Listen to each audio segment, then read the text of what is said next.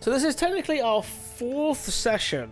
We're at the point now. It says, I don't know why it says half past midnight that I was playing this game on. Yeah, the year 21. What's going on with the date on this thing? There was 42 years between these two playthroughs, these two attempts. So, we have now made it to Mirkwood. The dwarves have been captured by the elves, and we need to get in there and set them free.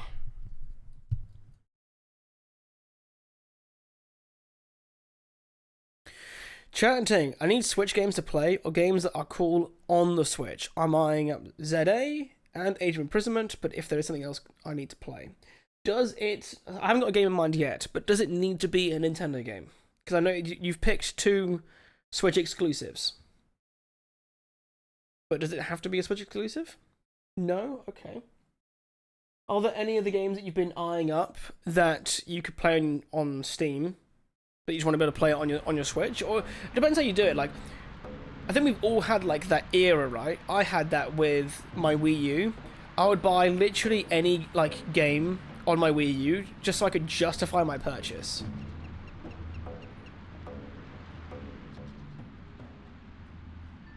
What's going on with my money? Oh, okay, cool. It's alright. It's done now. So, I need to figure out what to do. Because I need to find more keys.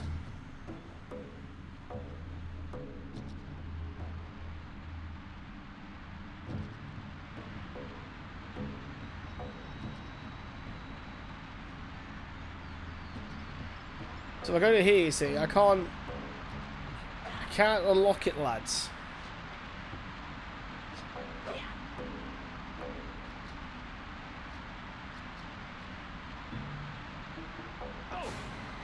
That killed me?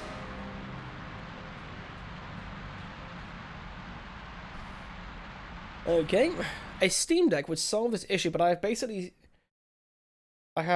something on my laptop is just too heavy and handheld is cool. Oh, is it because you already own the games on your Steam Deck? Because that's like the argument for a Steam Deck, right? Is playing the games that you already own.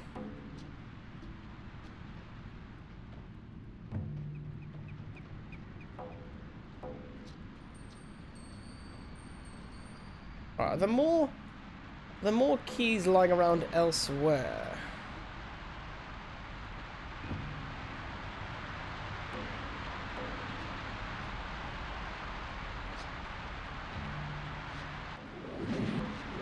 Okay, R2 is my invisibility. You've seen many dwarves that lack beards. No. Why? I spoke to their leader, Thorin. One in the deep cellar. Yes. Why? To see if he would reveal his mission. How did he answer? With anger. He said he had no interest in bandying words while his kin were wrongfully imprisoned. Did he ask you to trim his beard?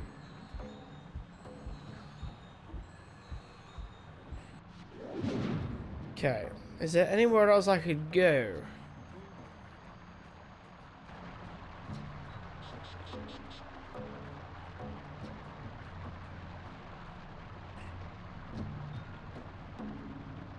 What was that?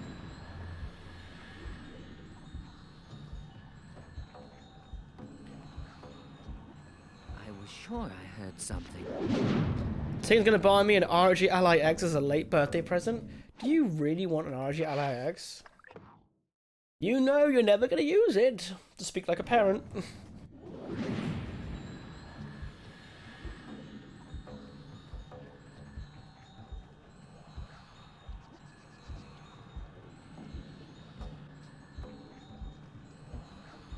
There's something strange here.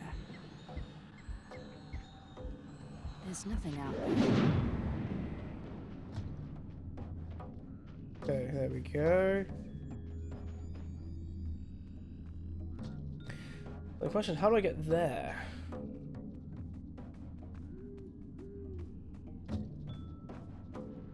Wait, I want the Ally X so I can sell it, buy a Steam Deck, and have the handheld option with extra money with the You want it because so you need to get all the money possible out of the agreement.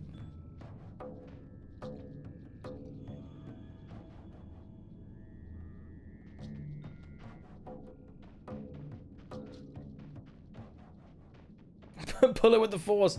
No, this isn't Fallen Order.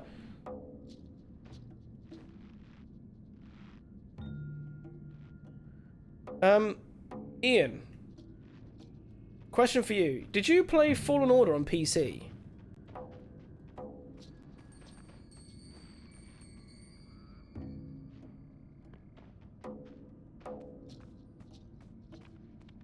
Yes. Did you have a lot of glitches? Now I've been having a lot of glitches on Fallen Order. Ah, you're back. 696 duodecillion 969 undecillion 696 decillion 969 nonillion 696 octillion 969 septillion 696 sextillion 969 quintillion 696 quadrillion 969 trillion 696 billion 969 million 696,969. Thank you for the 89 months, Nazo.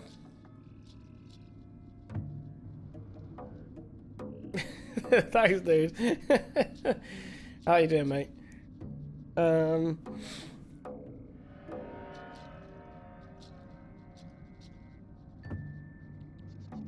Let's have a look here. You didn't have any issues? See, okay, that's good then, because I was like...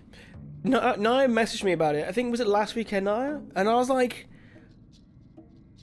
I don't remember really having any glitches. Jedi Survivor had tons, but Fallen Order had, as far as I can remember, like, next to none for me. I was like, I don't want to just be like, you're definitely wrong here. So I'm glad that you didn't have issues now.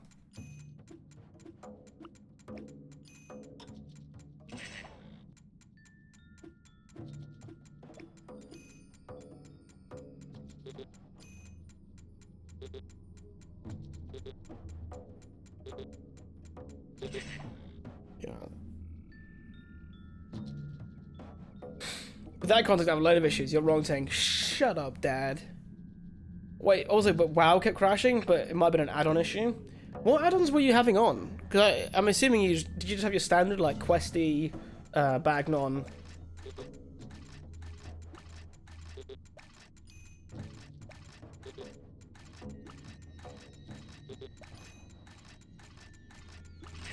I was getting lazy with it. Using Bagnon is 2026. I mean, you know, a lot of people like that.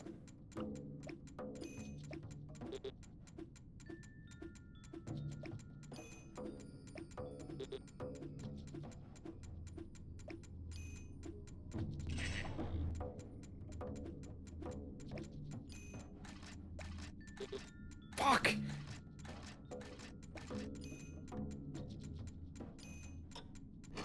Thank you!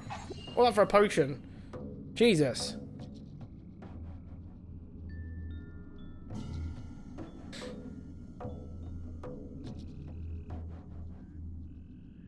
Yeah, but I've been clipping through walls, things yeeting me off cliffs, bended arms, glitching visuals, and getting hit by lasers when I'm not even next to them.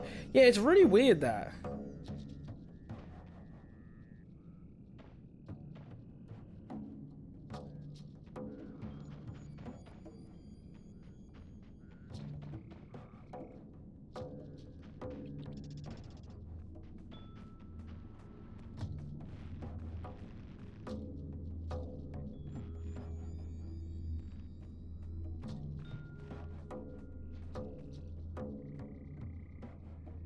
Yeah, Slyers talk when Slyers says play a better game, Slyers talk about World of Warcraft. That's because everything is an opportunity for Sly to talk about the critically acclaimed.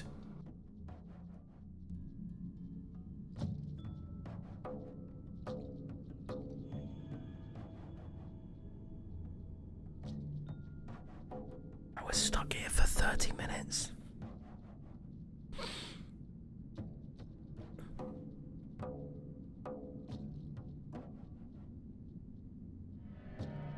I was stuck here for 30 minutes last time I streamed this game.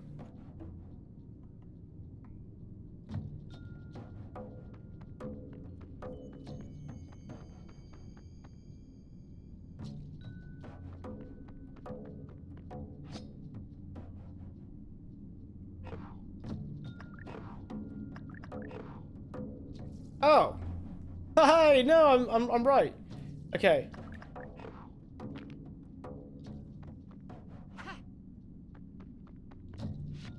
Never mind. This isn't the bit to go to. Alright, cool. I haven't got the right key yet.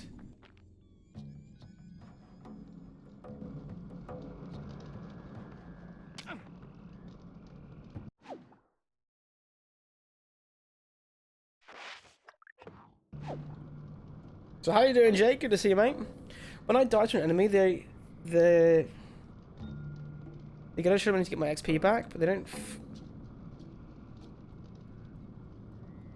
They don't flash red shot on dodgeball. I get hit pretty hard. Oh.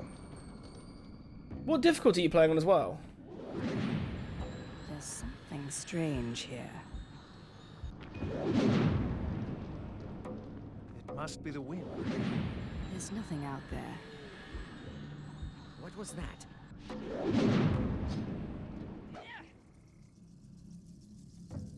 Weather shot.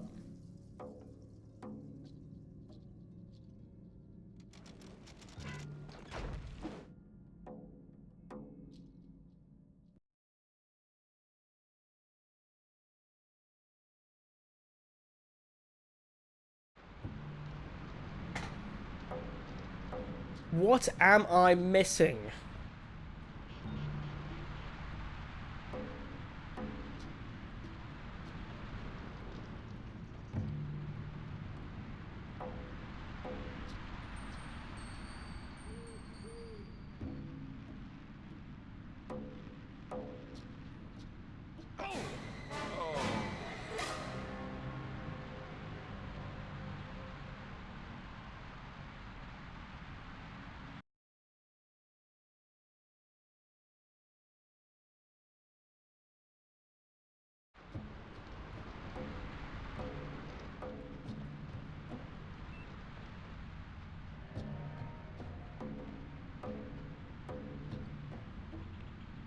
You know what? I'm not the biggest Final Fantasy 14 fan.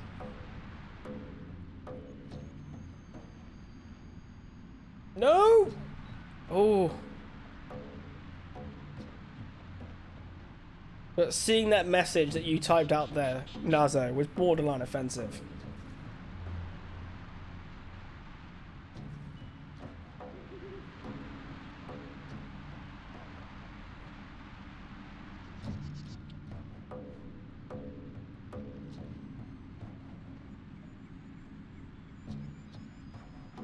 Right, why would you let me go here? I can't see where... Oh wait, can I do this? Alright, is there anything else around here? What? Where does this even lead to?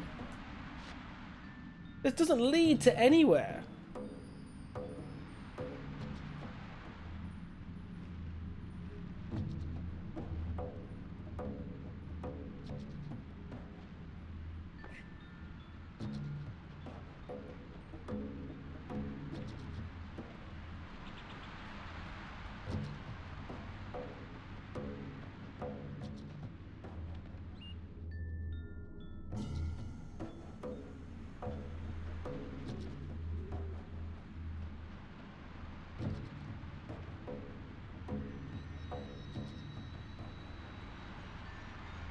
Although, Ian, have you had more of a chance to play through WoW now?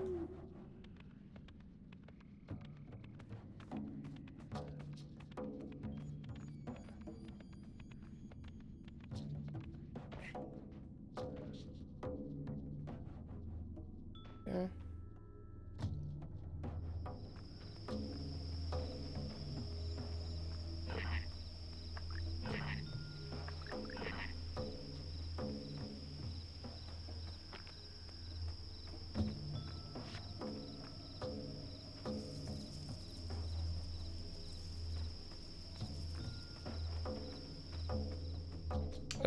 Needed 35 and TBC anniversary though. Oh, nice. Hell yeah.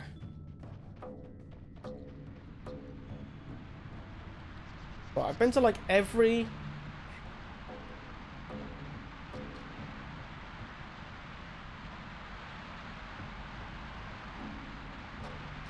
I've been there. That doesn't work.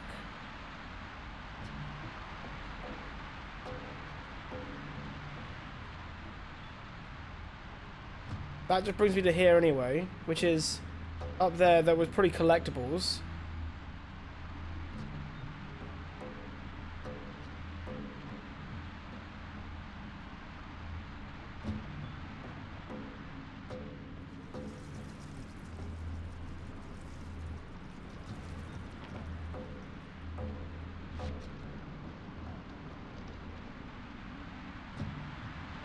Where am I supposed to actually go? Dwarves that lack beards. No. Why? I spoke to their leader, Thorin Oakenshield. The one in the deep cellar? Yes. Why? To see if he would reveal his mission. How did he answer?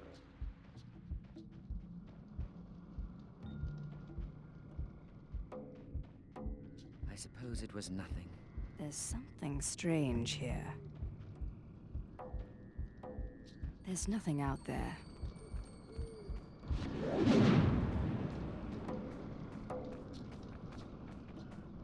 You gonna grab onto that ledge? Okay.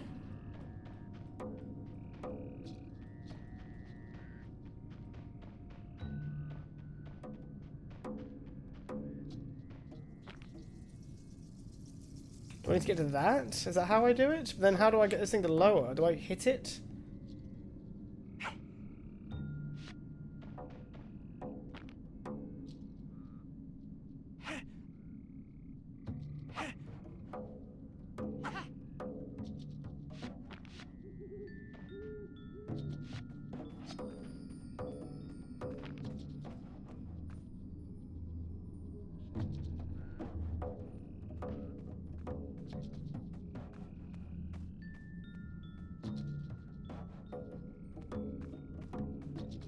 How do I get that to lower?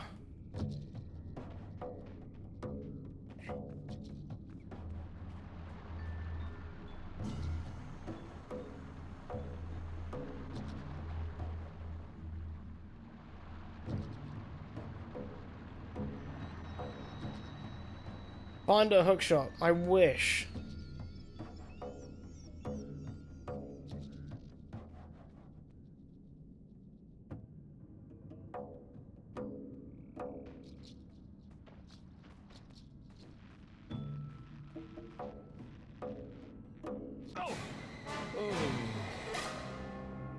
We tried going the right way. I have tried going the wrong way.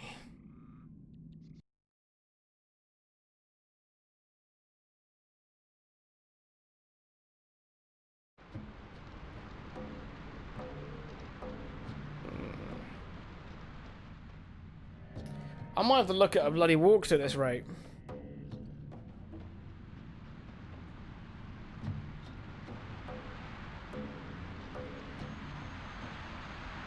Anything on the ground I'm missing?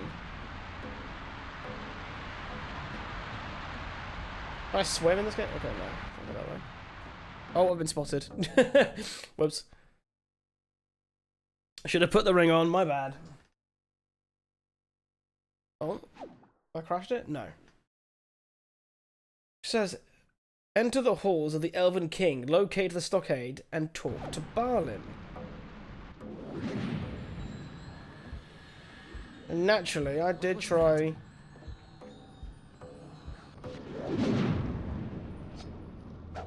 I was sure I heard something.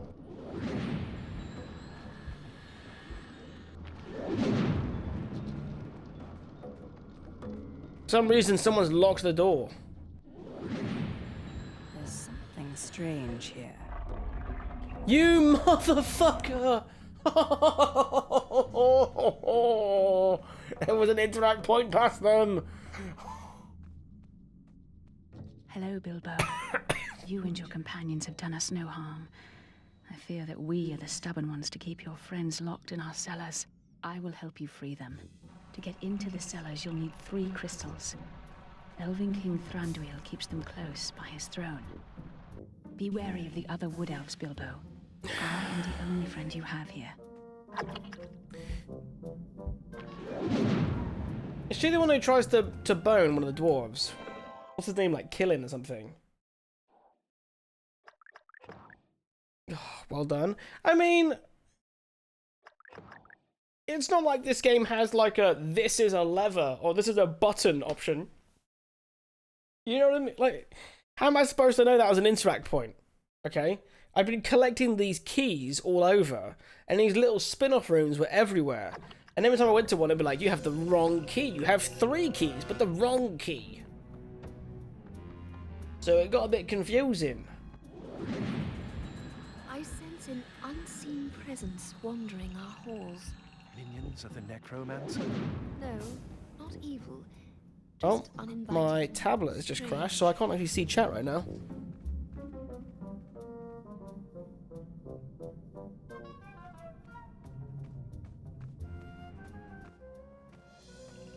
Oh. Yeah, it's gonna happen. 1 second.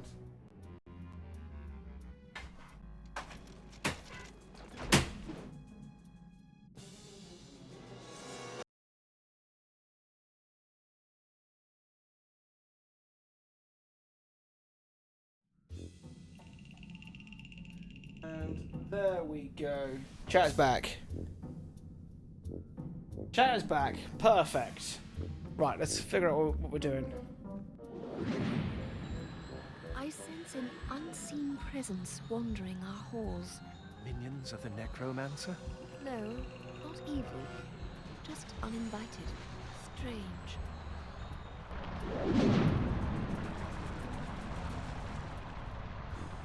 What the hell is that? An elvish opening crystal. I'm assuming that's a key for something then. Is that what they call keys in Elven land? Opening crystals?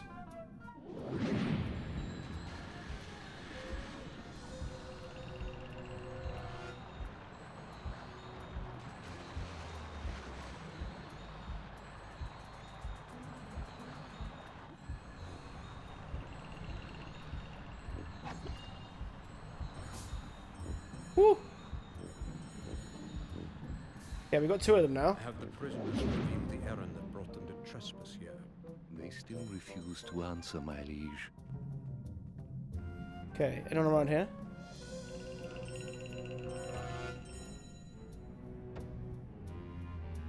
Sly will always... If it's a Final Fantasy 14 reference, Sly will always get it.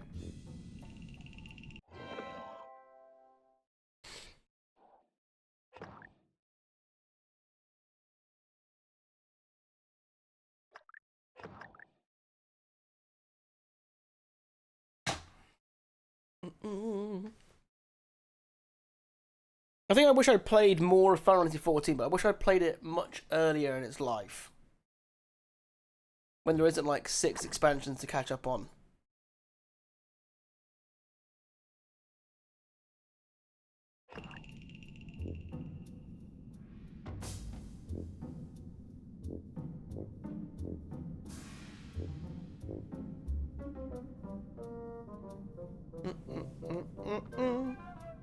Okay, that's a... Can I open this? I have an opening thing. No? Can't interact with it? Can I interact with that mushroom?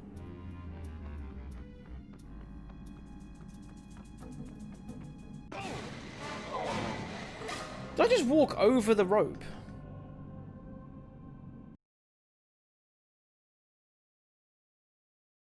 I'm a Final Fantasy 14 baby. I never beat any of the core game or expansions, but I appreciate it as a game and the memes.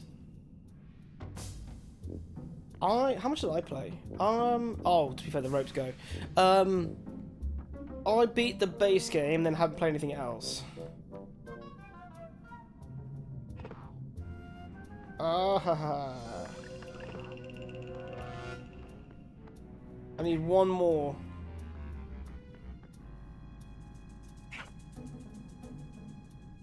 Hey, Brass, how you doing, buddy? Wait, to make sure these patterns match.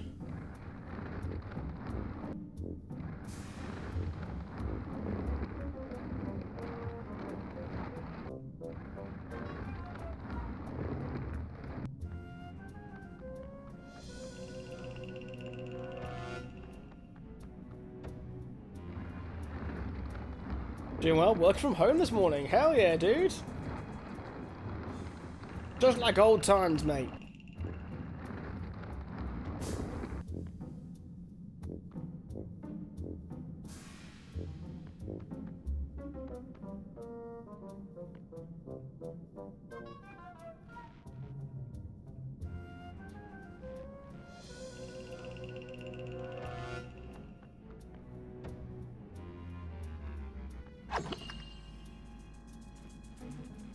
Work from home, who even still does that? Well, it depends who gets into power in the UK, because they're trying to get rid of it. Shock. It's alright, I won't get political. The boys are nice enough to buy me one of the expansions and a level boost so I could do stuff with them. That lasted like maybe a month. Dude, this sounds really bad, but we all have those friends, so depending who recommends a game to me depends if I get it or not. Because there are some people who I know who will be like, dude, we have to play this game, everyone's playing this game, this is great, I've bought it, I've played like 65 hours into it in like a week, it's awesome. And then you buy it, and all of a sudden they stop fucking playing the game.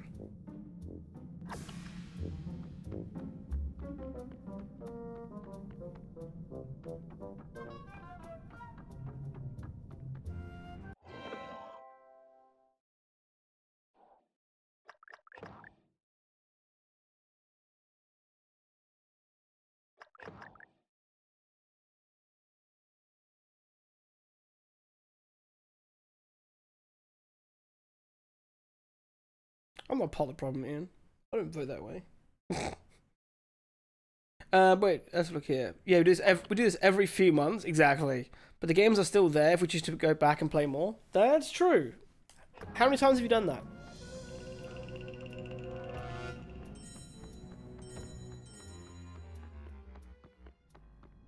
Hail, friend. The guards have caught dwarves crossing Mirkwood, making their dwarvish racket.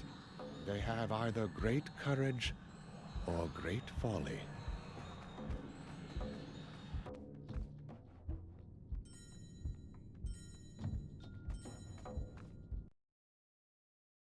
We made it through, buddy. Let's go. Still kind of long ago. See, I played enough Valheim to like fully justify the experience. I think in the end, I think I put like 200 hours into Valheim.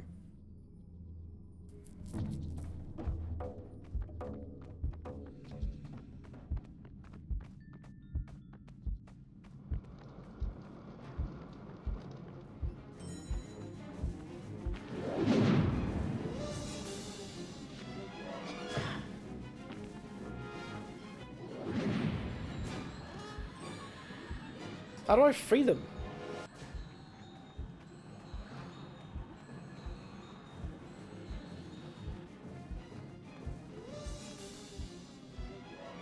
Have you heard?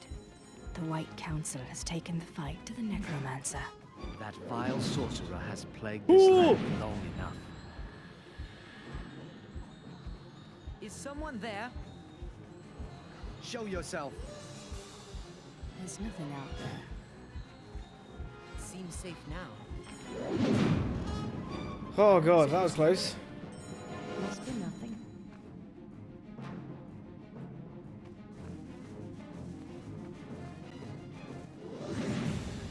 Okay, there's a safe point back here. Let's go to that.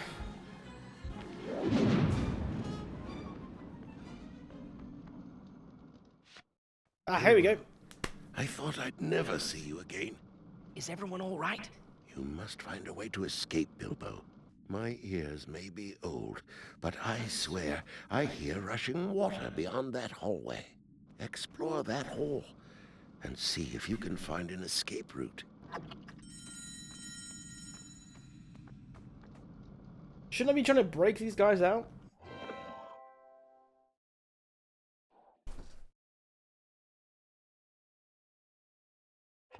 I can't believe, Ian, that your beer fridge was actually messing with things, though. It's mental.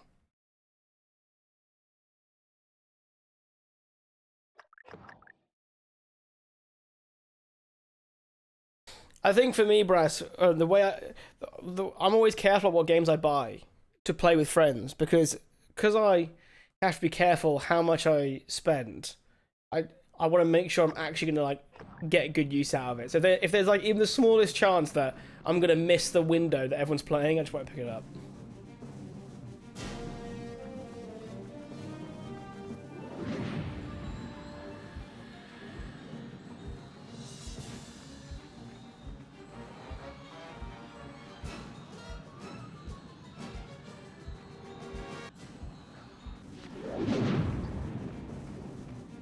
Stay there for a second.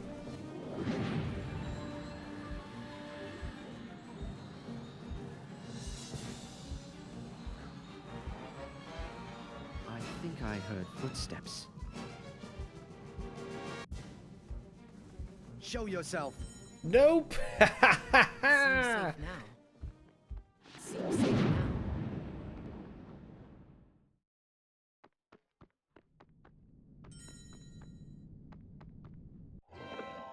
I thought I'm gonna break them out first, but it just told me to find a way out. Am I gonna find a way out then backtrack? So though, I never played V Rising. Oh, although I will say though, Brass, Diablo 4 was the one time I really did get burned because everyone was playing it. But the problem is, Diablo 4 doesn't really get much more into it until you like hit max level and finish the story. And I just didn't want to play it on my own, so I spent full price on that game and.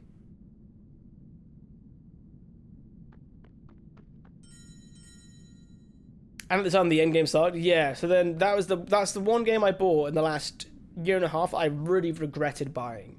I spent full price.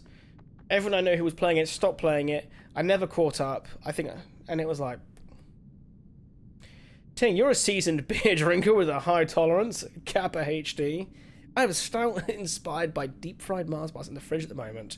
It's very reasonable strength too. Define reasonable strength. It's time to get these barrels packed up and sent to Lake Town. But you know what? Actually, This I'm looks pretty. promising. 15.5. Dwarves, I'll Give me pack them in half. barrels and send them down the river to Lake Town. I'll be like.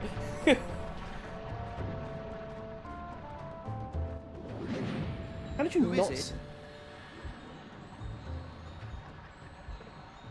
It's nothing.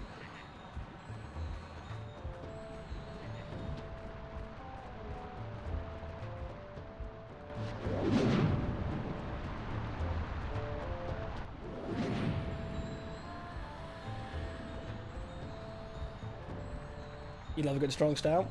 I used to really enjoy stout. I think the stout was what last time Ian got me absolutely inebriated. Is when me and Ian tried a stout and it was 12.5%. Something stupid. It's like was it Russian?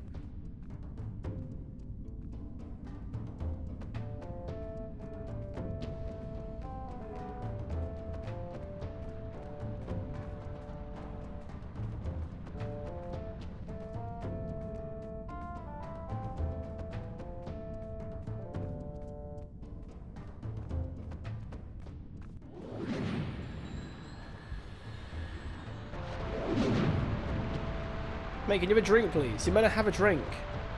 I spiked your drink. What's going on over here?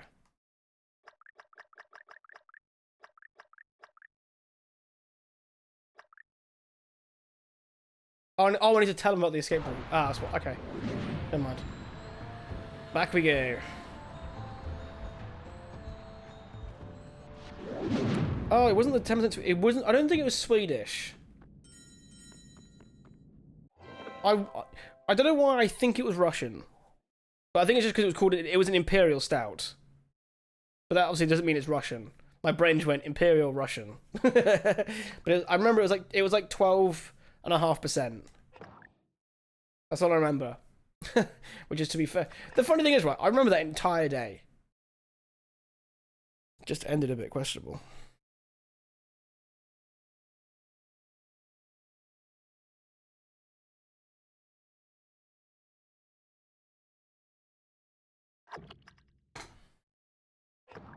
It was lightly holy goat. Ah, okay. Oh, which way do I go here? Oh, that's blocked. That's fine.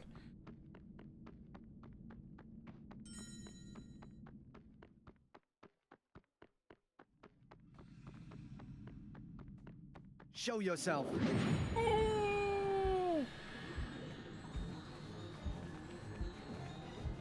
Well, that was bloody close. There's something strange here.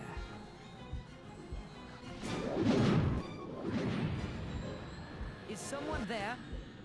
There's nothing out there. Perhaps it Is was someone there? think I heard footsteps. Ooh, that's close. Is it let the ring charge back up? Safe now. Was it pistachio and honeycomb flavor? No, I would definitely remember that because that is like, that's like like some of my favorite flavors. I would definitely remember that. Is someone there? That does sound nice though, Ian. Ooh.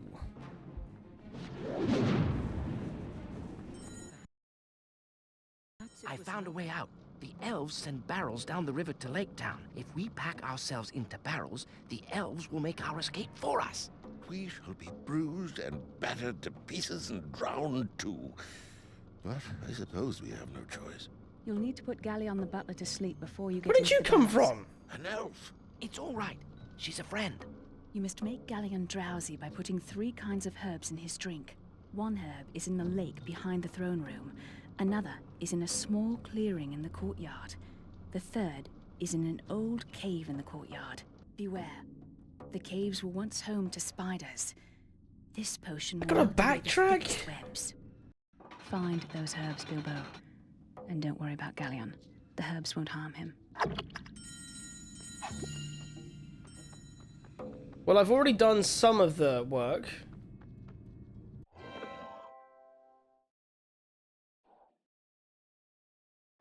Because I've already put one of the herbs in his drink.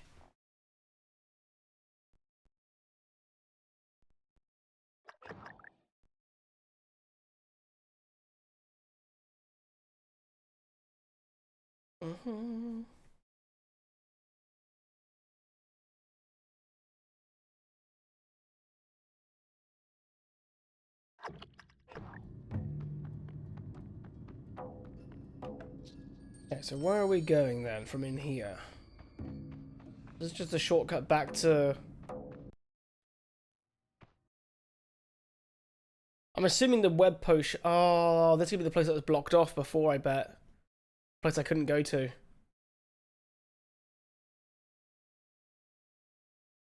That vine that wouldn't go down. I bet it's to here.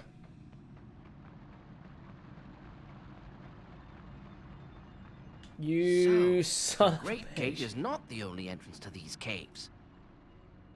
The spider web must be in there. I do hope no one's home.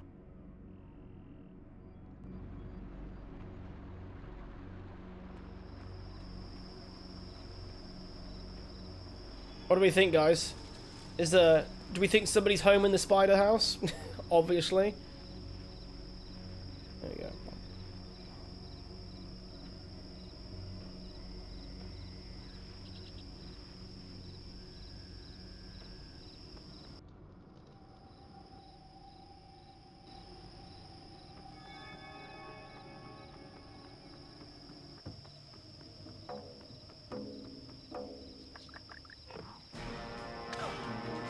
Yep, someone's home.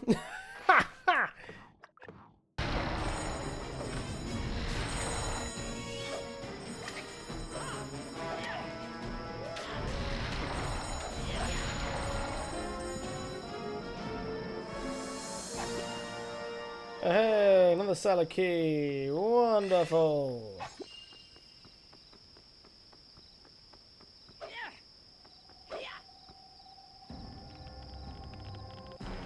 Ooh.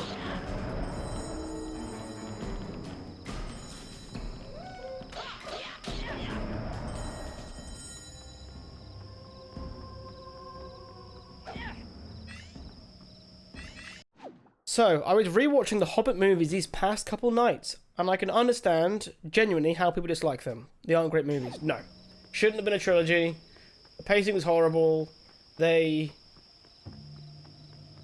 should have let Peter Jackson do it from the very fucking beginning, but they didn't. I always feel bad, because Peter Jackson's name's, like, all over that thing. Oh, God! Oh, so many spiders! Yeah, his name is all over that thing, but he actually didn't film a lot of the scenes. Because who was it that was in the original? Is it Guillermo del Toro? Was he working on it first, then he fell out the studio? Then the studio made him Oh, sorry. The studio then made Peter Jackson keep all the scenes that had already been filmed. I think vaguely that's how the story went, but if someone could please correct me, I'd absolutely be fine with that.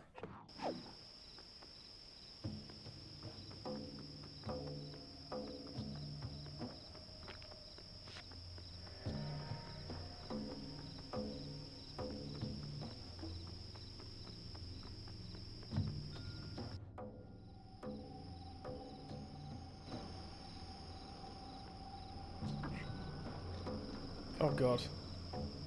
Right, let's not... There's something strange here. Right, so we've got one now.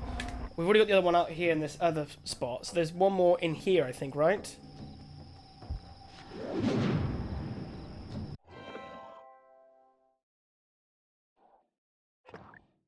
Yeah, I'm not just saying this, but if you guys ever need recommendations of any kind of beer in general, Ian is the go-to person. For the... I remember as well, Ian, was it in your Discord? You used to have like a beer channel. On your Discord where you just show like what you were having.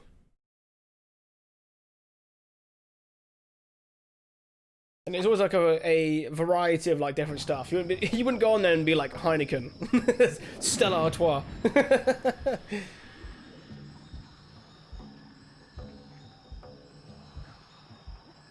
Is someone there?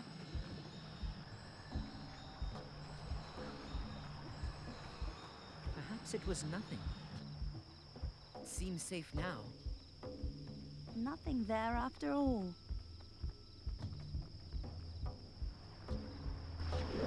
Strange. Ah, just turn it off! You fuck. Oh god.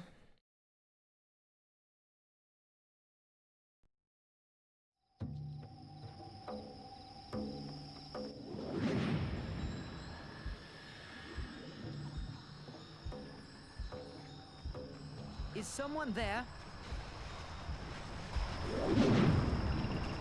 Perhaps it was nothing.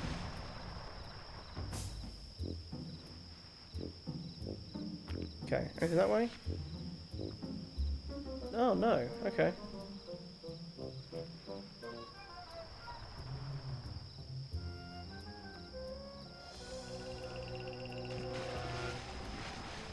Let me have a little look here. So, items I need. I already have Willow Leaf. I've just got Spider's Bane, so I need to find Moonleaf. It's in... Yeah, so it's in this room. Okay, I thought so. We're in the right spot.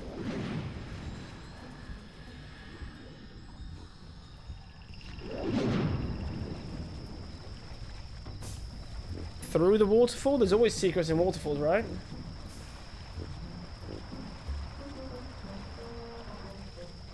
Not in this one. Bollocks. And I've been spied.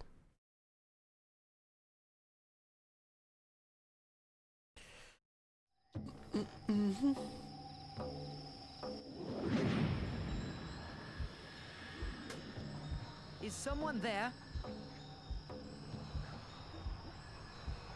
Perhaps it was nothing.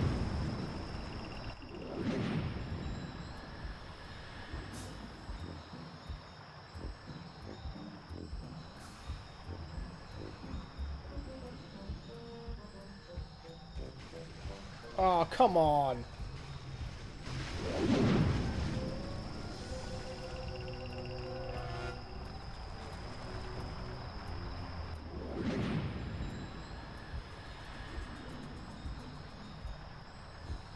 Okay, it's not on the seat.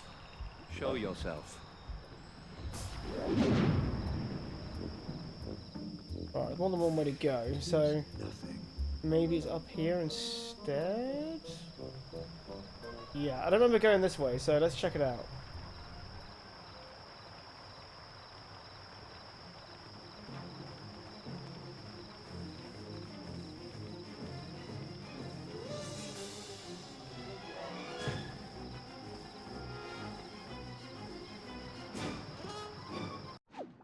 What What does it say here? I make, brackets, made beer and spirits. I was trying to open a distillery for a bit. Still have all the gear, but haven't made anything in a hot minute. Last thing I made was a plum brandy from my friend's plum tree. I called it Baby Bonfire Brandy, as we were about to have a baby.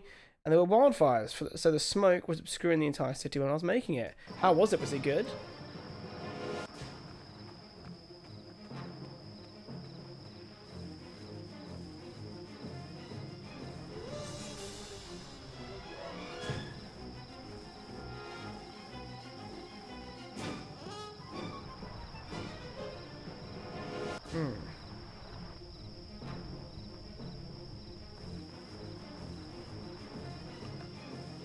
It was delicious. Oh, hell yeah, dude.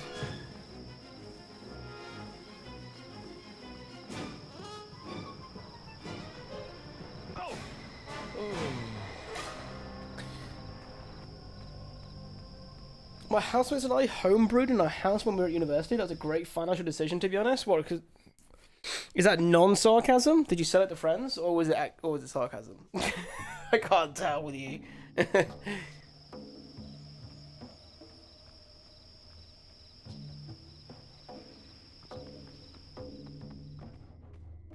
Where's sarcasm? I never know with you, Ian. That's the thing.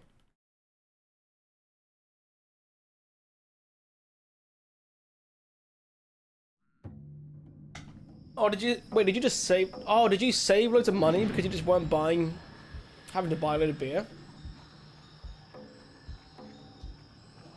Oh, there you go. Yeah, yeah. No, okay, that makes more sense now. I understand.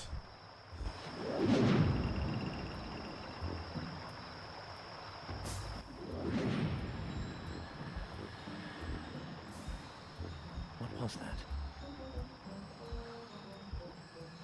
Ooh. What news of the necromancer? The White Council is moving against Hello, him. Master Ralph. How you doing, buddy? I do not understand. Hey, Ralph. Oh, big stretch. Hello.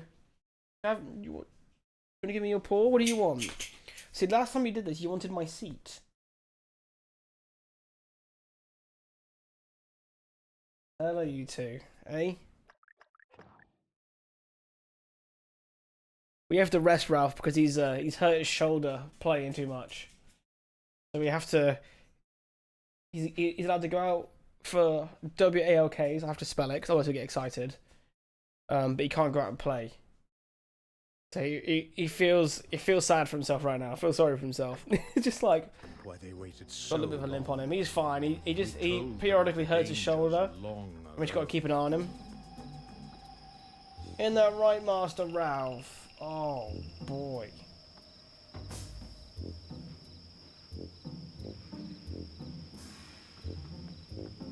Aha, there it is.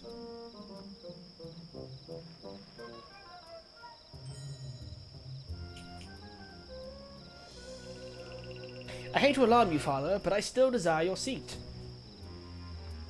After I put these in Galleon's cup, Could I can possibly free the request that thing you're currently sat on? I'd very much like to rest in front of the TV.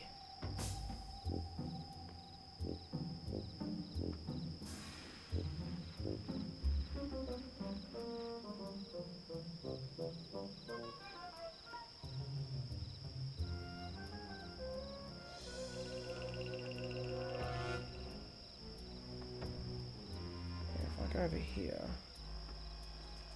Oh.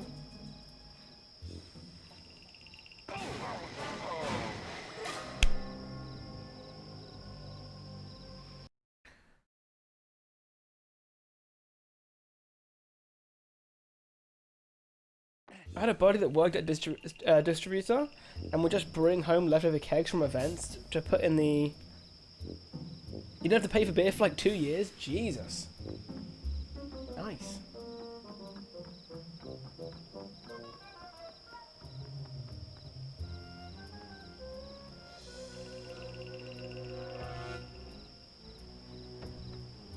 Well, if I could not fall and die this time, that'd be fantastic.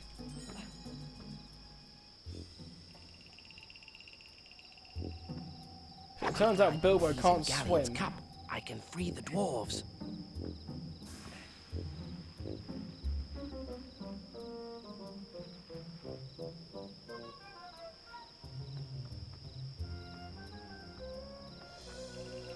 So your drink was worryingly easy to drink. And have you have you seen the clip of the guy that like home brewed his own? Was it limoncello or something?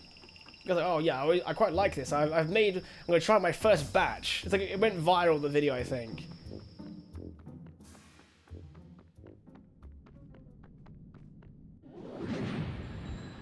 Who's there? No one is here, no one is here, no one is here, no one is here. Yeah.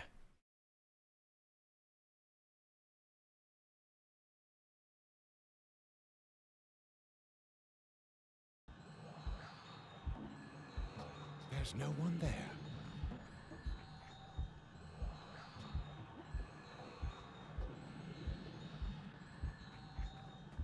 Was that the wind?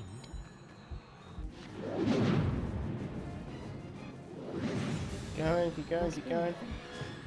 Right. It seems safe now.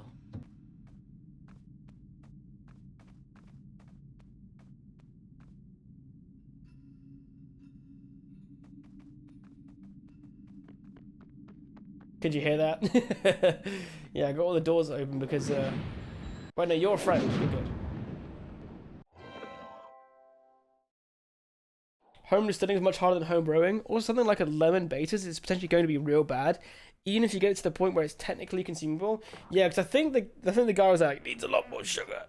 It did not end well. The dude had a drink of it. It was not very good.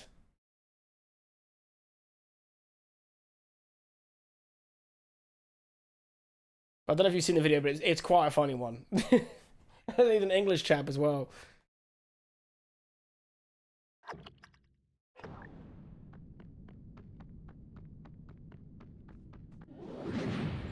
There's Galleon's cup. I'd better be quick about this.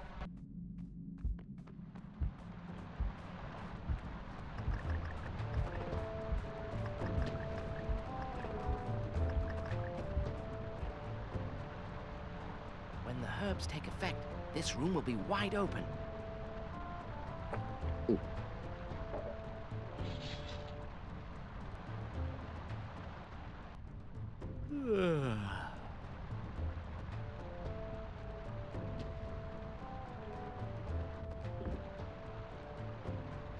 Oh my, that was quick. Oh my. Nice, more levels. Got so much health now. Alright, we'll save it again.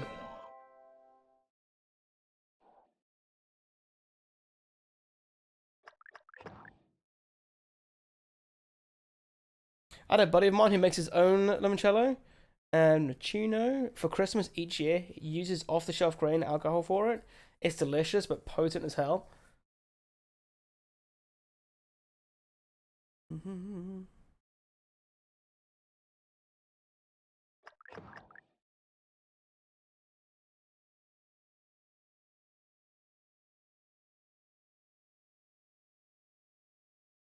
Okay. Wait, what did you make it in as well? I made my own mead and it didn't go well. Good honey is expensive too. It came up perfectly clear and the exact right strength, but the yeast was a little aggressive and took all of the flavour and sugar from the honey. Essentially, it was perfect mead strength and looking paint stripper. Oh my god. Oh god, man, that's funny. Yeah, I think I've only ever had mead once. Sounds nice.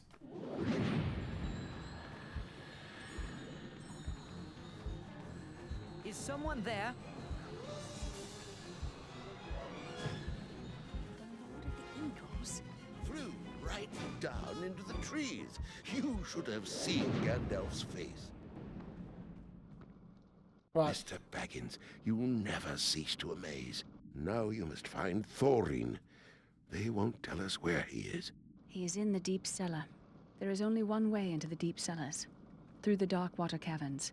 It's dangerous, but it's the only way. I really recognise her voice actor. I feel like she's been in a lot of games at that time. Down there. I must rescue Thorin, and this is the only way in. Don't worry. It shouldn't take too long.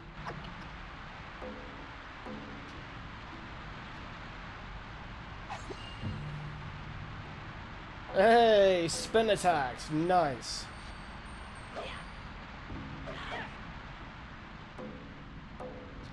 Not just a jump in. Yep.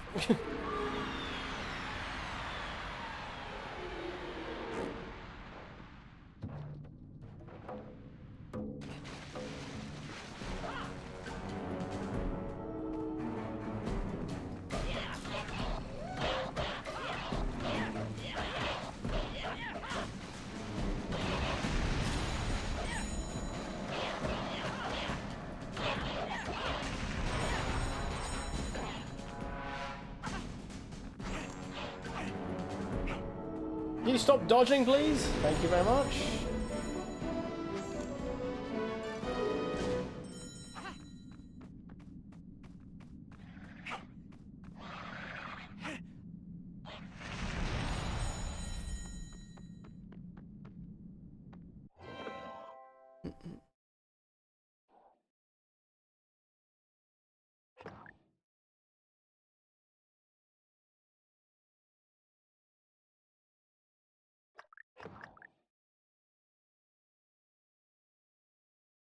Wait, what did you say here, Naza? Did you say that Niles Bane is cheating? How is Niles Bane cheating, dude? If you wonder why it's got a lot of health, it's because people in chat have a lot of points. 900 shield? Yeah, it's done in scale though.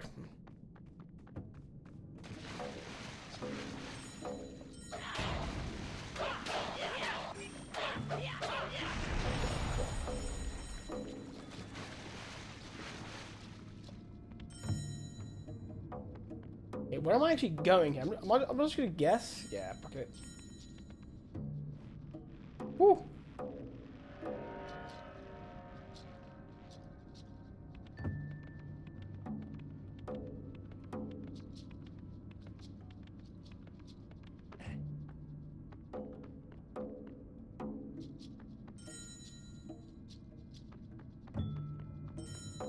Oh god, here we go.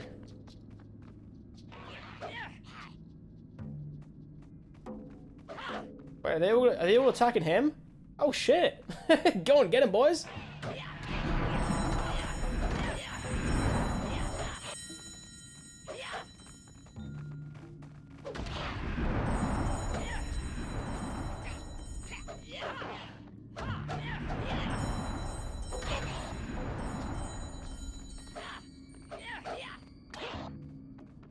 Okay, so what are these? Okay, that's just money. Alright.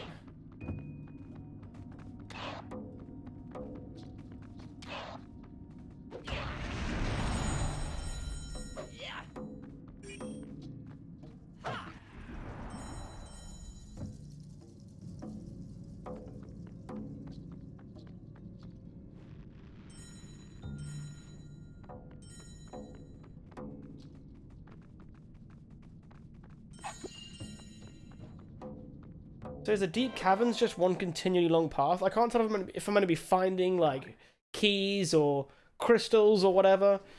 Who knows at this point? Who bloody knows?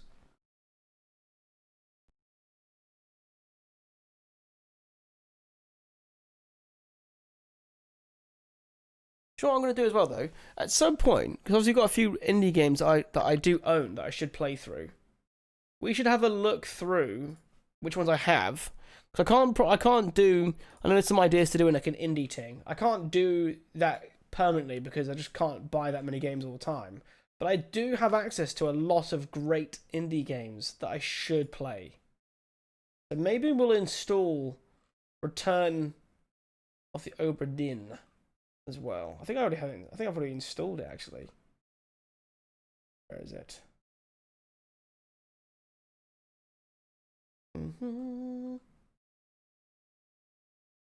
I am going to play Hollow Knight, but I'm going to play it off stream.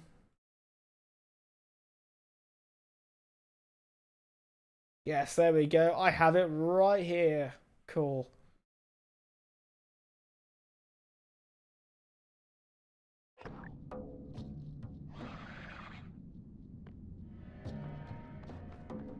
Okay, which way do I go? Straight?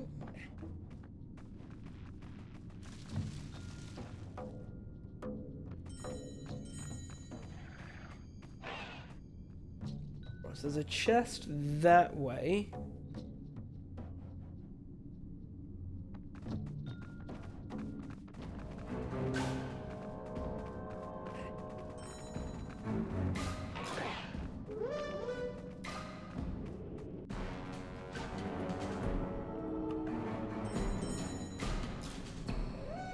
There's stuff here. Oh my god, that was not the way I was trying to jump.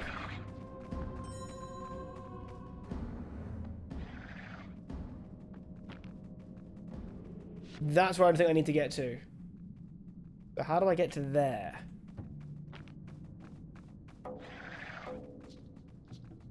Arguably those?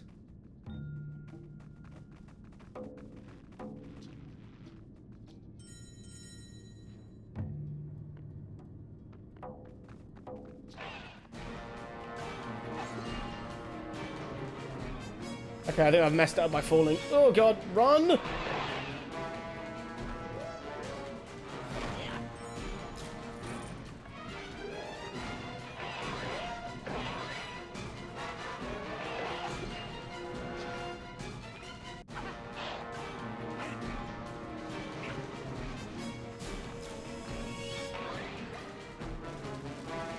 Okay. Now let's do it all over again. Alright, we're fine. Yeah, so I've just got to go all the way around, slow and steady, not miss anything.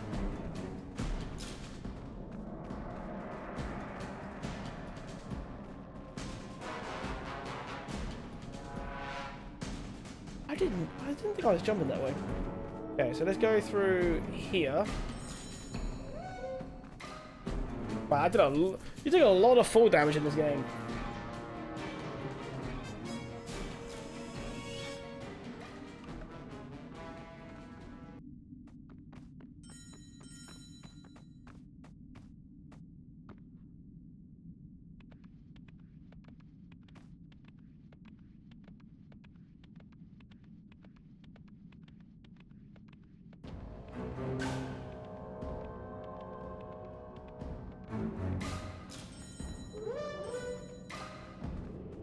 Nothing there that I need. No, just keep going round. Ah, there we go.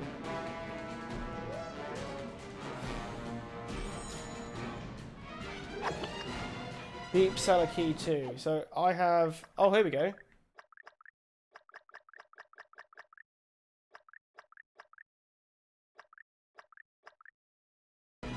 Okay, so it says use the deep cellar key. So that's the third key. So hopefully...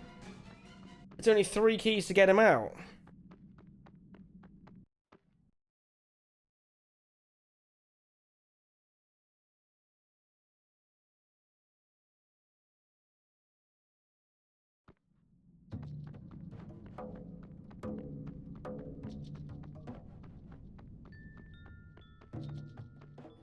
Aha, yes. Hello, buddy. That was most uncomfortable. Upon my word. Gandalf spoke true, as usual. A fine burglar you are. I am at your service. Now to open this cell.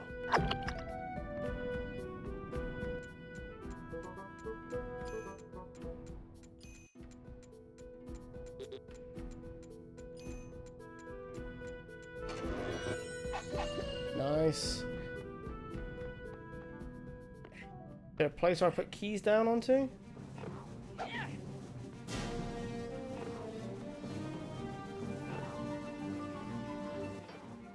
Hey! The rest of the dwarves are waiting above. After you, King Thorin Oakenshield. Good work, Mr. Baggins.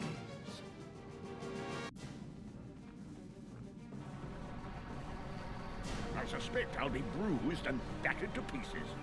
Get moving, burglar! We continue to Lake Town! What is that eye roll? That should be an emote. Oh, the face he was pulling. The dwarves are all packed and ready. Well. The barrel is quite comfortable after all. A king? king? In a barrel? Ah. Too much dwarf and not enough barrel.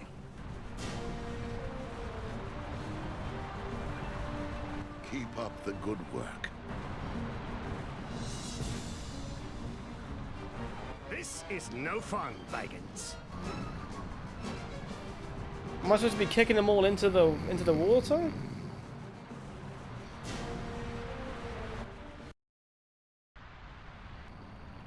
A king in a barrel? Oh, there we go. Yeah. I do hope I put the lids on tight. Off we go!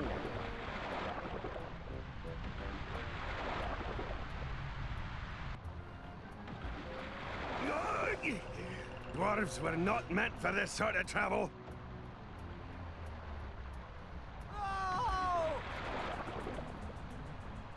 I can hardly breathe in here.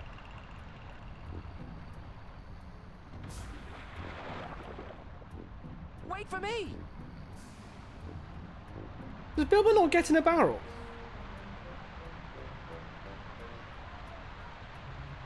Oh. Is he just playing... He's trying to play dead? Or go to sleep?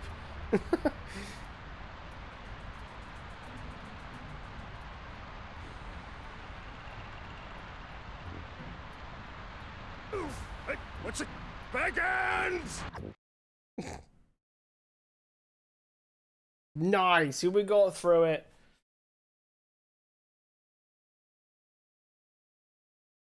Did terrible in the chest that time, though. Right, we have that. Honestly, we'll save our money. We have enough of everything else. We got keys if we need them. Yeah, we'll save it. The barrels floated down Long Lake and carried Bilbo and the dwarves to the safety of Lake Town. In the shadow of the dragon's lair, Thorin declared himself king under the mountain. The people of Lake Town held a great feast for the dwarves. Their old prophecies said gold would flow from Lonely Mountain when the king returned. And while the dwarves feasted, Bilbo had the run of the town. Oh god, what are you gonna make me do in Lake Town?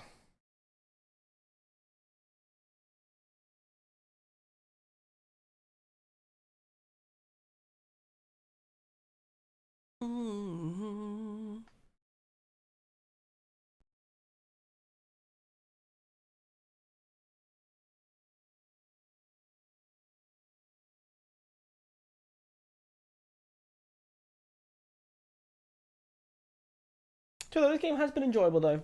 I'm glad I've played this for Retroting. I think maybe next week we'll have a little break on the retro front and we'll give that Return. I'm gonna play Return of Obra Dinn. Fuck it, we'll do Indie Ting for a day. Return of Obra Dinn is not a big game, right, guys? After a few days it's like rest, a we'll be ready couple to hour head up experience, to the if I remember Lonely correctly. Mountain. Go find the master of Lake Town and send him thanks for his hospitality. He'll be by the Great Hall. Could you not thank him, Thorin Oakenshield?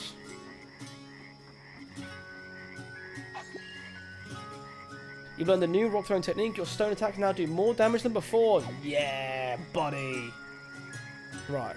So before we go travelling through Lake Town, I'm going to very quickly go make a cup of tea.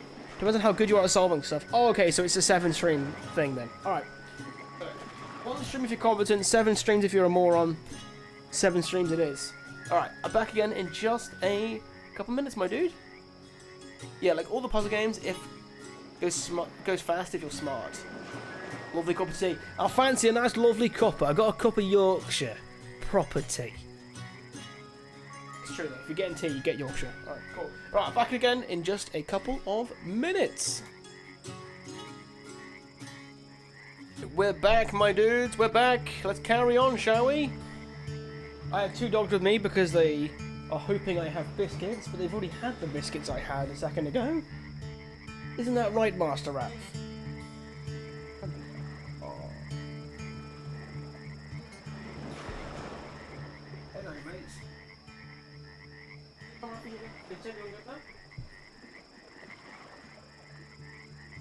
Dogs, it's not time for food for 47 more minutes. 47 minutes, I'll feed you. Sound good for both of us? You and you?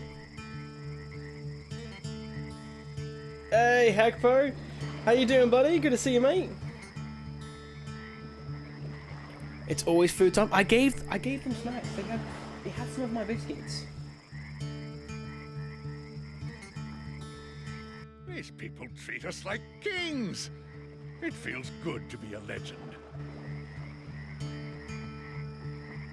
You must be the expert treasure hunter who travels with the dwarves. You certainly are a curious-looking creature. Well, I could say the same of you. Pleased to meet you. Got him.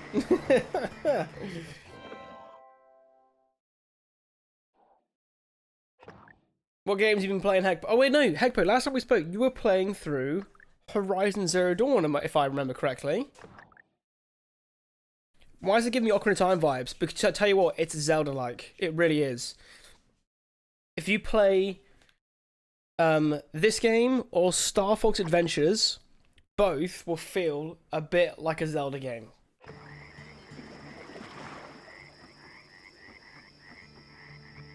There's even lock-on in this game, mate. I'm not even joking. Like Z targeting. But a bit clunkier.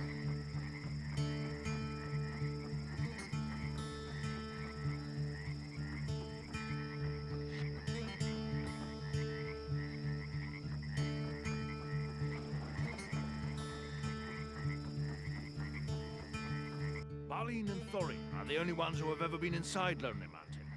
I'm very eager to see our new home.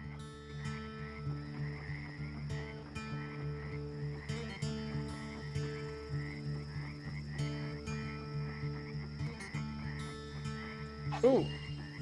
Hey, Skeleton Key? Nice.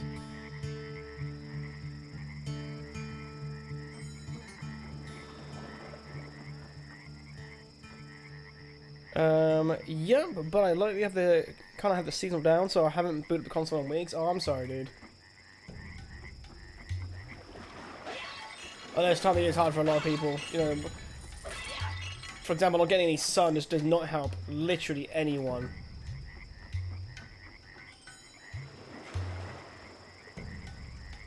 If we can do anything to alleviate it, you let us know, my dude.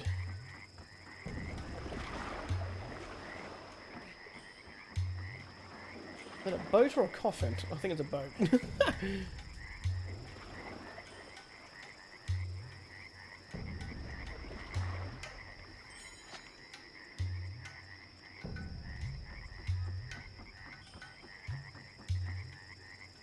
I do wonder, like, what part of the film this actually is, because the problem is, watching the 3 films is really disjointed how the progress I know goes in the films.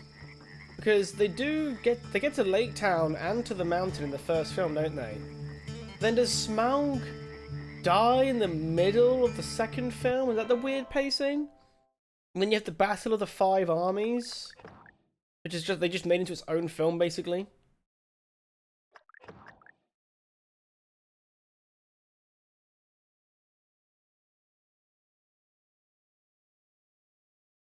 I really should read the book. I'll read the book. I lent a copy to my friend. I'll get it back off them after I finish the main trilogy.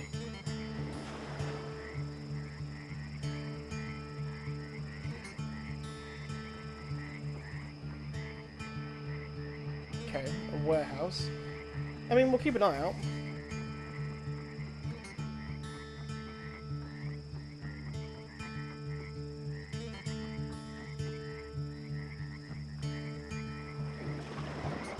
The elves of Mirkwood distrust strangers, though they've traded with the men of Long Lake for as long as anyone here can remember.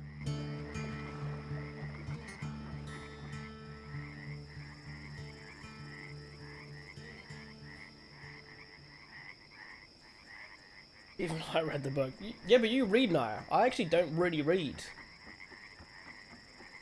When I read and finished Fellowship of the Ring, it was the first book I'd started and finished reading in... Actually, no, to be fair, no. I didn't read... That wasn't the first book I read. I started reading Fellowship of the Ring. I took a break. I read Abroad in Japan's book. That was it. Started and finished that. Then I went back to and finish Fellowship of the Ring.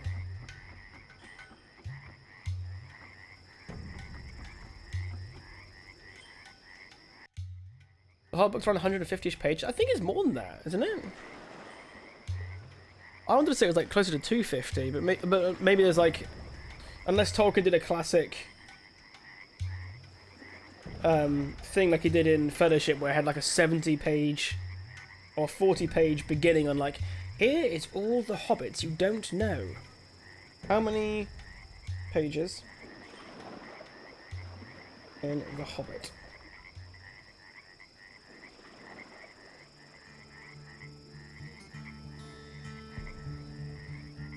The Hobbit is 300 pages. Oh, the book I read was close to A4 in size. Oh, there we go. Okay, that makes sense then. Yep. Yeah, so 300 in the book form it's in, but yeah, if we go to A4 size, that would make more sense now.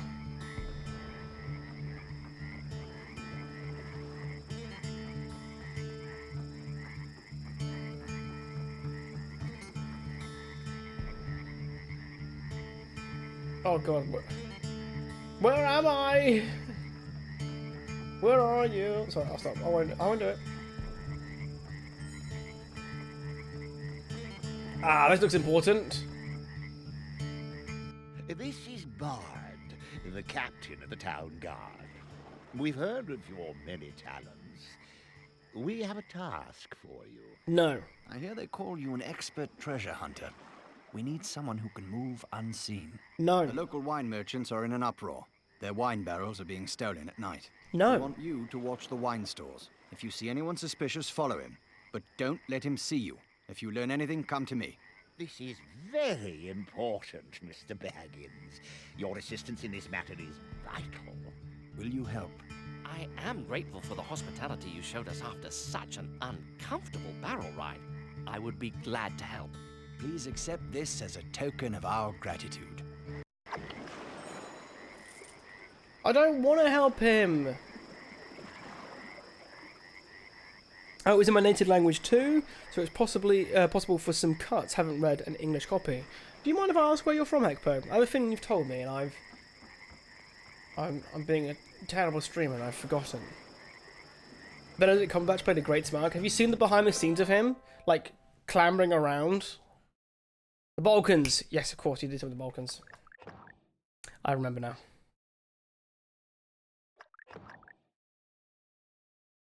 Yeah, Benedict, he does play a good Smaug. He really does. It's just a shame that it's such a weird.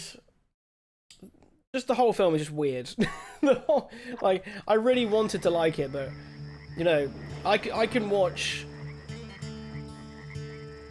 I can watch the Two Towers, Fellowship of the Ring, Return of the King, and I did it in the wrong order.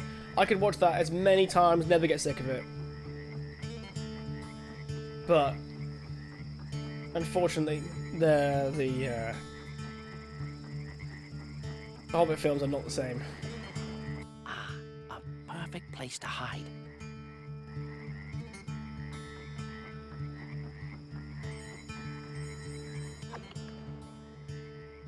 That must be the thief. If I don't keep quiet, he'll see me.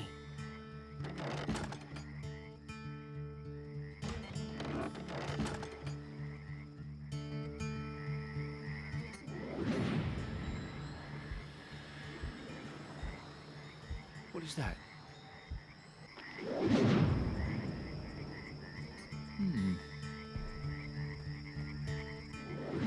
I've spotted it.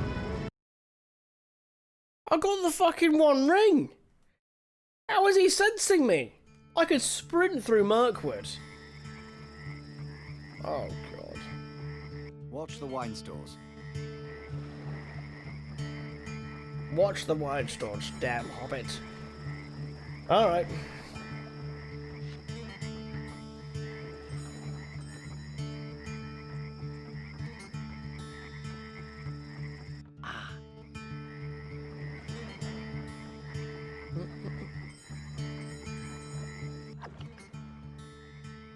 That must be the thief. If I don't keep quiet, he'll see me.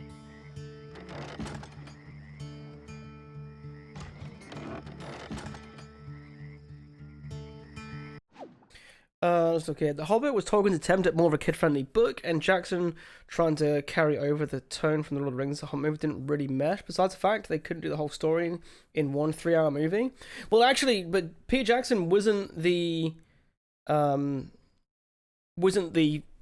creator from start to finish of the films. It was actually, I think it was Guillermo del Toro, I think, but it was a different, regardless, it wasn't Peter Jackson.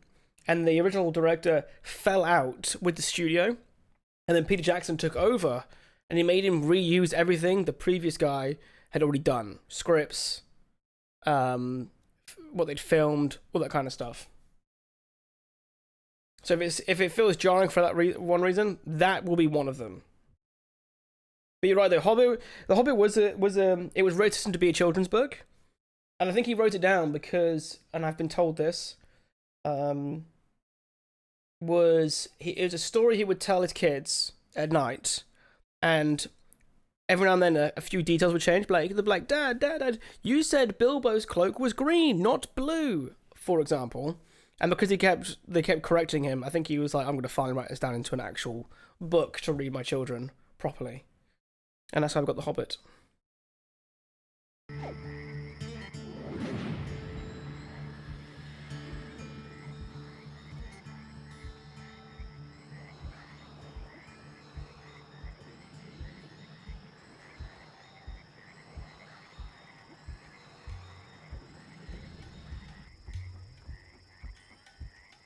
Something there.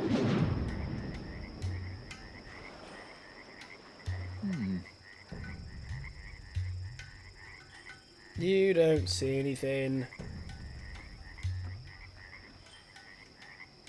What is that?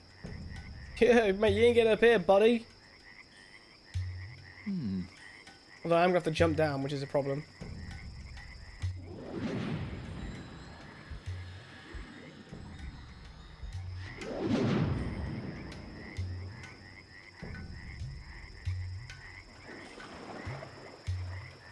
It was, The Hobbit was a bedtime story he would tell his children, and Christopher was very pedantic about details, so old Tolkien started to write them all down. There we go. I knew I wasn't completely full of shit. It was him. Only mostly.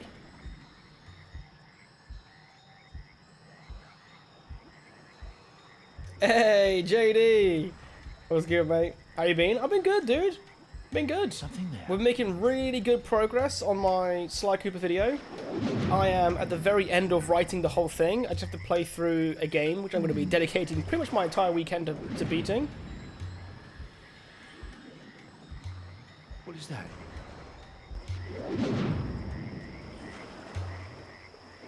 So hopefully, in about 2 weeks' time, I'm hoping to be releasing The Complicated History of Sly Cooper. It covers 4 games and 2 cancelled... 4 games, a mini-game, and 2 cancelled titles. And then I'll hint at the fact they tried to make a film at one point. But yeah, I'm very looking forward to this one. Sly Cooper is a great series. I've always wanted to revisit it, always wanted to cover it. So I'm hoping you guys will enjoy it. It's funny, because I was like, I'll do Sly Cooper, it's easy, it's 3 games. Then I was like, oh, but what makes Sly Cooper so, the complicated history of so exciting is the idea of, different studios taking over and cancelled games and all these other different projects that always happen with these titles.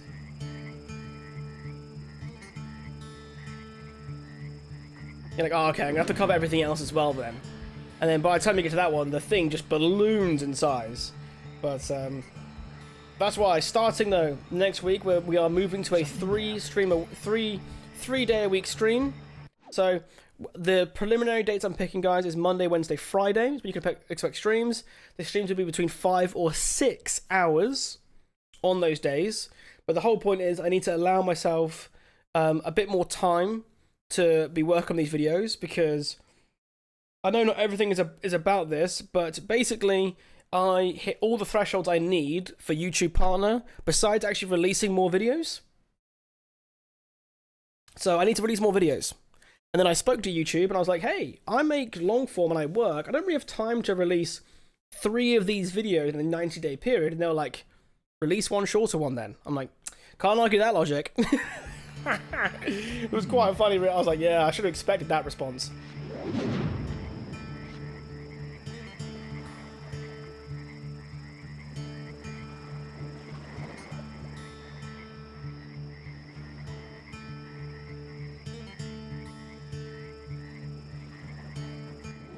What's that? I have not watched that one. I did see a very small amount of a Hobbit, no, not Hobbit, a Lord of the Rings adaptation that was done in Russia.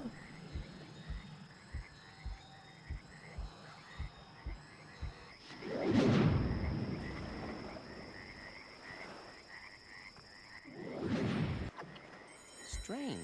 I'd better tell Bard. From your description, that sounds like Bortan. I'll have to talk with him about these missing wine barrels. Mr. Baggins, you've done Lake Town a great service. In appreciation, I'm making you an honorary member of the Town Guard. Is there anything else I can do to help? A shipment of crates has just arrived. The Master believes they contain something the thieves desire. See what's inside them. Please, accept this. Lake Town is grateful for your service. Sweet. That's what talking to YouTube gets you. I mean, it made sense, you know what I mean? It was like, hey, you know, we understand. It was an understanding email. They're like, we understand that it can be quite hard for you to do all that. So basically, what happens is I need to do I need to release a Sly Cooper video. Then I might even have to take a week or two off of stream so I can no-life the next video, which has to be a short one because otherwise I just won't start and finish it in time. Because these retrospectives are long. So I'm thinking of maybe finally doing my video about Bloodborne, which I've been talking about doing for ages. I don't even know what to do the next complicated history about, because I don't even know which one I should cover next. So if anyone's got any game franchises they want to recommend my way, you go for it, mate. You send it my way. Dark Souls. A complicated history of Dark Souls. Beginning from from Kingsfield to Demon Souls to Dark Souls 1 through 3. And then end it on saying Elden Ring isn't a real Souls game. Just to annoy people. Dragon Age. I want to do Dragon Age and I will. And I'm writing notes about it every time I stream it at the moment.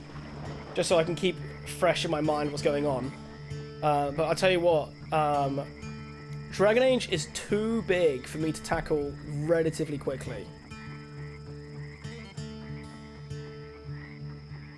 But no, Dragon Age is on the plan.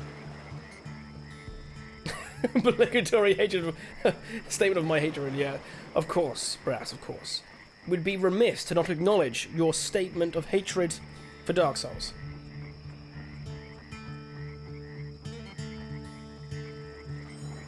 This is the warehouse. Time to see what's inside. If Elden Ring is not a Souls game, then Breath of the Wild isn't a Zelda game. But that's not true, is it? Come on now.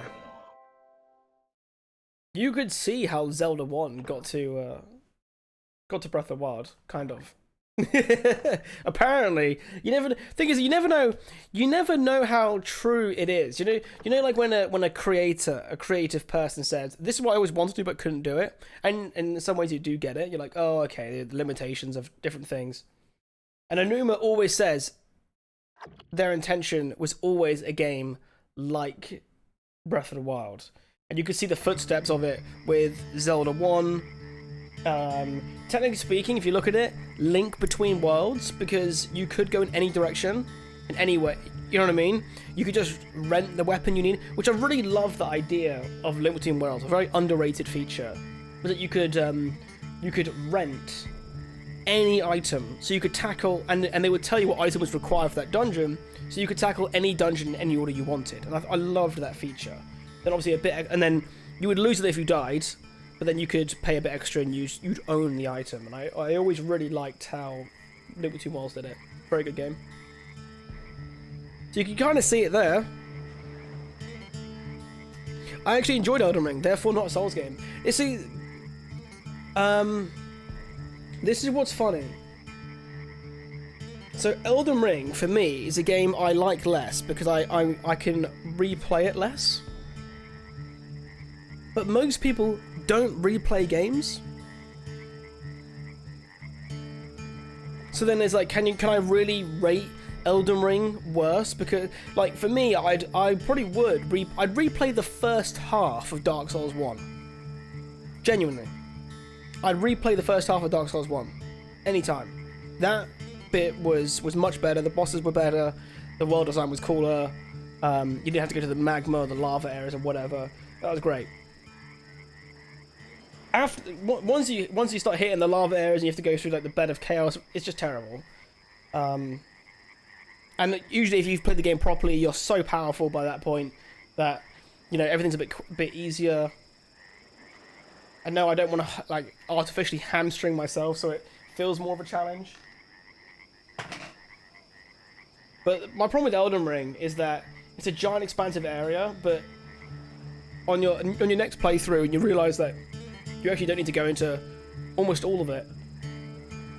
You go from trying to explore the whole world to trying to explore a quarter of it, and I think it just detracts from it a little bit. Although it's very pretty, and obviously the mechanics and everything's much more tight than any of the Souls games, it's just much newer.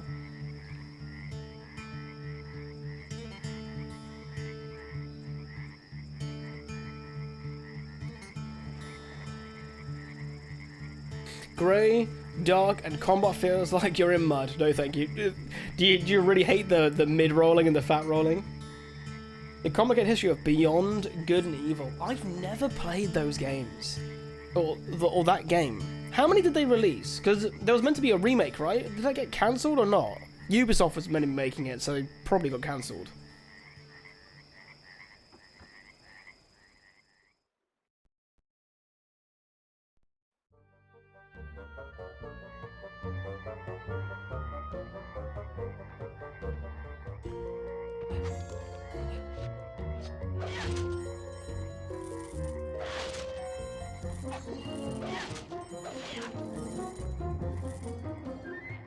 Oh, there's only one. Oh, is that why it's complicated? Because the sequel's been... Yeah, there we go. I was gonna say, that might be the... Kill the runt! An ambush! The thing is as well, though, I also like the idea of, like, the history of the game not having to be that complicated and just using it as a chance to just be, like, a retrospective. Because I got a few sassy replies with, with Battlefront. It's like, this is not very complicated. And it's like, it's a bit like, you know how like Josh Strive Hayes does a series called Worst MMO? Now, not every MMO he covers is bad, or the worst.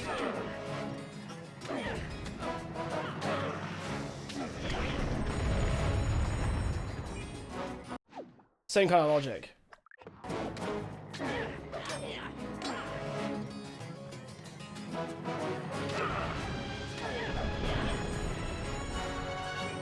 Bloody goblins in here, man.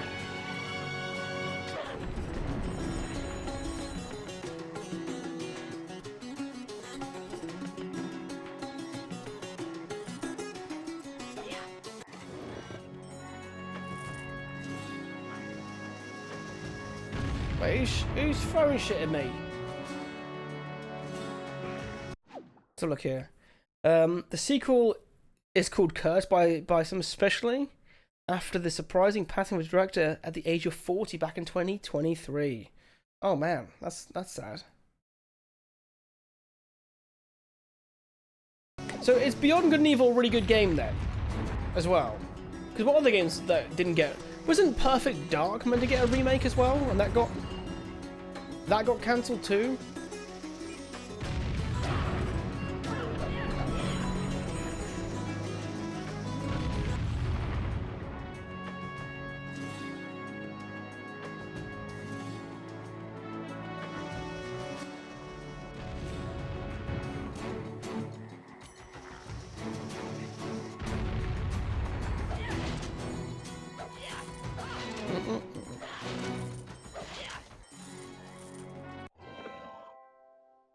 That's like doing a complicated history of Star Citizen. You'll just be pissed by the end. I think I'll be pretty annoyed. There are some... It's just...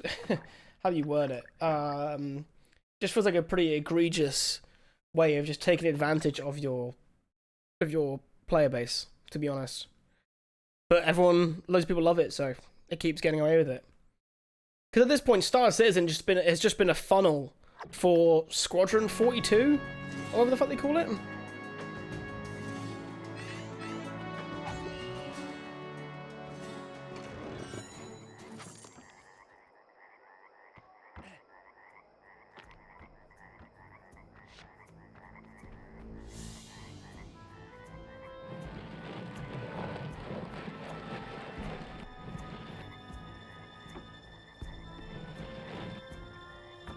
Oh, if you press A, you can, like, flip it.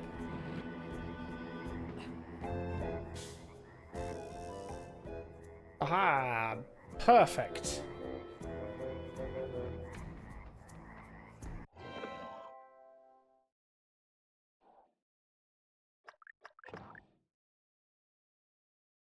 Well, usually what's a good thing to go by as well is what is a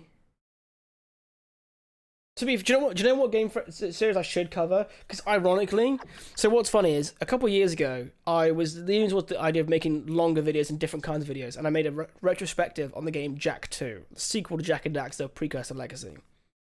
And funny enough, with how well the Battlefront video's been doing, that is quickly overtaking everything else. It's now overtaken my Star Wars Fallen Order video, the challenge run I did. It's on its way to it will, if it keeps up, it will overtake my Dark Souls video eventually as well and become my second most watched video. So maybe at some point I need to cover Jak and Daxter, because precursor Legacy to Jak 2 to Jak 3 to Jak X Combat Evolved to Daxter the PSP game, and then what was it called? Jak and Daxter Final Frontier, another PSP game, but also like in the style of a mainline game. It's so weird how some of these franchises did end up.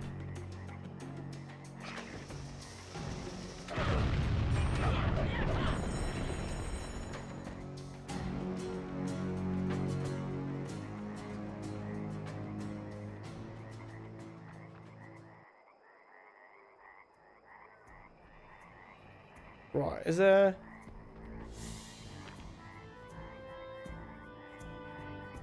That's the road's moving from. So how do I get there?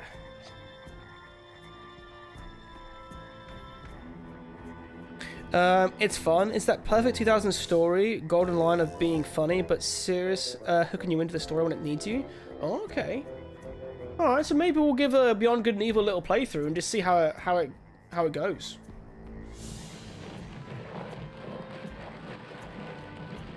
So, Brass, did you put money into Star Citizen?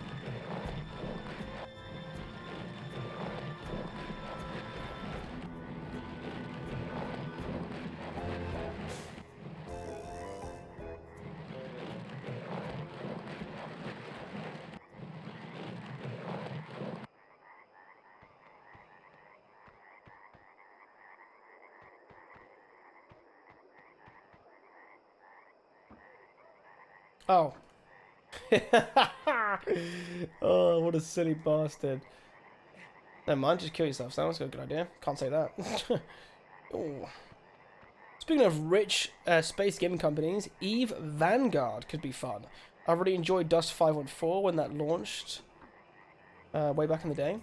Isn't Eve that game where you kind of just need like a spreadsheet to play it? Or am I thinking of a different game?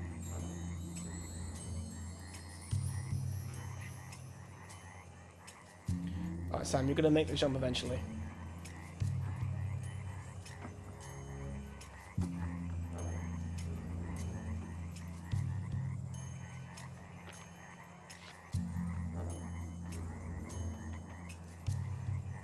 Grab!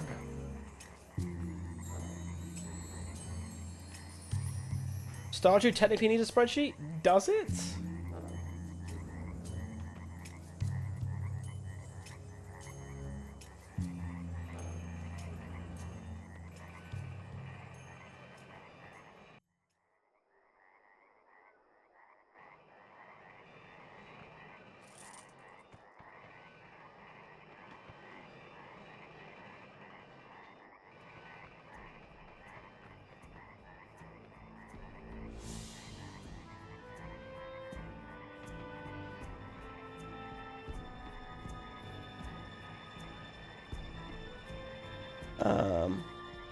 If you care about what character likes what and all that, and also crop yield, I didn't do it, but I'm just pointing out the facts.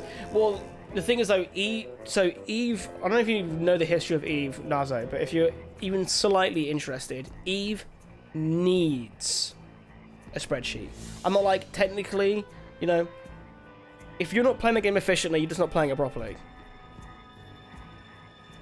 Whereas with, with Stardew Valleys, it's not too hard to make money.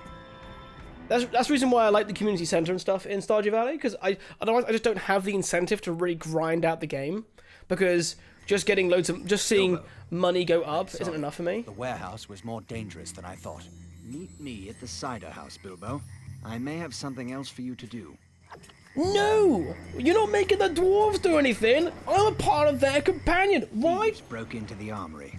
They stole many weapons, including my black arrow. The black arrow is of dwarf make. It has been in my family for generations. Some say there's an enchantment on it. I would not have this filth lay claim to it. Bilbo, this cider house is full of useful information, but its patrons know better than to talk to me. Go inside and see what you can learn from them.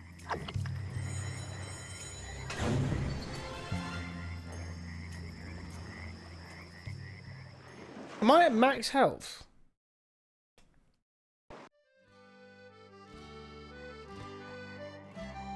Hello, lads! Welcome to my cider house. Best cider in town, so I say anyway. I bet he's the only cider house in town. I hear the stolen weapons are being kept in a warehouse.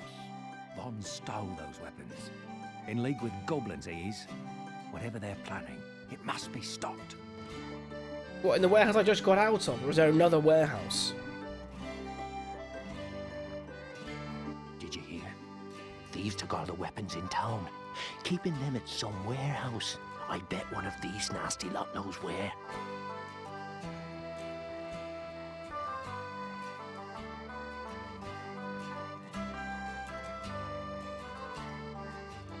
Well, not physics. There's no physics to walk upstairs, apparently.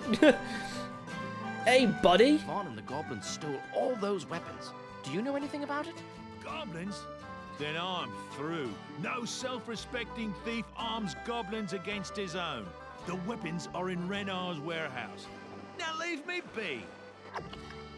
You got it, mate. I'll leave you be.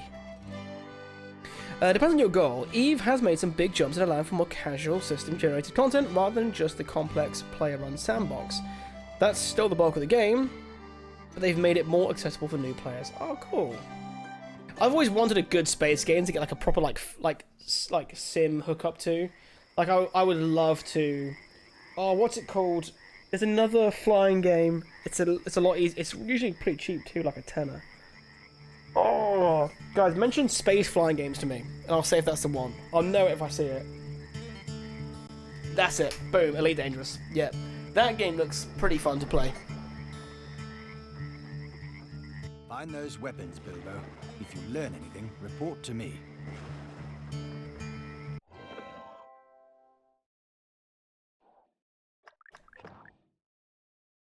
I think I saw. I got like a reel of some dude who had like the full setup, and it 3 PCs powered it, and he had one of those rigs where he had a moving chair.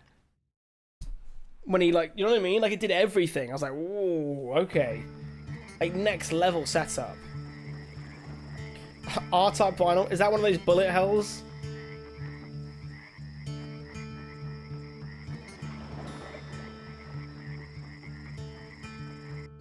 Welcome to Lake Town. After a few days' rest, we'll be ready to head up to the Lonely Mountain. Go find the master of Lake Town and send him thanks for his hospitality. He'll be by the Great Hall. Oh, that dude with a huge hydraulic cockpit? I think so, yeah. A bit of an older chap. I would say like mid-40s, 50s. Fucking ancient, actually. You know, really old. You know, 50 years old, ancient.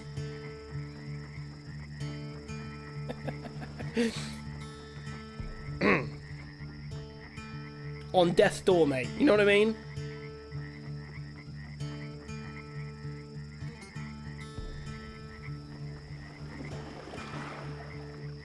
complicated history of the Prince of Persia franchise. Honestly, Prince of Persia would be a really good one to cover.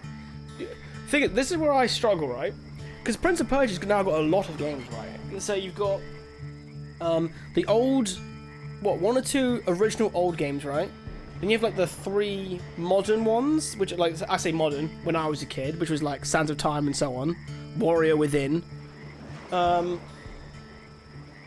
Was there? So you have those 3. Then we have the road. Is that like a Metroidvania one, like Lost Crowns or something?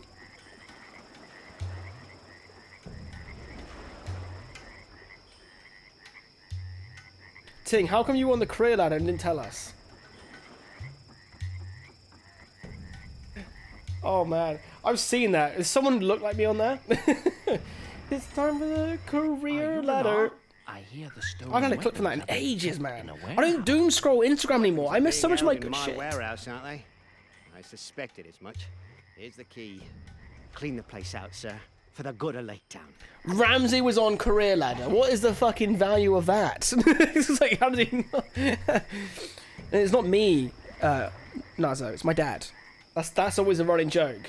Honestly, the temptation to shave the beard clean off for the fucking bit was real. It really was.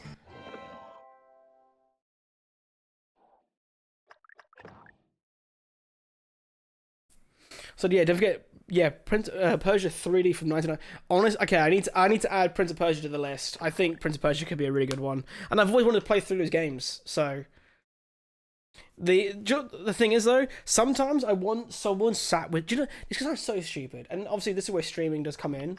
But I want someone sat next when I play some of these games, because like I have to play these games off stream so I can get recorded footage that doesn't have my voice over it, and so that the game has my attention that it deserves. And I'm like, man, I wish someone was like near me when I was playing this game so they could experience it with me. But I think if I convince my mate, I think he'd play. I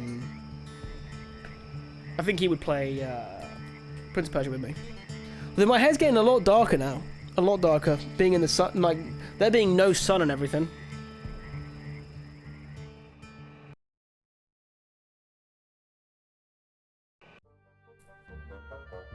But Ian looks nothing like Gordon Ramsay. I know, I've ruined it.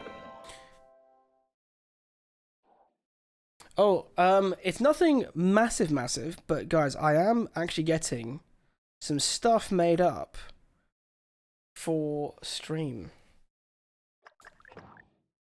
You guys are gonna like it.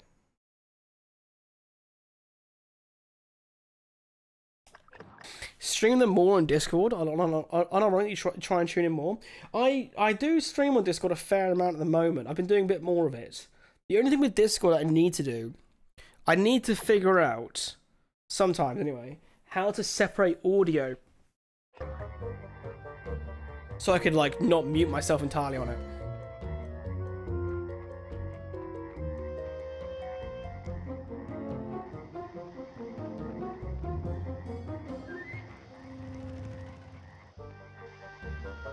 But I know what you mean, though.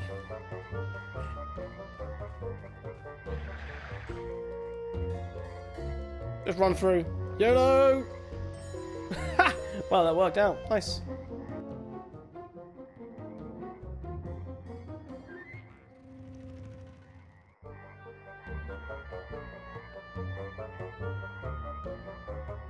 But that's why, though, I'm going to try and play more of the games I'm trying to cover on videos off. I'm going to try and play them more off stream so that we can just kind of play whatever we feel like it for stream that way.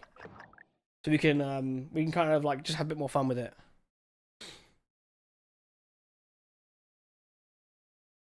Yeah, like why not? Why not play, you know, classic Burning Crusade WoW for like a month? Why not?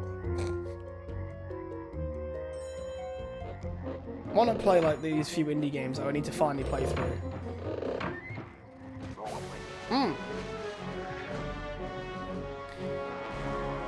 For people to think that Metroidvania style games are not for them, I highly recommend Prince of Persia Lost Crown on easiest difficulty, of course, but unlike most Metroidvanias, it actually has a coherent and honestly really good story and has amazing, innovative accessibility features.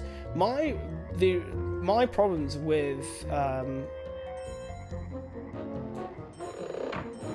Bollocks. My problem with Metroidvanias was actually never their difficulty in that way. It was that if you've ever seen One Piece, I am like Zorro.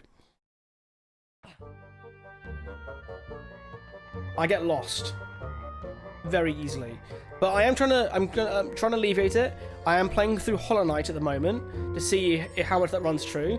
Although Hollow Knight is a little bit easier than I thought in some ways, because I've got a map and I could buy a compass.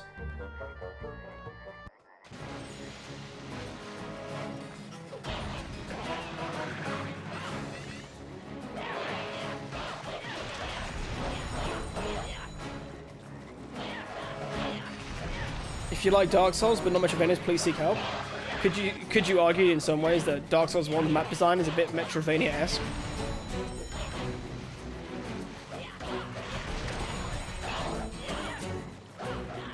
But Sly, have a good sleep, buddy. Hey, mate, I might be live an hour early for you next week, mate. It's not much better for Tommy, but hopefully it's better for you, dude.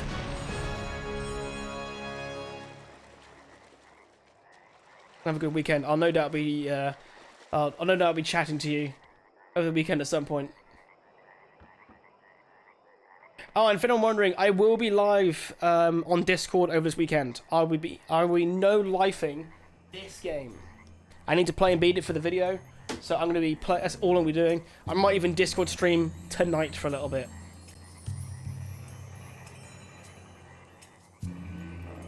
Because your boy is home alone tonight.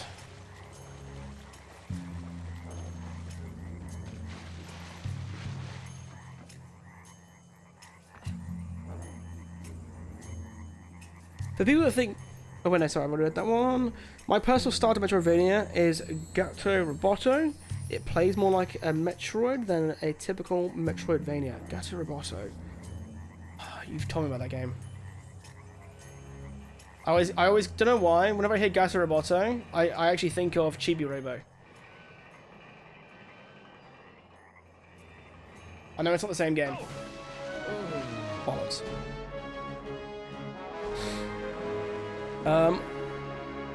One of them, which I think that should be mandatory for all future Metroidvania, is the snapshot/memory feature. You cannot yet get a treasure or access the zone yet because you're missing the necessary power. Just take a screenshot and it leaves an icon on your map. When you hover over the icon, oh, what's what? You can see the screenshot of like the item required.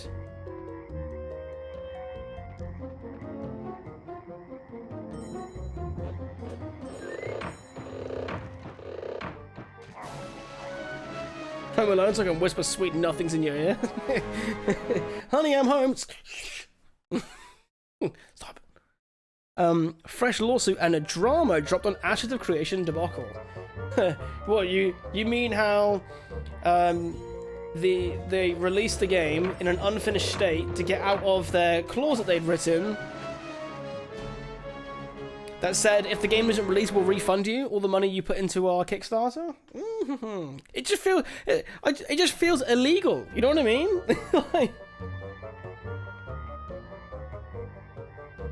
it just feels like one of those ones, like, do you know when you, like, we've all had one of those friends, right, guys, where someone goes, well, technically, like, have you had one of those friends, guys, you know, like, technically I was, or a sibling maybe that does this, technically I did do what you asked, because I did this, this, and this, but, you know, it's like evasion versus avoidance.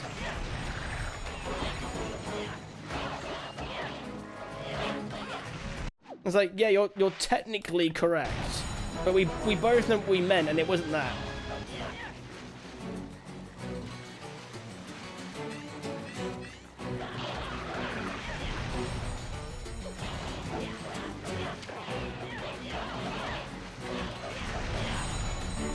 Yeah, if you have to use the word technically in an explanation, you're just making excuses. Absolutely, it's like it is genuine like tax evasion avoidance. Is like the spirit of the law says, you know, you pay. Let's just say you pay 10% on anything you earn at this threshold, and you find a way around it so that you only have to pay like 3%. It's like that is avoidance.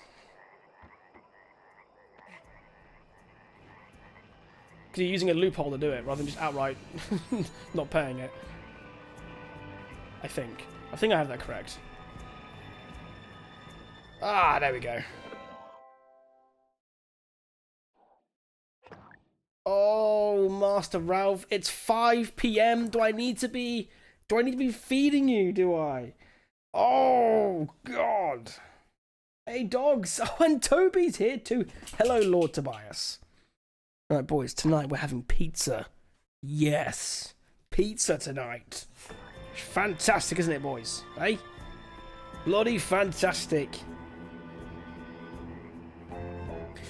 Wait, not exactly. For instance, there's a treasure too high to get with a single jump. 3 hours later, you obtain double jump and remember, oh, now I can reach that treasure, but where was it? And with the screenshot feature, you can hover over the icons. Oh, that's clever. So instead of just leaving an icon where it was and hoping you remember what it was, you can leave a screenshot. So then when you go over the icon, you can see the treasure that was too high, for example. That's really clever. I like that.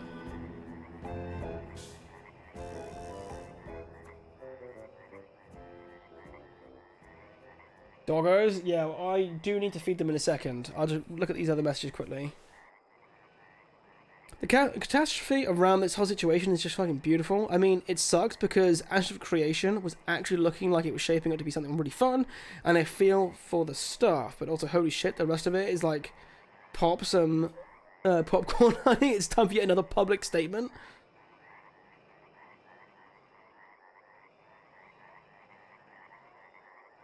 Yeah, it's... Because the what do they do? It looks like it's been a bit of a money funnel, though, wasn't it? The guy was it like something like the guy who started it hired a load of friends at like good wages, so then like kind of funneled some money away from the project than it should have been. It was blowing through its money way quicker than it should have. All these different things. Then they sold it. Didn't they sell it to like a... The guy wasn't paying... Did I say the guy wasn't paying his mortgage or something silly? So then he had the new investors or the investors of the game, like the board, like leverage a loan so that he could pay his mortgage off or something silly. I don't know. It was like... such a huge mess. There's so much to it and you're like, I don't even know where to even start with this game.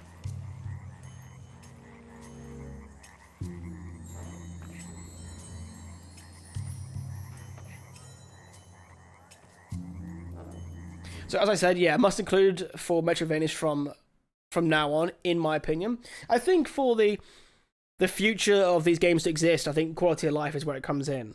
Because people will always be like, well, you know, quality of life, you know, ruins the challenge element of the game. And I really hate those stances because, in my opinion, I think you give the player anything they could need and more for quality of life, and in the worst case scenario, just allow them to turn it off.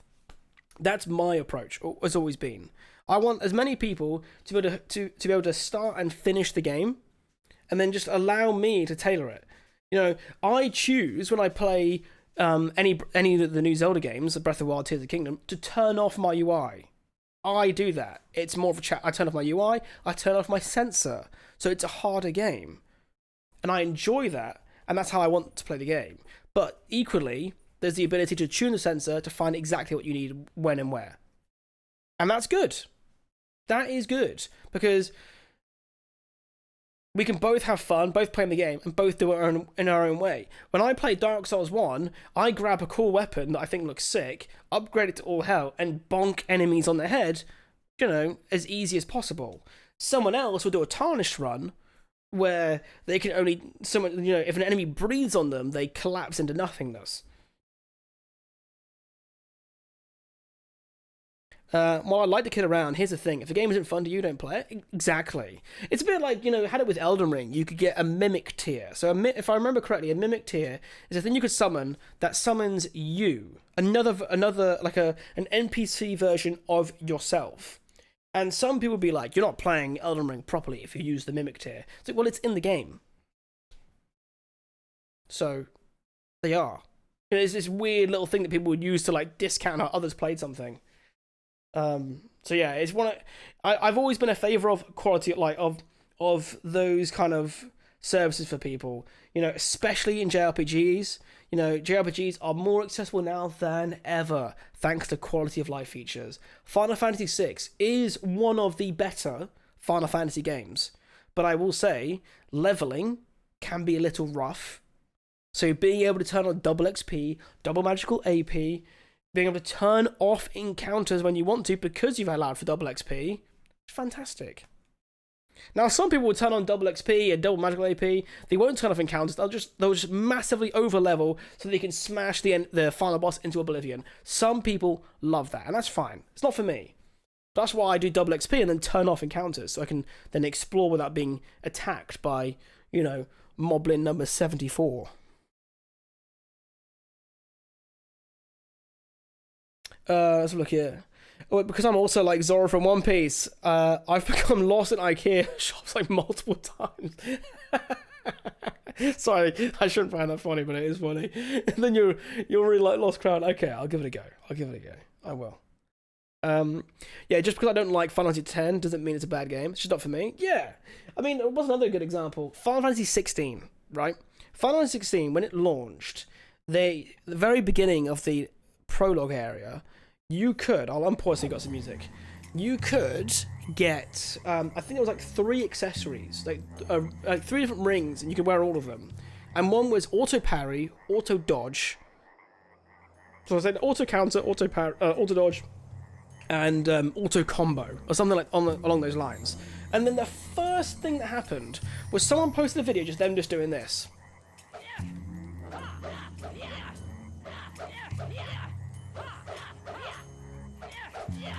And then they want a big fight. They're like, wow, this game's way too easy. And it's like, brother, you have every accessibility ring on. It's not for you. If you want the challenge, take the rings off. Take off the auto parry. They do turn on every feature alive for quality of life. And it wasn't, and the reality is it wasn't actually there for them. It was there for people who may have physical impairments or just not as good at games, just want to have an easier time and just play in story mode, because you know, the advent of the story mode is great because it allows people who only want to play the story can now play it, which is great. Love that. I'm never going to turn on story mode. I like playing things on ultra hard difficulties because I'm a dick. I played Jedi Fallen Order without dying. I played Assassin's Creed Odyssey on the hardest difficulty. I played Witcher 3 on Death March. I've done a Twilight Princess hero mode Ganon amiibo difficulty, which is basically, if you imagine this, guys, falling kills you. A fall is game over in Twilight Princess if you play that mode. It's insane. Because I love those difficulty options, and I'm a glutton for punishment. But then would I say then that everyone else who has played Zelda, not like that, have they really experienced a Zelda game?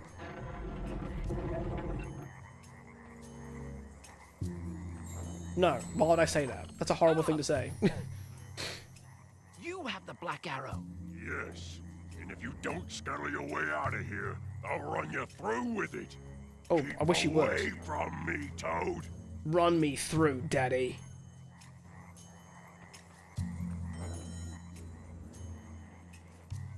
Sorry, I shouldn't say that out loud.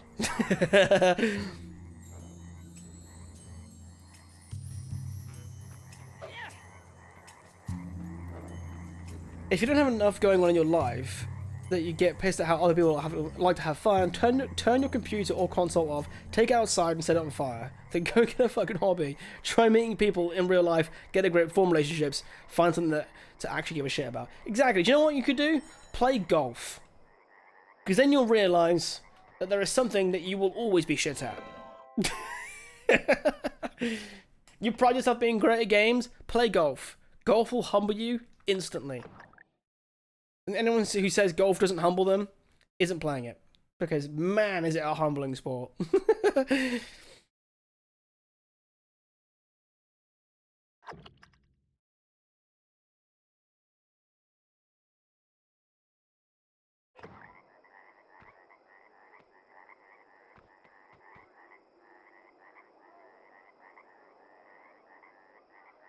Yeah, the concept that if someone enjoys something that you don't, that it requires you to actively want to ruin the fun for others, examine your life and how you're living it.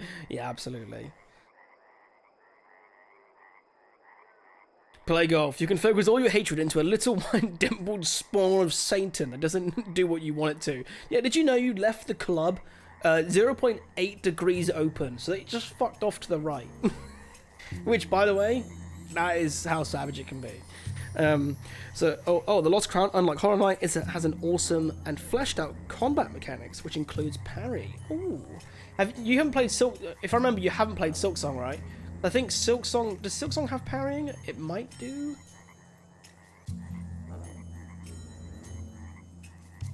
Well, I'm dead. Okay, before we carry on, guys, I've been loving this conversation. Keep throwing them my way. I'm going to go and feed the dogs. Because I think somebody wants din-dins. Does somebody want dinner? Yeah, buddy. Come on, boy. If you guys have ever got dogs, when you're about to feed them, just throw it out into general conversation. Like, oh yeah, I fancy going for get some dinner. And they're like that. 1 second, guys. And just like that, we're already back, my dudes.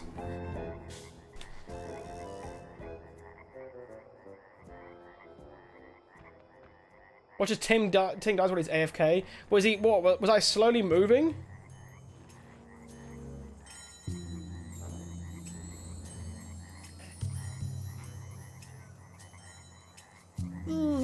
Oh god.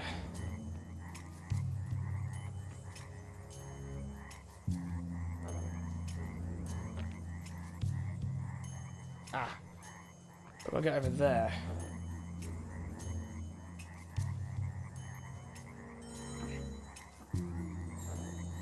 Oh god.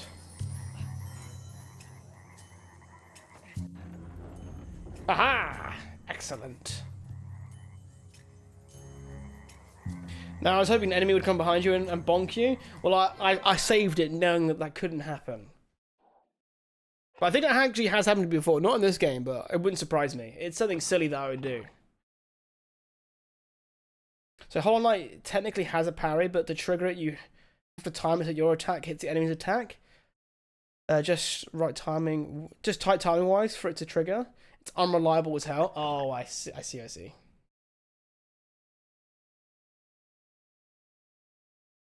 No, because we're talking about Metroidvanias. Obviously, Hekpo has said something that they would like to have in the games from now on.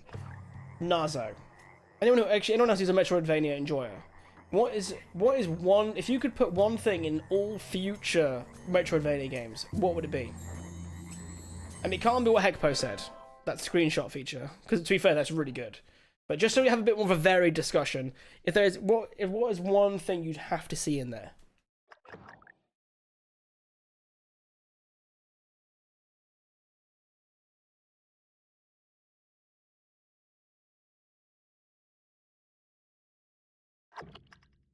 Perfect, there we go.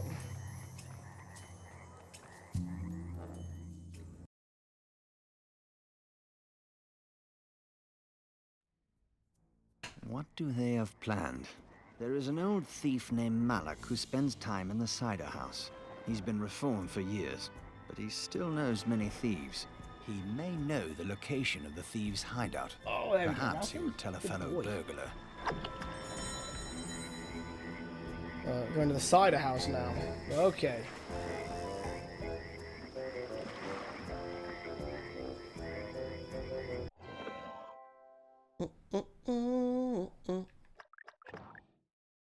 There are so many save points in this game, but I just can't help it. I'm just so paranoid of losing my save data that I just... Oh man, this is such an old game habit.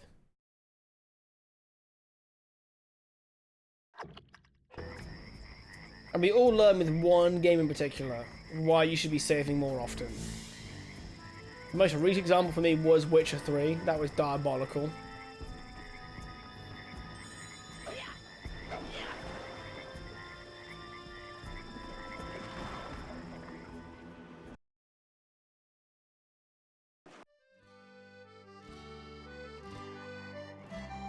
I think what doesn't help as well, with Metroidvanias in particular, I think it's something I would struggle a little bit less with, just from streaming it, is, Because, let's face it, most people don't actually have lots and lots of time just to throw at games all the time. I'd probably be a little better off if I was streaming these games because, you know, I'd be playing a couple hours in a row and then a few of those streams I've beaten the game. But playing in my own time, there's a lot. So, like, when I've been playing Hollow Knight, not a lot. I'm barely through it. I've only just beaten Wasp, whatever the hell her name is, the first time. I'm assuming you do more than once. And, when I was at the shop, I bought all the things that put down markers for me. I was like, yes, please. I was like, I'll be playing this like an hour or two a week at most for quite a while. I'm going to forget details. I need these. I need these features. Malik? Why do you disturb me, little one? Lake Town is in grave danger. Some of the thieves are in league with goblins. I must find their lair. That's a tall tale for one so small, but it has the ring of truth.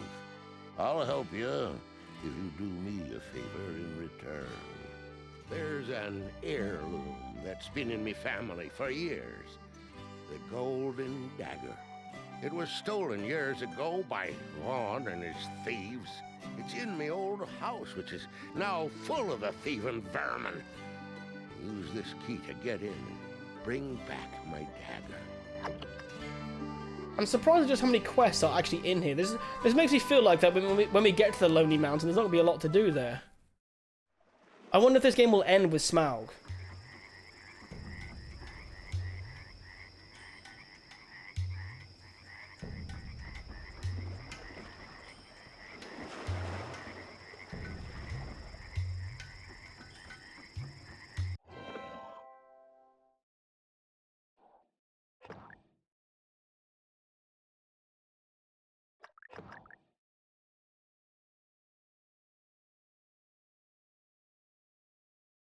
I feel like Metroidvanias need some form of gimmick to them to stand out. Like Gato Roboti's gimmick is Cat has mech, but Cat can get out of the mech to explore but can't fight.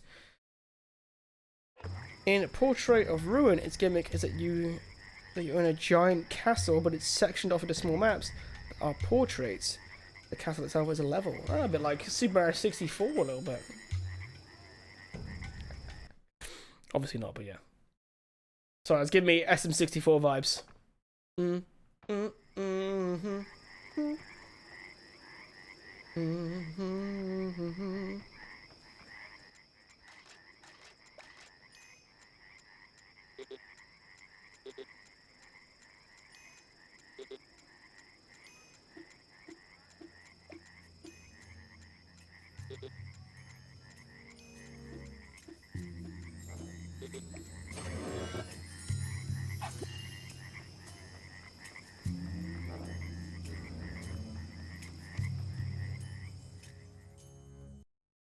Alright, that's got to go. I have a document. Wait, I have to document a configuration plan. You have fun, buddy. Thank you so much for chilling here as always, mate. Pleasure to have you here.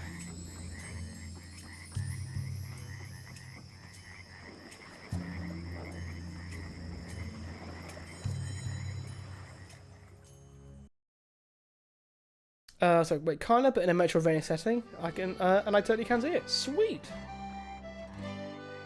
Here's your dagger back, mate. My birthright is returned to me. Thank you, Bilbo Baggins. The door to the thieves' lair is sealed by a strange lock. You will need 5 bottles to open it. 2 of them are in the cider house. The other 3 bottles can be found in houses marked by the sign of the serpent. Sign of the serpent. The thieves who owned those houses stole the bottles from the cider house basement. When you find the bottles, return here. I will try to remember the combination of the lock. There's 2 here.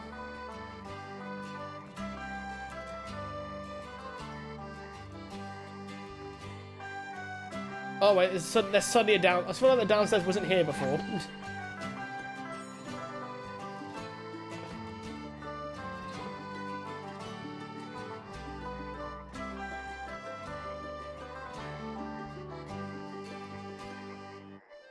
So I shouldn't have put the bottle in there, but here we are.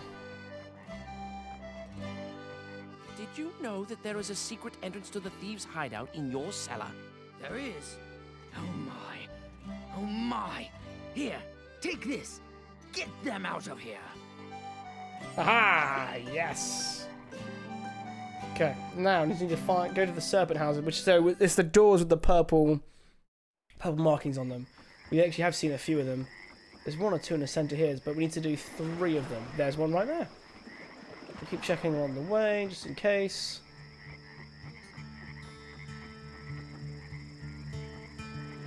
Orlan's house. So Orlan is done. We'll be done. I'm gonna actually write this down as we go along. Oh. Okay. We'll keep notes.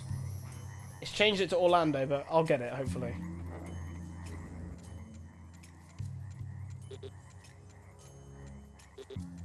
Samuel.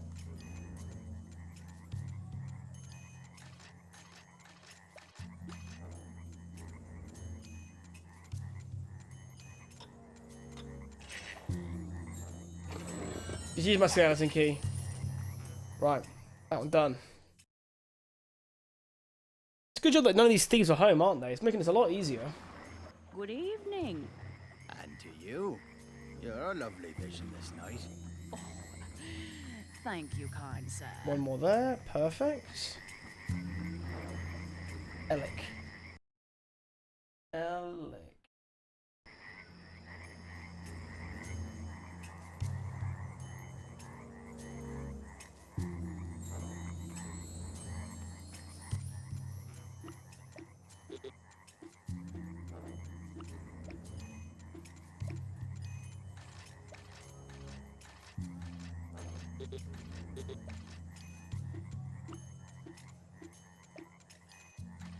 That's great, do that. Use this key again. But yes, your question, what I want to see in Metroidvania is something that allows it to stand out. That's fair enough. Is that because you're a fan of the series? Because I always wondered. Because it's funny, like for Hecpo, it was like, things I want every Metroidvania to have is like, insert this quality of life feature here. But for you, it's like, I love Metroidvanias. I just want a fun gimmick to make the game more enjoyable. You know, both are correct in their own right.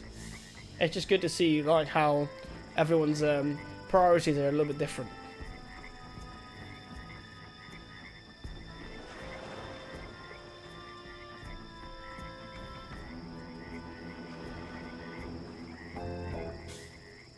I feel like I saw one down this way.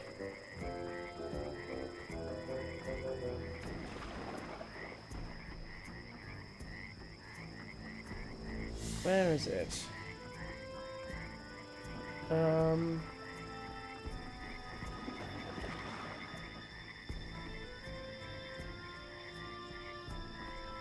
not there.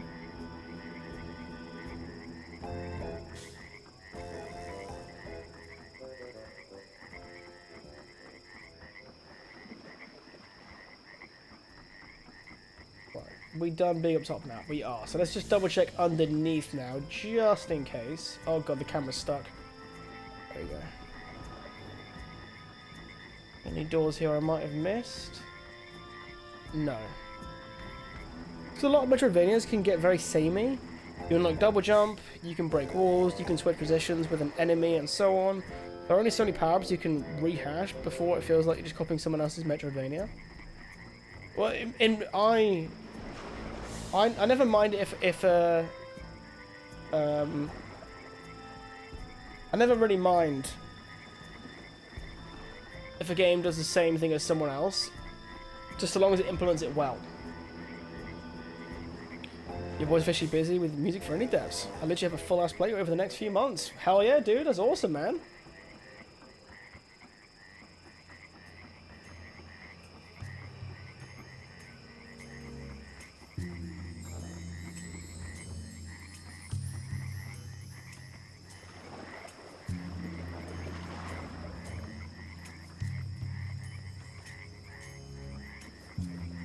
And welcome back, by the way. Where the fuck is where's the last door that I'm looking for? Ah, there it is.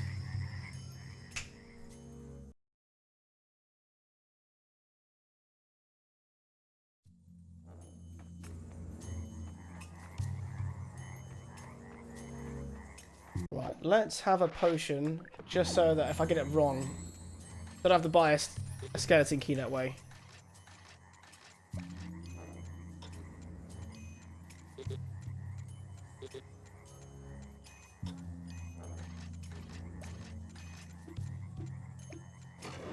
Ooh, wonderful!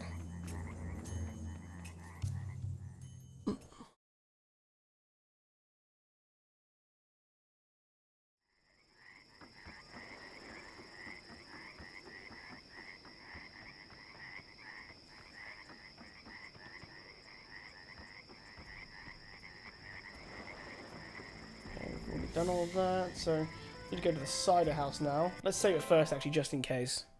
Just in case I somehow mysteriously die.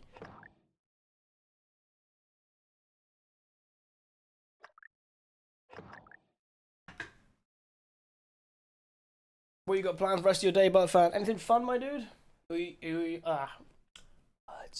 What are you just getting to compose all day? That's a fun fucking day. Yeah, but Metroidvania is kind of similar-ish in that vein. I don't know how true this is, but I want to say that Spiritfarer is a comfy Metroidvania, but it's also plays like Wind Waker. Okay. I have 3 sketches due today by 3. Briefs were provided just this morning. That feels unrealistic. You're probably going to do it because you're a workhorse, but maybe as a part of the handing in process, you'd be like, hey, this is not really how you do it.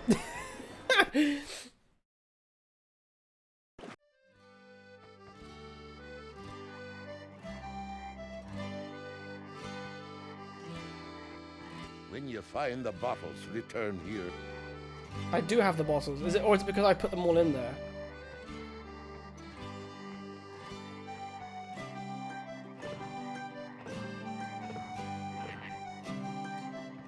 There we go. I think it's because I put them all in there. Unless there's more bottles than I realised. I think that there's 5 bottles. The combination escapes me in memory, but I do remember this. Yeller is to the left of red and blue, which is not next to black. Purple can only lie beside black, and none else.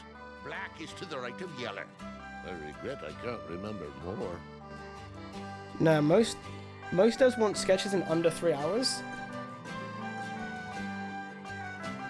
That doesn't sound normal.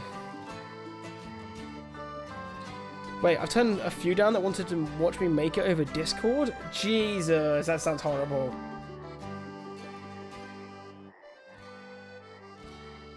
My brother's trying to call me. Yeah.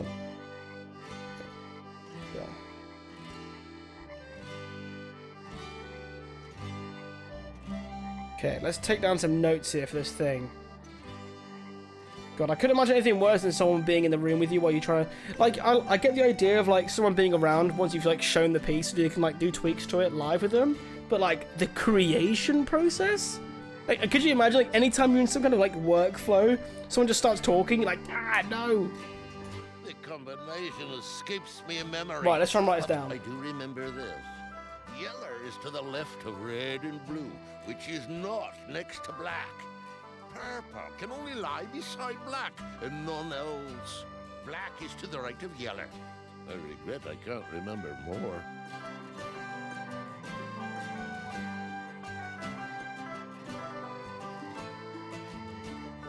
Okay, yellow is left of red and blue, not next to black. Purple is next to black, and black is left of yellow. Alrighty. So I think then for the first... So yellow is left of red and blue, not next to black. Purple is next to black. Black is left of yellow.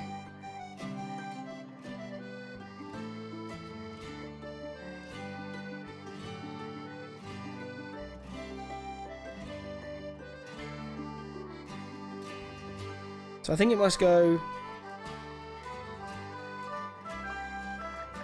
black, purple,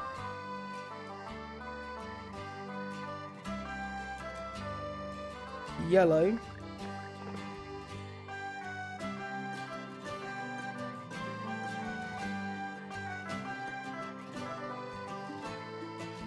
Then red and blue. Ah, bollocks.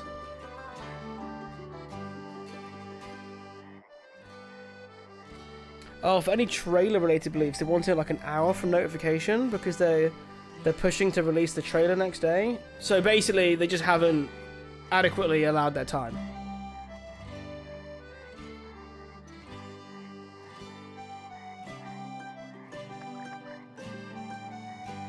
Because that's insane. That would drive me nuts. Trying to like get the music you want to have part of your trailer the night before, the day before. That's insane. Okay, so let's have a look again. So what I do, I did purple, black, yellow, and then let's do red and blue.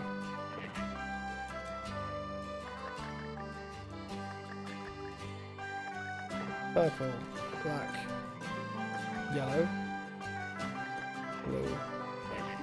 Bollocks, so look at this right. I've been so busy this week, I haven't had time to get excited for Castlevania Belmont's Curse. Yeah, that's got you written all over it too. You love Castlevania. Wait, it has the Metroidvania feels to it because of the backtracking, getting new power-up and going back to a familiar place to unlock new stuff, but also the Wind Waker bit is yourself from location to location on a boat. It's very comfy, and even the events that the game has feel epic, where it can be a boss battle in itself, but you don't beat the boss in the traditional way. It's one of the more unique games I've played last year. Cool. Right, so yellow is left of red and blue. Purple is next to black, and black is left to yellow.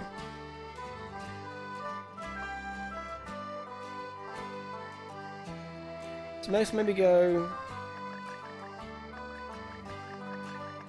purple. Purple black this time, then yellow.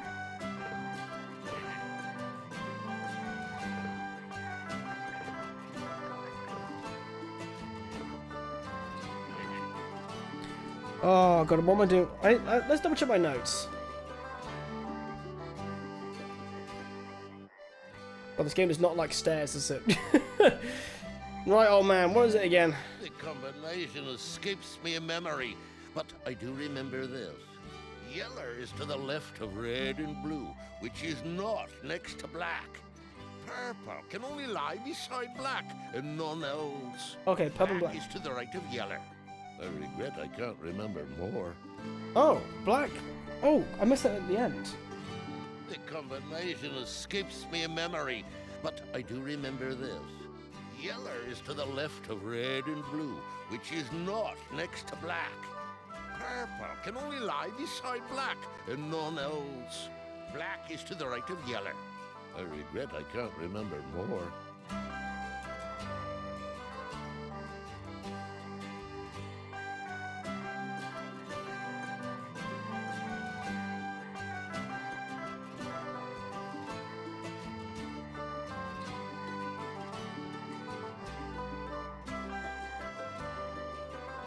So does it start out with yellow?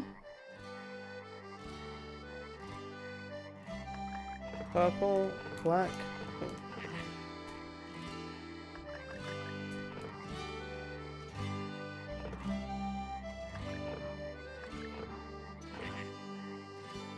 Yellow is left of red and blue, not next to black.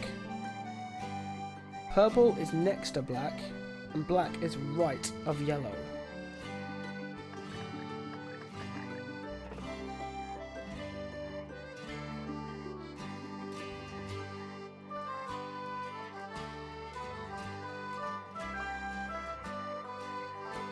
Ah, to be fair, I could be doing it all wrong. I could be going blue, red, black, purple.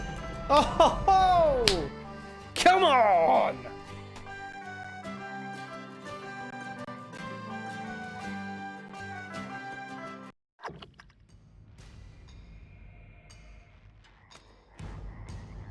Look at that.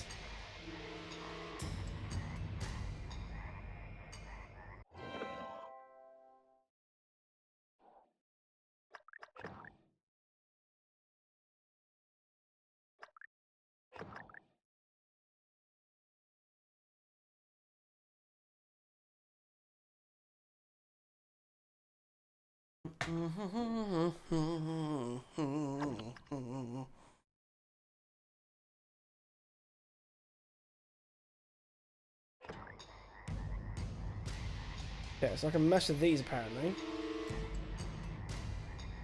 Oh god. So I need to build a path to the end, basically.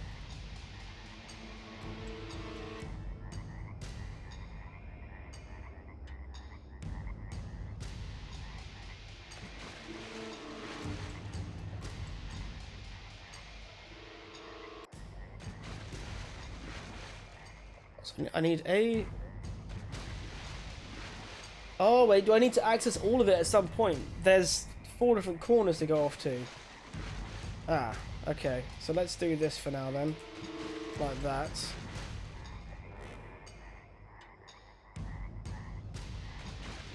And then we'll do that and that.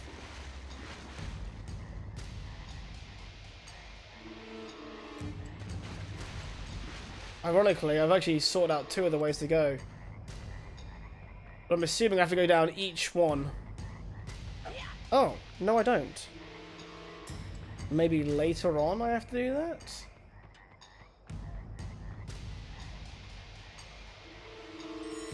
Ah, is the puzzle I need to get access to all things at the same time? I thought that was too easy. It's like,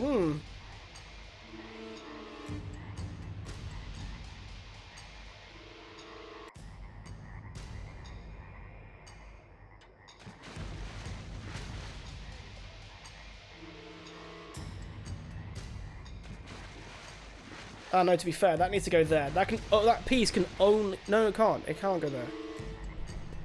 No, it can't. What an idiot.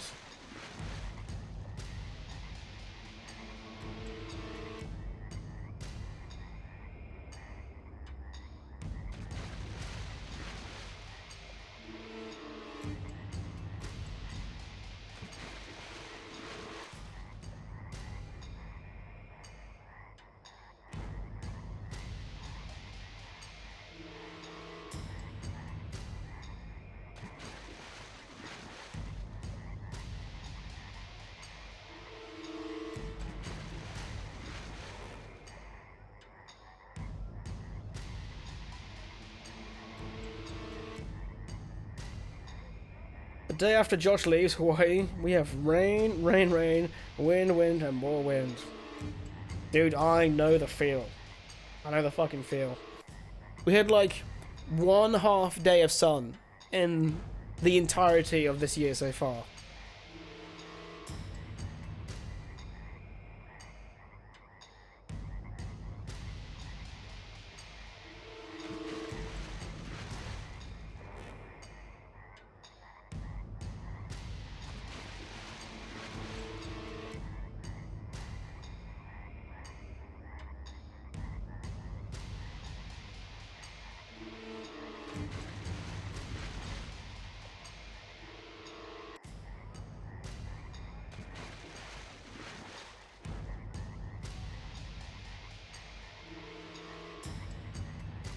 Is that what I need to do?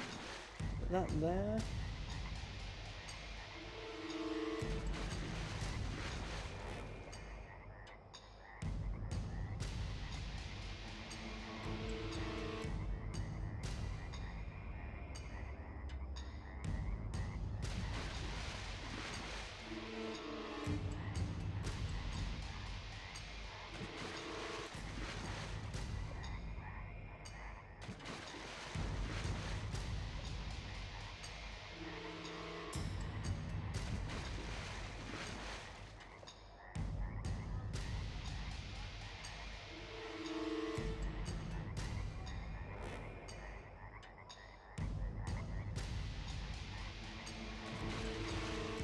No, I'm wasting a piece here. Oh wait, yes I am wasting a piece here. That one.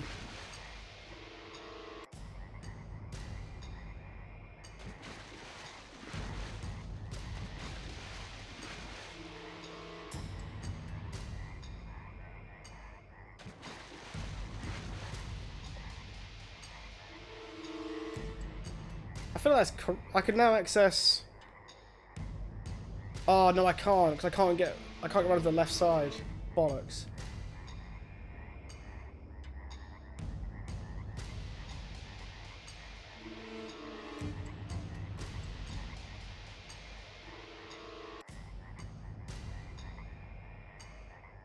Hey Hoyos, how you doing, buddy?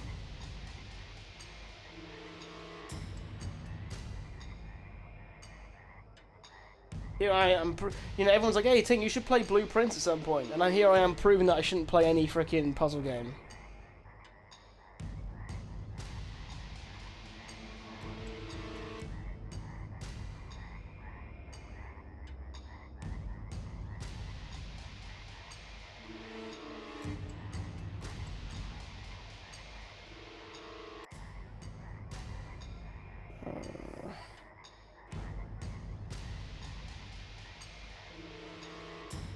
This puzzle looks fun. Also, hi. Oh no. Maybe. I think these two are correct. That has to go there.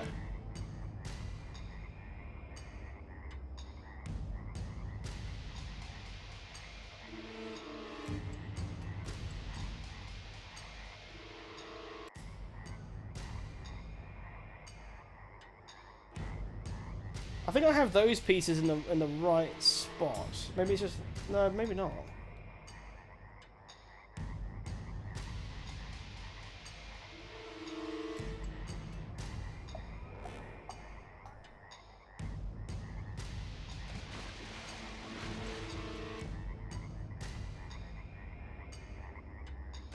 Yeah, that's pointing the wrong way for that to be useful.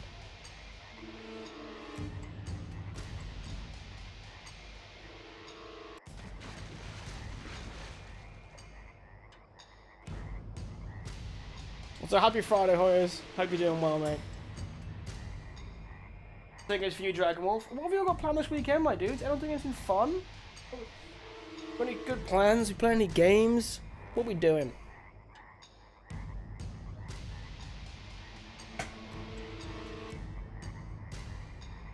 What am I doing here?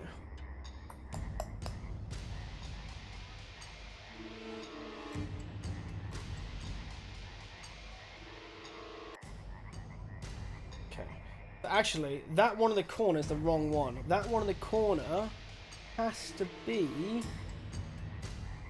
That one there has to go there.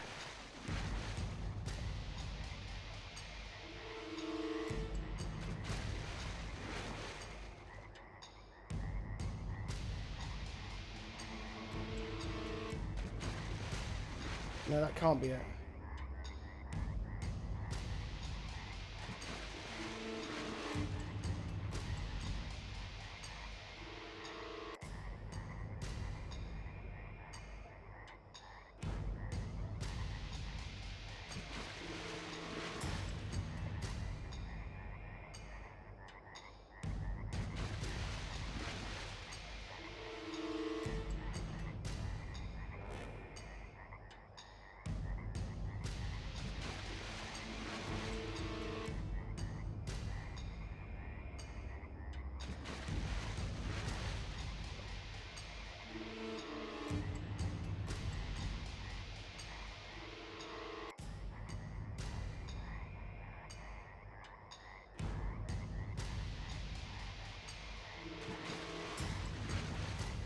So close.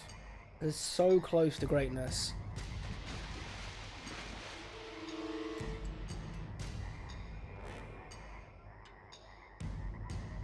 This is so close to greatness, man. That piece there is not being utilized properly. So where does that piece have to go to be utilized fully? I wish I could flip them around. Because there's no access to the other one up here.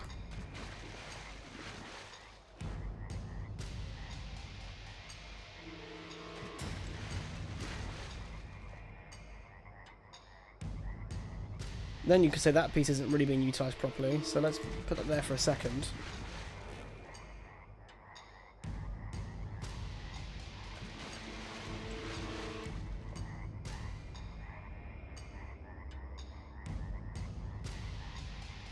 You're playing Minecraft, all the mons right now. It's a lot of fun, but also complex. All the mons.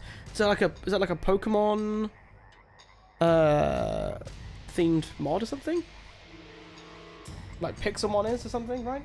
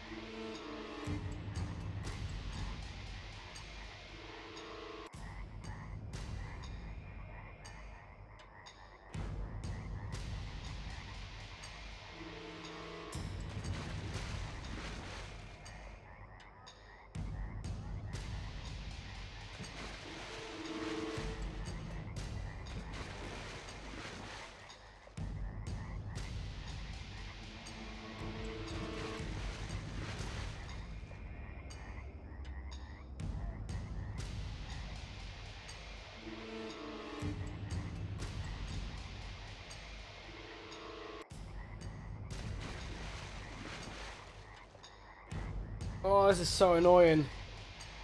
Oh, God.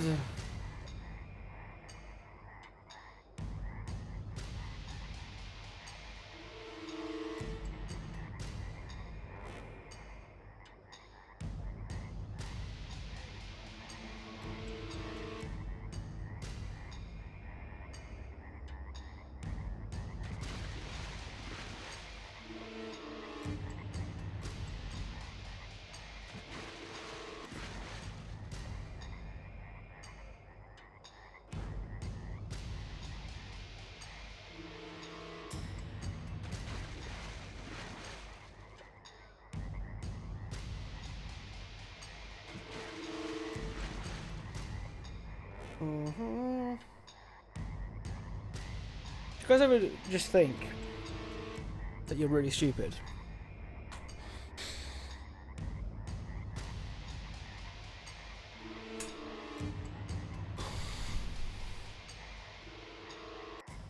Let's add a bit of cozy lighting. Why not?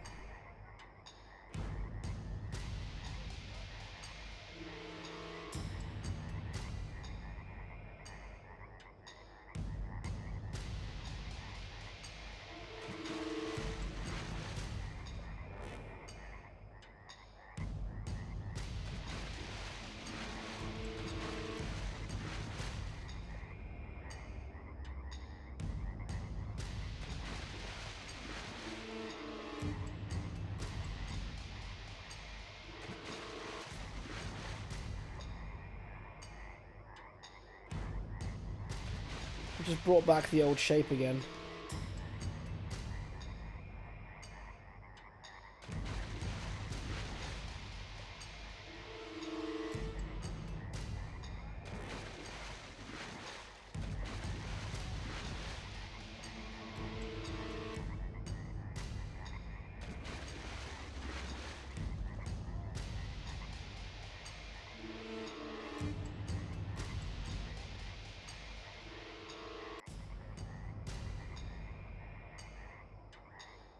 Well, this has got to be obvious. It's got to be really obvious. It's going to really hit me in the face in a second, isn't it?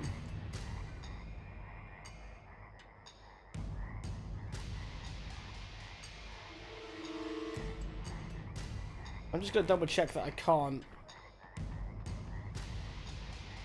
go through it.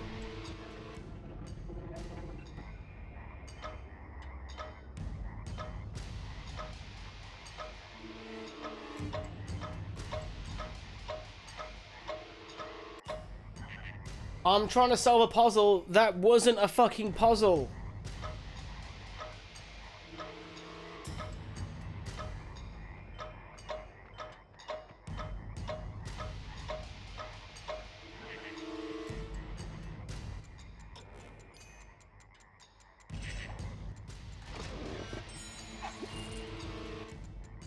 Yeah, I don't think I'm trying to actually even solve the right puzzle here.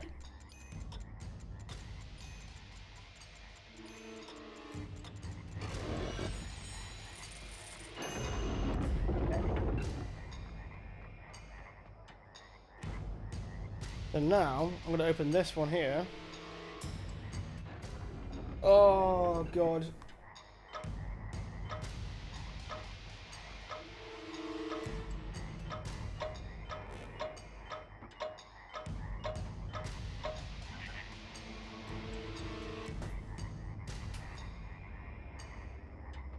So let me just quickly, let's see if we do this.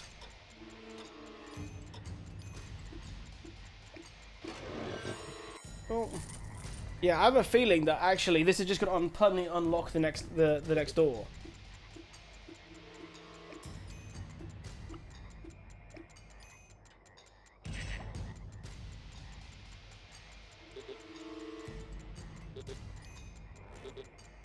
Bollocks. Right, just in case. Oh.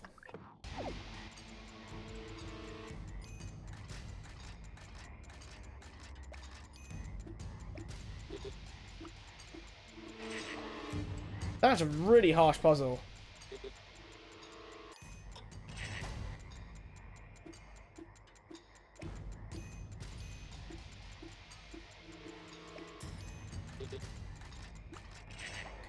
You make one mistake and that's it. Okay, right, let's try again. Come on. Can't make a single mistake here. Oh, you've already done it.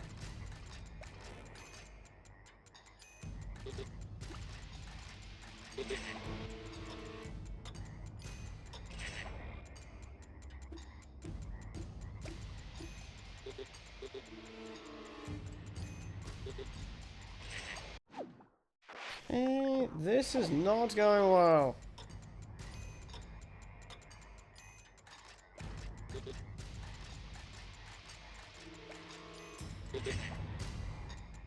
You can only... Okay, you only have to do 4.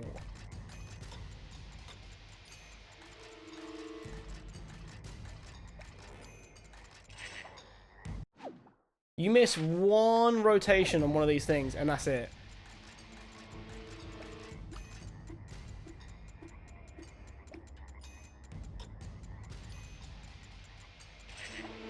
Oh no!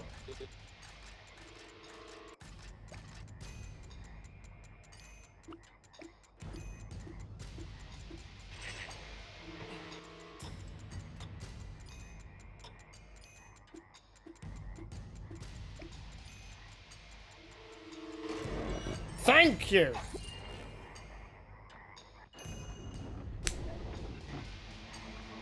Yeah, this is where I'm an idiot, see?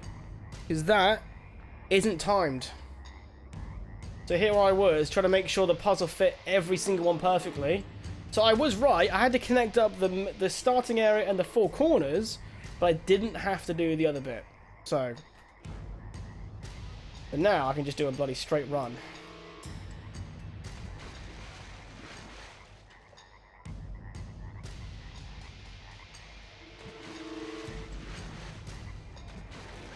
It's a Pokemon style, but it also has mobs and 4 different levels of hardness you have to go through to get better items. It also has an intricate crafting system on top of that, plus you can visit the Nether, and I think 3 or 4 other realms, which is needed to catch all Pokemon. Hell yeah, okay, that's pretty cool. I haven't, so wait, while beating bosses that progressively get harder to beat. God man, I never played Pixelmon, but I haven't modded Minecraft in such a long time. But I tell you what, one thing I have learned, those who enjoy modded Minecraft love modded Minecraft.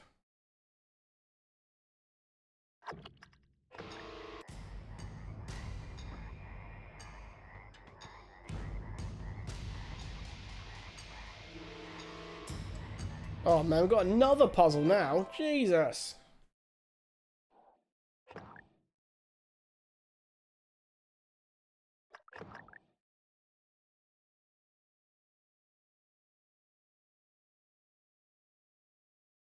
I will say though, I think Lake Town's gone on way longer than I thought it would. I think a lot of the areas actually have.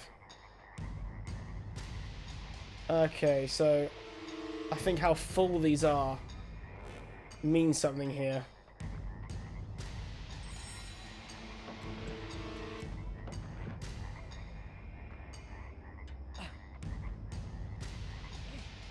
Can we tell how... It's a pattern, is it? Okay, maybe not. So it's only got one darker at the bottom, so maybe that's a thing.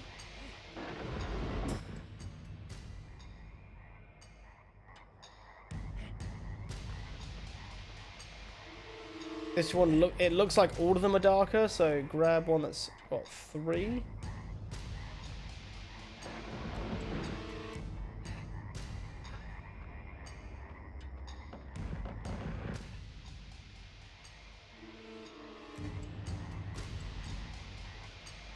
This one hasn't really, it didn't really light up though.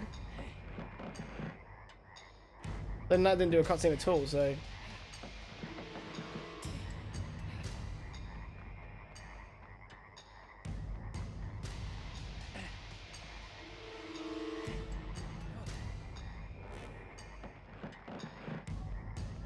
Not that one.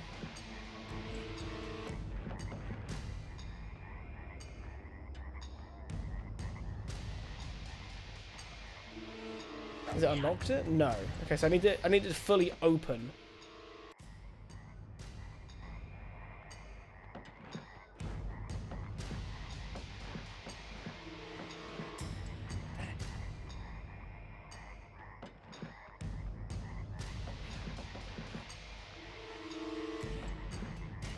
Unless I gotta have 2 of the... No.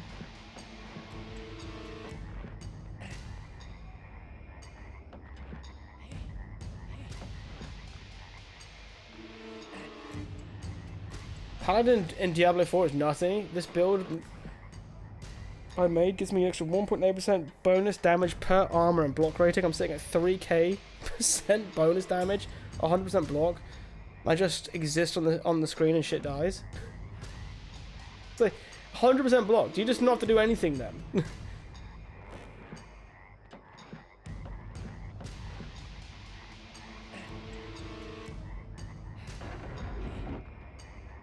Ah.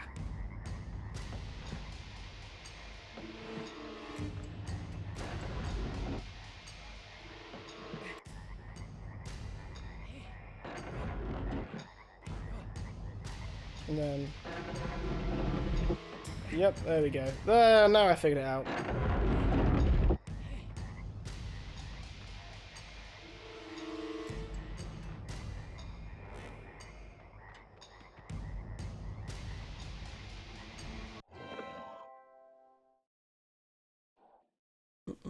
You still take elemental, so it blocks only for physical mitigations. But yeah, Jesus. Diablo does look like one of those more fun games, like designed for getting ultra powerful at the end, which is so funny because at the very beginning, didn't the devs come out, or one of the guys was like, "It's like nobody wants to just like be a power gremlin," and it's like, no, that's exactly what everyone wants to do. Everyone wants to just be diabolically strong. But if they can help us, I suppose this is all worth it. I just hope what we've given them is enough to keep them from tossing us all in the pots. Of course it is. We made a deal with them, didn't we? You can't trust a goblin. You know this as well as I do. Your master says you have what we need. Did he do his part? Yes, he has. And I see you have done yours. Together, we will rule this town. Just so we get the bearded ones. You have the map? Indeed. Let me see. The Black Arrow! If I can sneak past all these goblins and thieves, I can retrieve the arrow for Bard.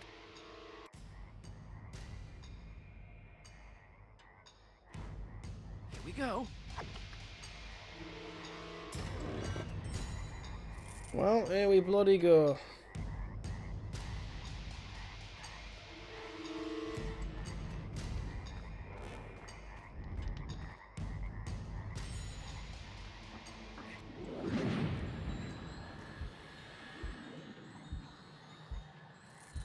Yoink.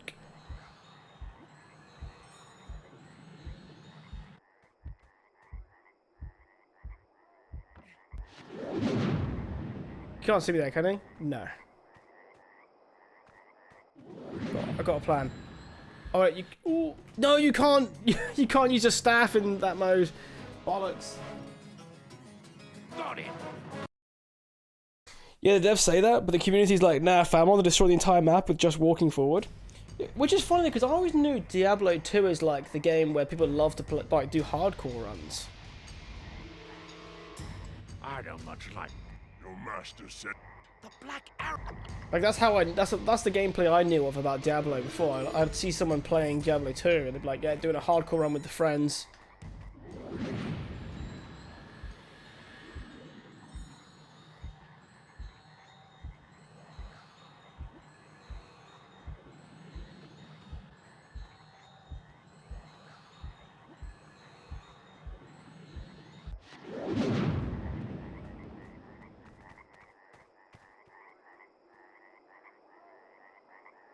Oh, we go there.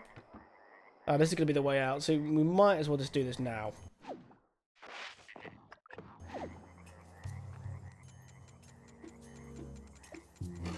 Oh, it's one chest and done. Woohoo! Nice. Actually, you're good at answers, Buffat. So, did they remaster Diablo 2 recently?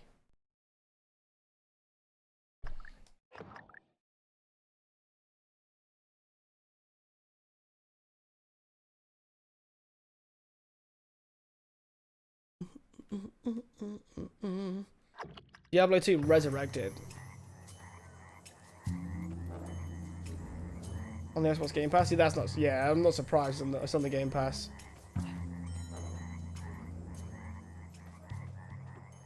No! Oh, sorry. It's fine. It's fine. It's fine. It's fine. It's fine. It's fine. We've saved it again. It's okay.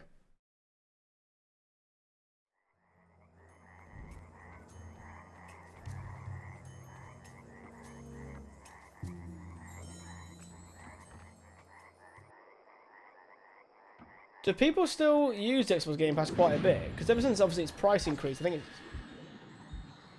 I didn't know how many people had like stayed or left the platform.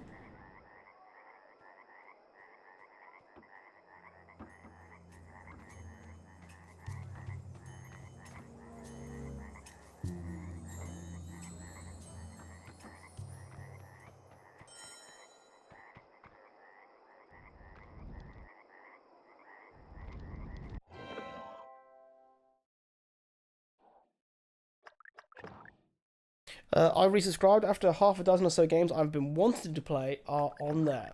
That's fair, that's fair. Which version have you paid for, you don't mind me asking? Have you gone for like the expensive version where you get day one games? Or have you just gone for like a lower tier where all the games you did want to play were available?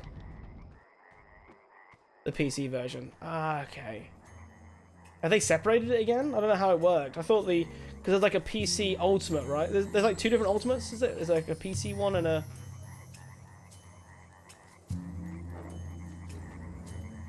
standard one.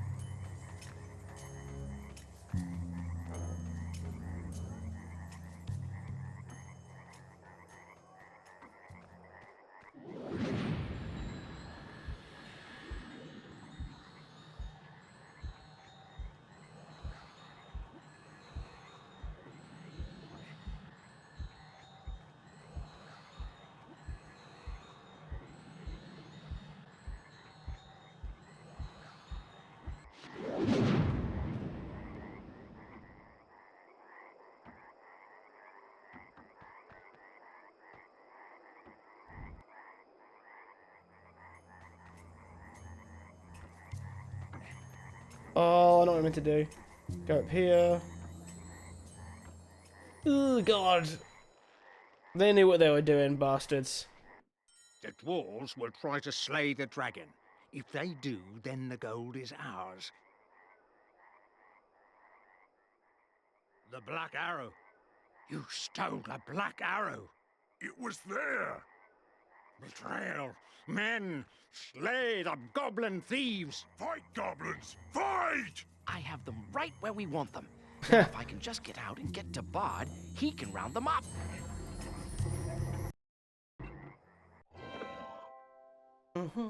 PC is a small selection and doesn't include cloud gaming, which I don't need. But still day one PC releases. Oh, okay. Yeah, unfortunately, I've been I like. It sounds very silly, but I've just always enjoyed being able to have access to my games, and I've been burned too many times by either. Well, usually just by not having my internet working, right?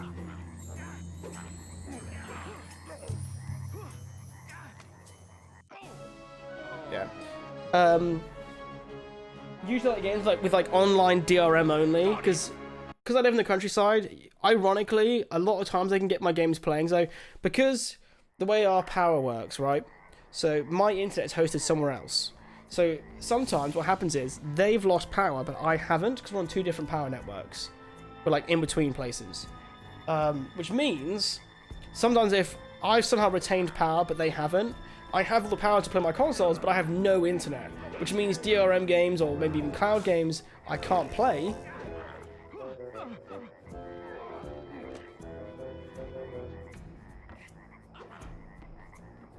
There we go. So I've been burned one too many times by not having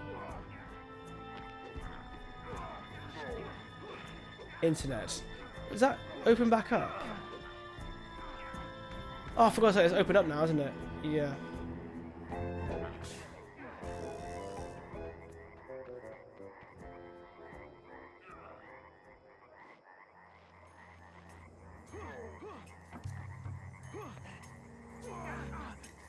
Go there.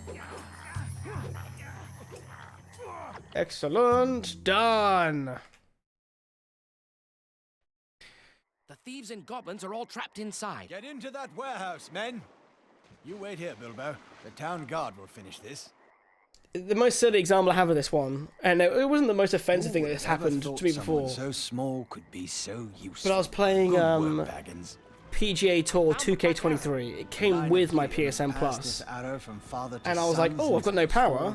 Fuck it, I haven't played this game in it. I've like not even played this game yet, but I had it downloaded. I'll play around with golf on this Tiger Woods or whatever." And I couldn't play single player. I could not play single player because it was DRM. It required an online connection at all times. So I was just like, it was that point I was like, maybe I should just start keeping like games that don't require DRM, or have a physical of it when I can. Which, to be fair, you know me, dude. I'm always doing that. I'm always buying the physical versions of games if I can. The only series I've accepted that with is platform is PC. PC physical media died off a lot. Not die off, but like significantly died a long time ago.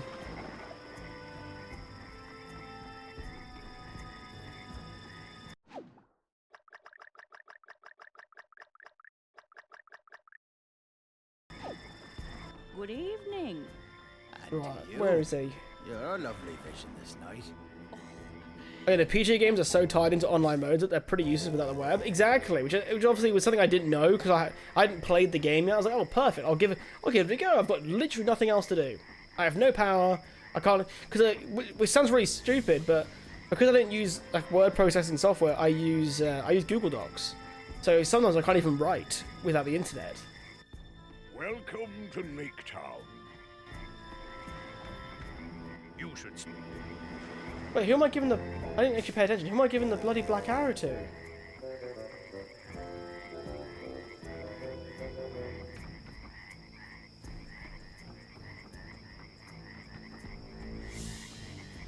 Good evening. And to you.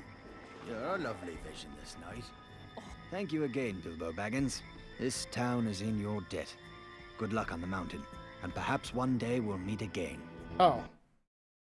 That's the only problem I've had with this game. There's been a few things that just aren't obvious. Like, I just entered a cutscene with them. Because I did a whole thing. I was like, I need to return the arrow to them. I leave. I get a cutscene with them. I go, oh, okay, cool. I'm just assuming it's going to give them the black arrow. And then it lets me free roam. I'm like, okay. So I'm like, oh, who do I talk to? Then I go back and talk to the same person I was talking to in the cutscene. I was like, could we have not just transitioned this over? I understand it might be one of those things where you're like, hey, if you want to explore the town one more time before you leave here, now's your chance. But maybe it did say that. I wasn't paying attention. Who knows?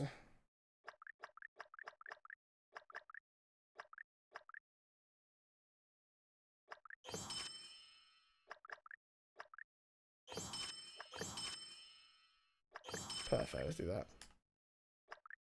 The people of Lake Town said farewell as the dwarves set out for the Lonely Mountain. Farewell!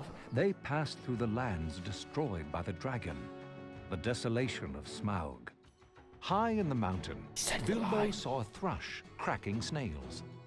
Then, as the sun set on the last night of Durin's day, Bilbo saw a keyhole appear in the side of the mountain and called for the dwarves. They opened the secret passage into Smaug's lair. Look at that. We're in Erebor, my friends. The Lonely Mountain. Excellent.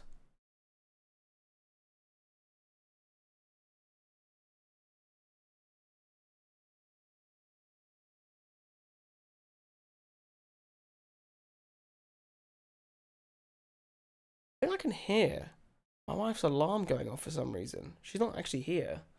Right, we're going to load into this bit, and then I'm going to get into the cup of tea. Bedtime bye. Naz, have a great sleep, mate. Have a good weekend, dude. I'll see you next week. Bring me the golden cup of Thor. Be careful not to wake the dragon. I suspect he will not be pleased to meet you. Well, the bright side is, I'm assuming they don't expect me to take on Smaug, so... So, sneak up to Smaug, take back the golden cup of Thror, and return the cup to Thorin. Good time to save it just in case it crashes.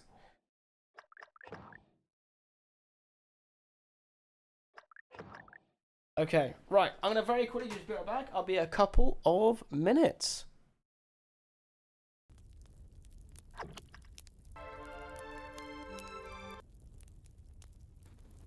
Okay, we are back.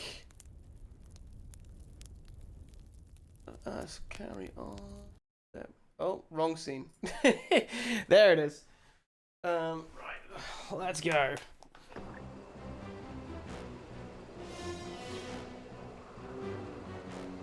Late? What do you mean late? A wizard is never late. Nor is he early. He arrives precisely when he means to.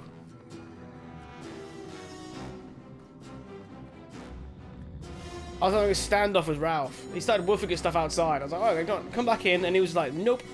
They're fine. Stay outside. Well, now you're in for it at last, Bilbo Baggins. There sleeps Smaug the Magnificent.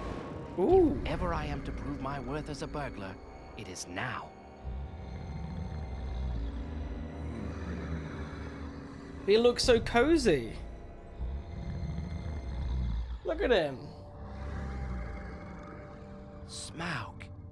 And Thorin's golden cup is right underneath his nose.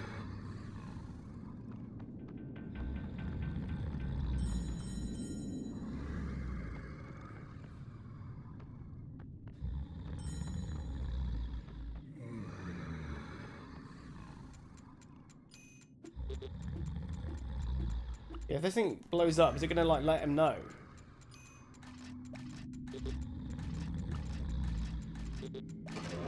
Woo! I'd better not walk on those gold coins. Too much noise and old Smaug will roast me. So the gold coins are the barriers, so I need to like clear over things basically.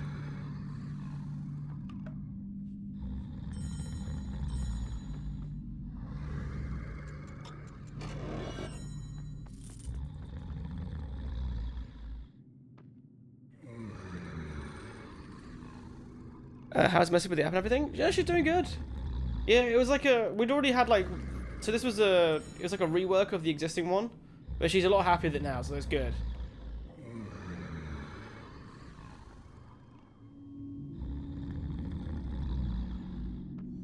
Ooh, God, that was close. Tell you what, this game would have benefited from learning how to autosave because there are so many save points. But no, she's good though. She's been out working today. She obviously we both work from home, so sometimes you can get a little bit what's the right way? Cabin fever? That's probably the best way of putting it.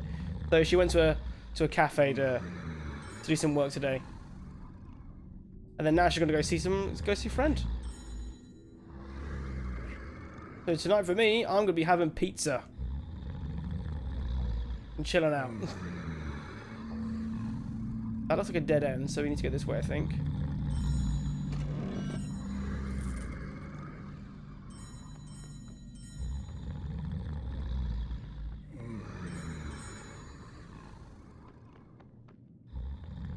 So usually... Oh god, that's close. Woo.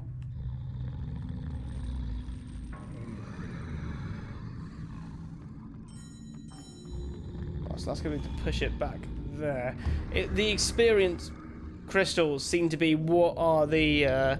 what's it called? Like the guidance points. It's this game's version of yellow paint.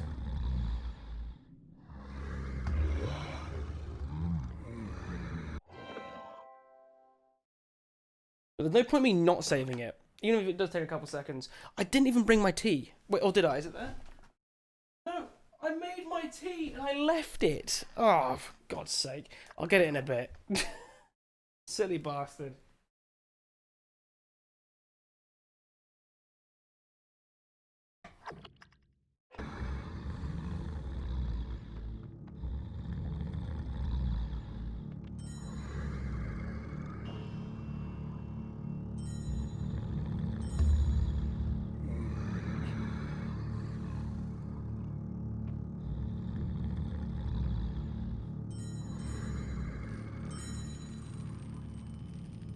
Enjoy your lurk now.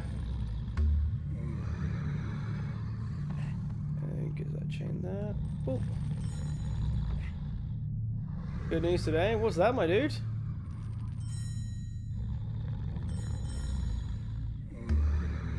Oh.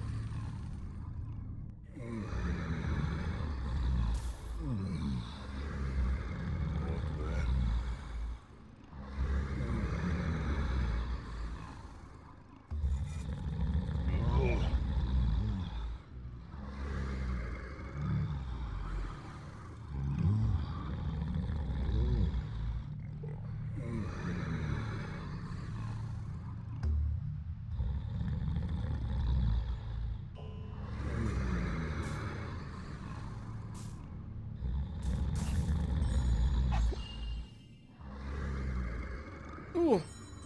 Bye-bye tariffs. I wonder why. Probably just to help all the tech pros who have been who are buying record numbers of RAM and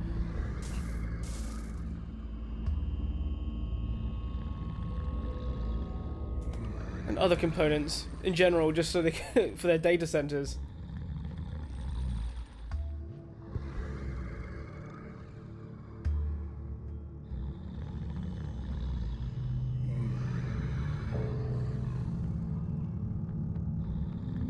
But here's a question though, will the companies lower their, wait, the Supreme Court ruled that 6% of the tariffs imposed at the start of the administration were unconstitutionally done. Oh. Shit. It was a Supreme Court.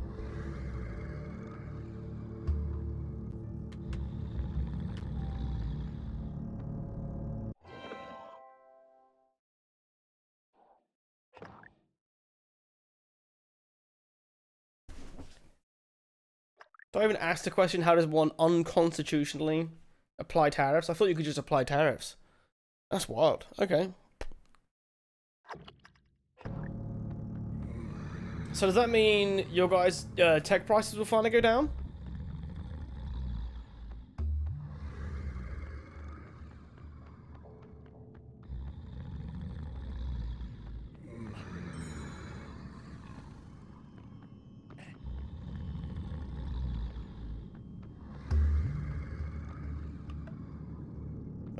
Where am I going? Ah, there we go, and we're back. Where's my cup gone? Oh, bloody hell, lad. Thieves! Fire! Murder!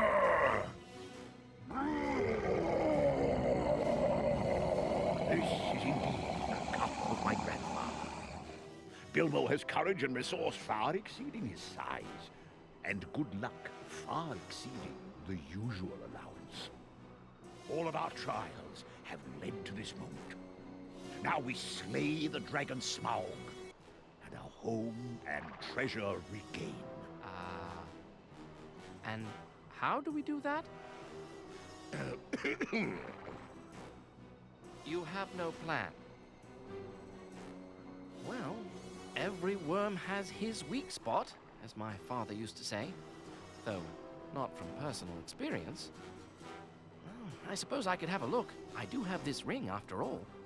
I'll creep down to the dragon's lair and see what I can see. Excellent plan, Bilbo. Good luck.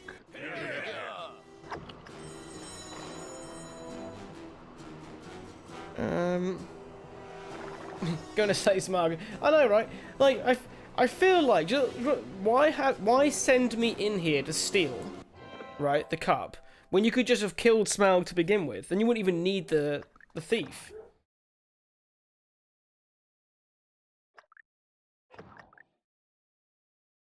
Let's look here.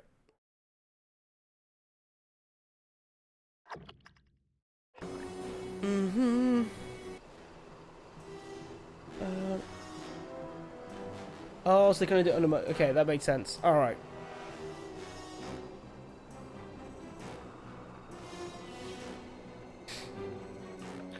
Go, whenever I hear emergency powers, you know what I actually think of? I know I shouldn't have, but I just think of Palpatine.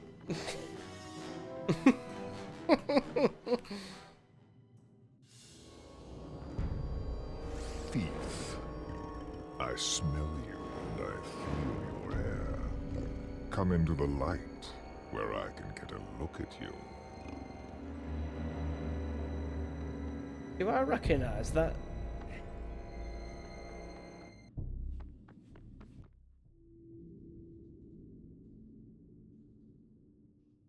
I might be able to find a weak spot if I could just get high enough to get a good look at him. If I keep the ring on, perhaps he won't see me.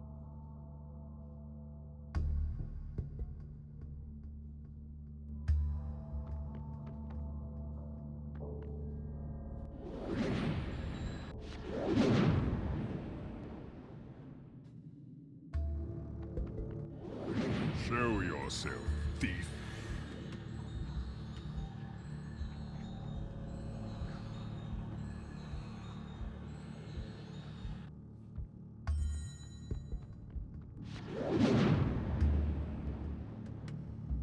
Speaking of Star Wars, who ordered the Purge? Palpatine. Well, you saw it. So when they talk about the Purge, Naya, they mean Order 66. The Jedi have left me scarred. Execute Order 66.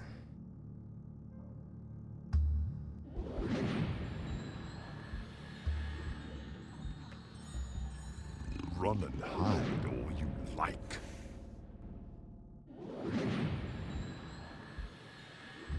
The actual order itself, though, is programmed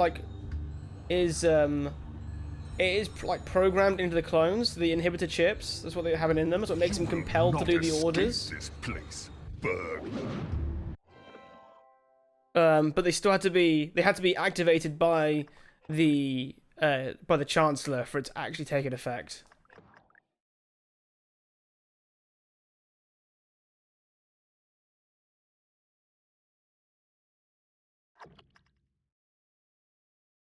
Why though? What was his political reason? His right hand is a Jedi? Yeah, but he's Sith, so like his mortal enemy is the Jedi. I see through the light of the Jedi. Yeah, that kind of vibe. Look around, thief. So like Palpatine was always.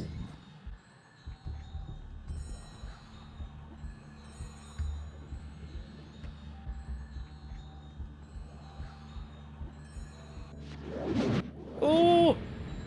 You shall not see the. No!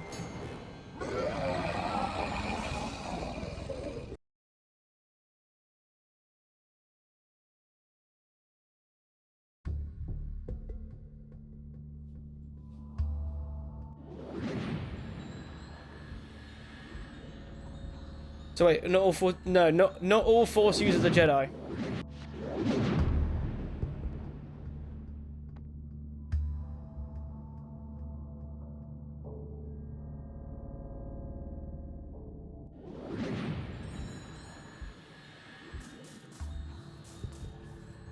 Can you just... Thank you. Jesus. Look around, thief. This is your...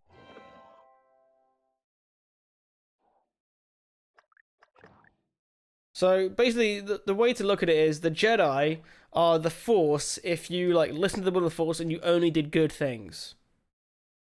The Sith do whatever the hell they want. Some would claim, yeah, the Night Sisters of Dathomir are like a different form of the Force.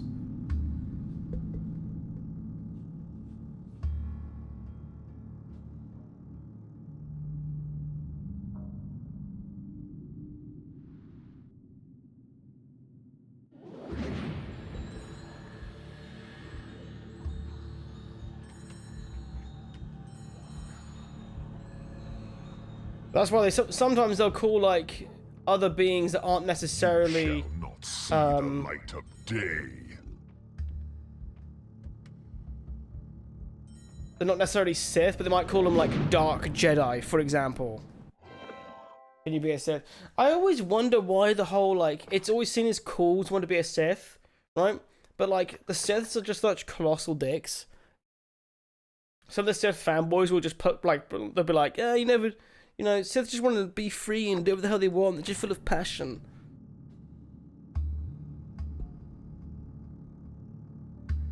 A more recent example. Ahsoka is clearly a Force user, but claims no allegiance to the Jedi. This is true. This is true. The only thing, Naya has only seen episodes 1 through 3 and Solo, if I recall correctly. The Jedi have so many rules. Well, the Jedi, the main of the Jedi's rule is to be selfless. You know what I mean? Sith want to, as a whole, like Sith as a whole want to enforce their will onto other people. They want to be selfish. They want to be able to kill. They want to, you know.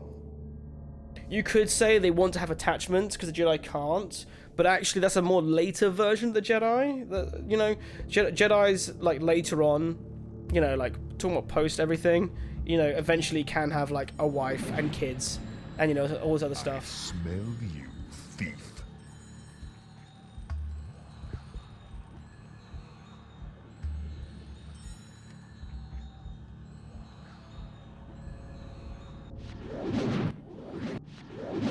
Ooh.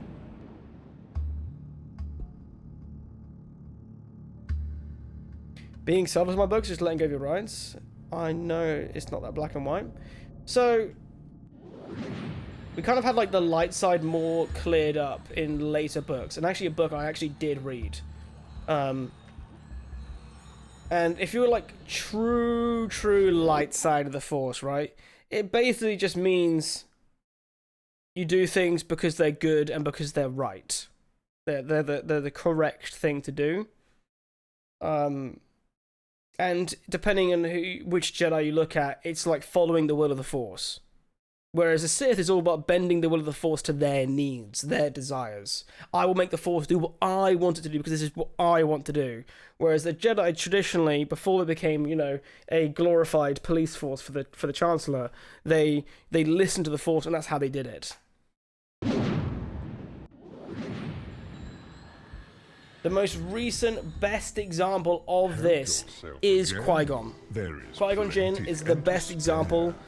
People say he's a Grey Jedi. He's not. People like to pretend he's a Grey Jedi, but he is unequivocally good. You have nice manners for a thief. You seem to know me. But I don't remember Hey, Ducky. you before. How you doing, mate? I am the clue finder, the web cutter, the barrel rider, and the ring winner. Ooh, lovely titles. But my teeth are swords, my scales are shields, and my breath, death. You know, I've always understood that dragons were soft underneath. Ha! What do you think of this? Dazzling. Perfect. What is this? No blade can cut me, nor arrow pierce me. Old fool, there's an empty patch on his chest, as bare as a snail out of its shell. What was that? Well, I really must not detain your magnificence any longer. Leaving so soon, Barrel Rider? Going back to those miserable tub-trading lake men? Burglar! Thieving lake man!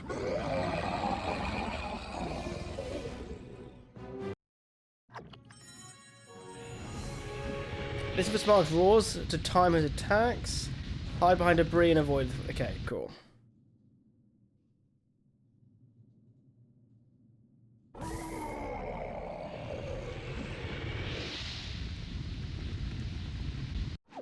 So look here. Okay, since I'm playing the game, Seer cut the Force because... she cut herself from the Force because she felt herself going into the dark side after they tortured her for ages.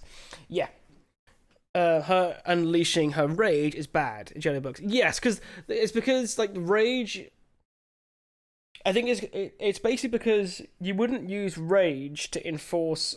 You could never use rage to enforce good sides of the Force. If that makes sense, acting out of anger is only ever used. Like you're not gonna angrily use the Force to like lift someone to safety. You're gonna use it to enact violence or kill.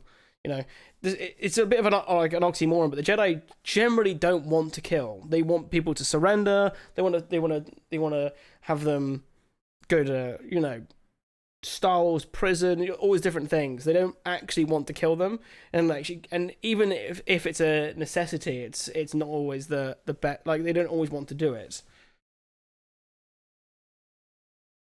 But yeah, as like Brad said, it's a slippery slope.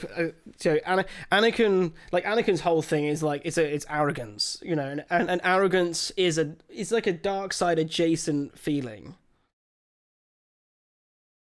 Cal is slicing everyone with his saber in this game. Yeah, because it's a game. That's the reality. It's a game. Because there's an example. Yeah, and also Cal exists after the entire Jedi Order is purged. The best way to look at it is, at most, we think like 100 Jedi survived out of like 10,000. I think we know of about 30 of them. At most. I thought it was sand. Mm-hmm. She didn't do it because she wanted to. No, but then it's basically like, what if she just keeps acting out of anger? The idea is that it's a slippery slope because if she could feel the pull of the dark side, she finds it addicting, like Brass said. So she starts tapping into it more often. Then how long? Then all of a sudden, if she then takes on other Jedi or other people, she starts teaching them the dark side. So she's not teaching people to be centered and to be balanced. She's teaching them rage and how to. Yeah, the dark side, because that's the way to look at it. You know how Palpatine looks? You know how Palpatine looks at the end of thingy? They make out it's like the scarring from Mace reflecting the Force lightning. It's actually not. It's the physical cost of doing the Force lightning that is undoing all of the Sith alchemy that Palpatine used to keep himself looking youthful. Like, the dark side of the Force, like, rots you from the inside out. It's like another way of looking at it.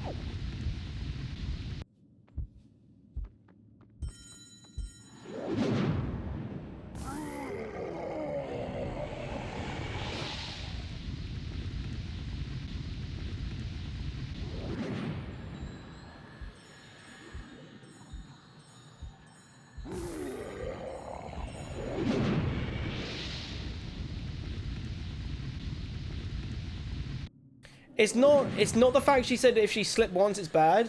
It's the fact that she slipped once, she didn't trust herself to not slip again. So before she becomes like almost addicted to the dark side, right? She's like I'm gonna cut myself off now because right now I have the strength to not full send being this evil.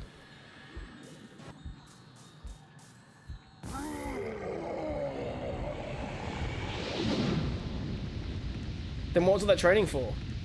Well, the training is for so they can hopefully resist the pull.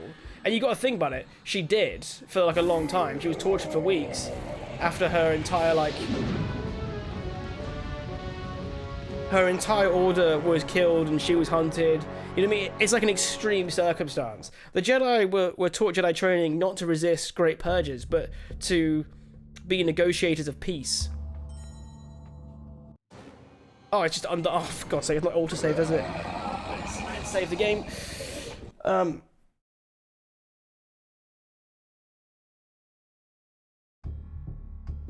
Yeah, that's the way to look at it. The Jedi weren't trained to deal with the situation they were put in at the end of Revenge of the Sith.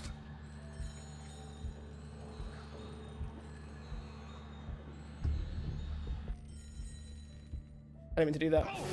Whoops.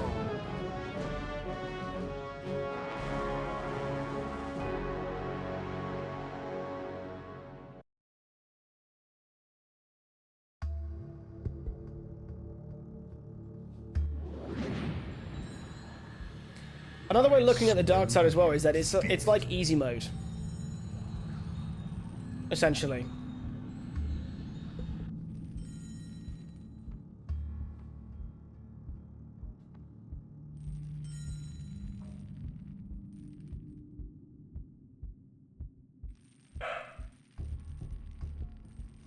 Oh, there we go. Woo, made it. Nice.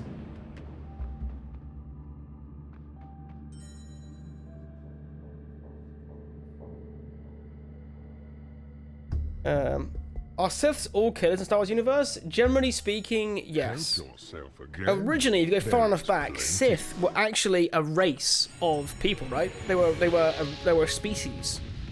They were like all red and shit. You could play them in the Old Republic, the MMO. You could play Sith.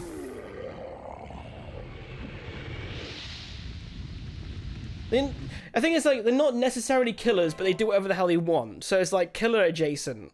It's basically like if you put a Jedi and a Sith in the room, who was gonna kill, 9 times out of 10, it'd be the Sith, and Jedi would be 1. That's the kind of scale you'd look at. They're more predisposed.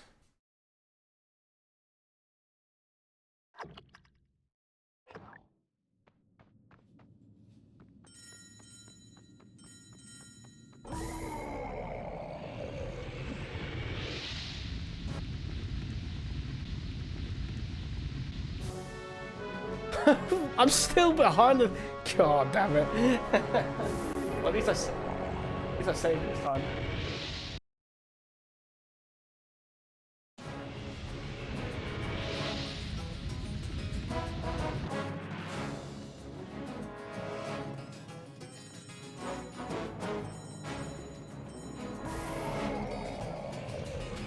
Yeah, honestly, the most nuance we got for the Sith, like Brad said, was the Old Republic, the MMO, because it's one of the few times you could like actually play a Sith that wasn't like in hiding.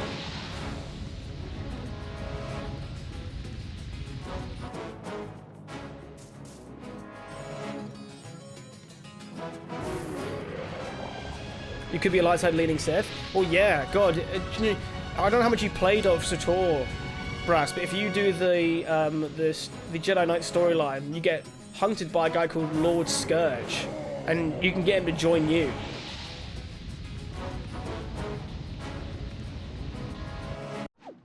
Follow-up question, are there books, novels I can read? Any details the movies can't show you? Well, like, the best example of what a light side Jedi is,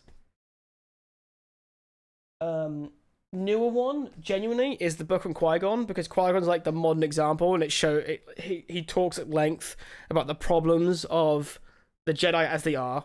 So you see like how they downfall, and what he believes like an actual light side Jedi should be, which is pretty good. But yeah, there are shit tons of Star Wars books, tons and tons of them, tons of really good ones, tons of ones that will talk about the Force, tons of ones that won't. It's kind of like whatever takes your fancy. If you like Qui-Gon and you want to learn about the light side of the Force and what that means, a book's called Master and Apprentice. It's very good.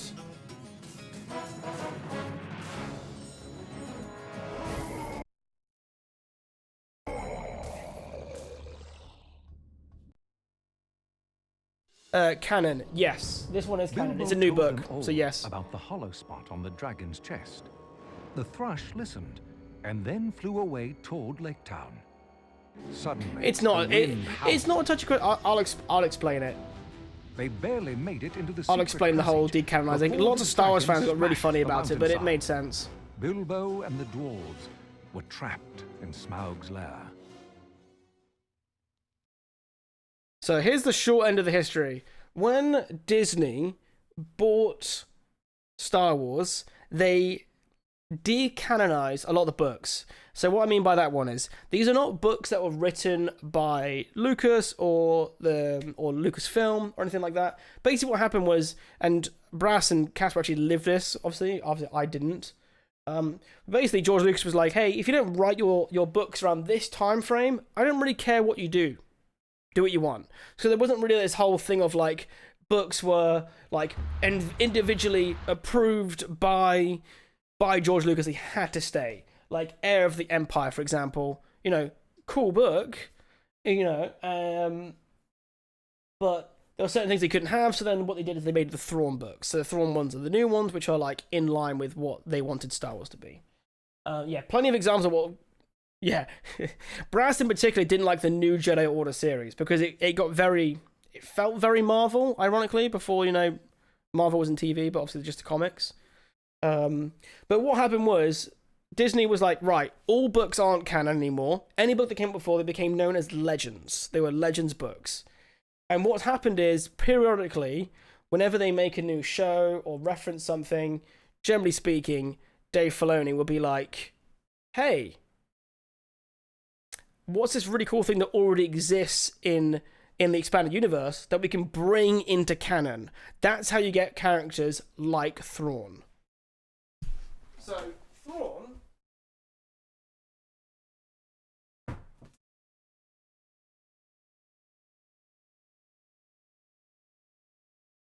Thrawn was first in this book. You see, this is Heir to the Empire. This is what he was in. This is a Legends book. It's not thingy. It's not, so it's not canon. And this is New Thrawn. Ironically, if I remember correctly, it's actually the same writer. It's the same writer. So it's like not a matter of like, it's basically just to make sure it actually fits properly in the new universe, because there was no standard. That's all it was. So I always find this a bit funny. People always hate Disney, you know, and there are plenty of reasons to dislike Disney besides what they do with Star Wars, but them decanonizing all the books was not it. It just isn't.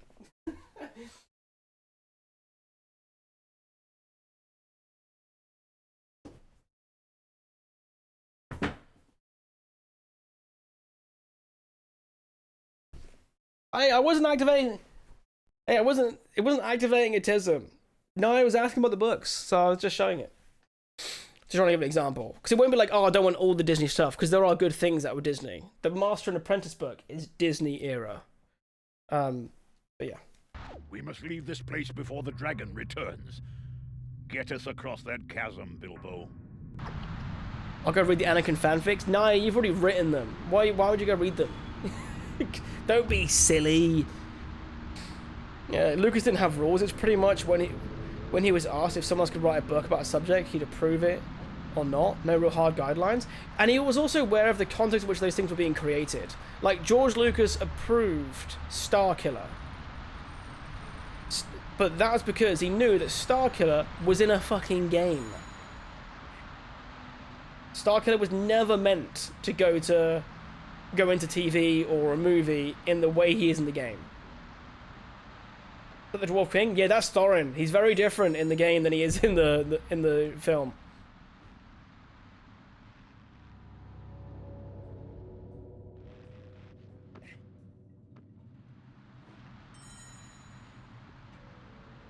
Oh, sorry guys, one second. My dog wants to be let in. One moment.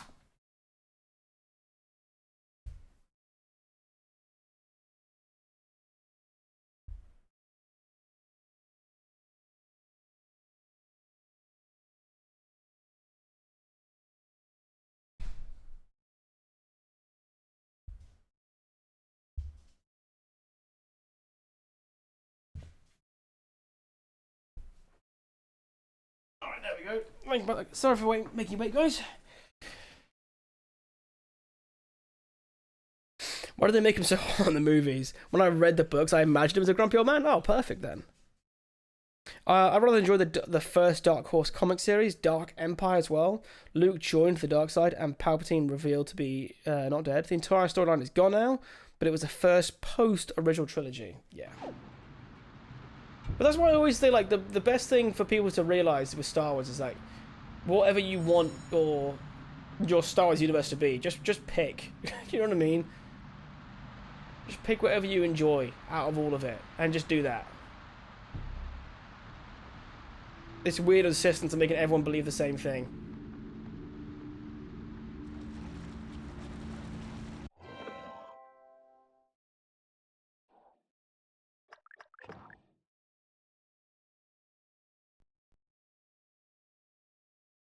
Yeah, enjoy what you enjoy, don't listen to Star Wars fans. Yeah, here's a good example, right?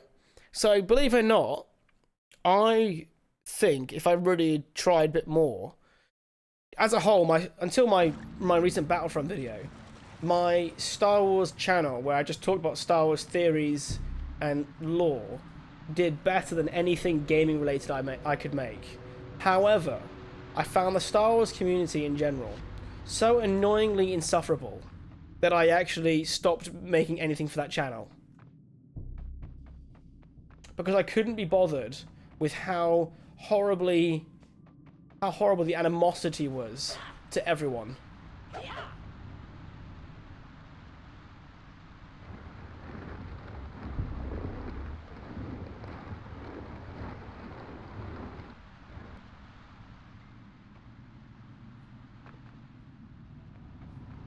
Hello, Master Ralph. If you're interested in the new Jedi Order series, check it out. I personally hated it, but they didn't make 20+ books because no one liked it. Yeah, to be fair, if you go beyond it, it's called Fate of the Jedi, which is a little bit after, I think, because it covers after the new Jedi Order, a little bit later on. And I was actually listening to all those books way back when, because what were they doing? It covers like Mortis and shit. And Abeloth, who they're teasing. So Abeloth is who they're currently teasing for Ahsoka Season 2.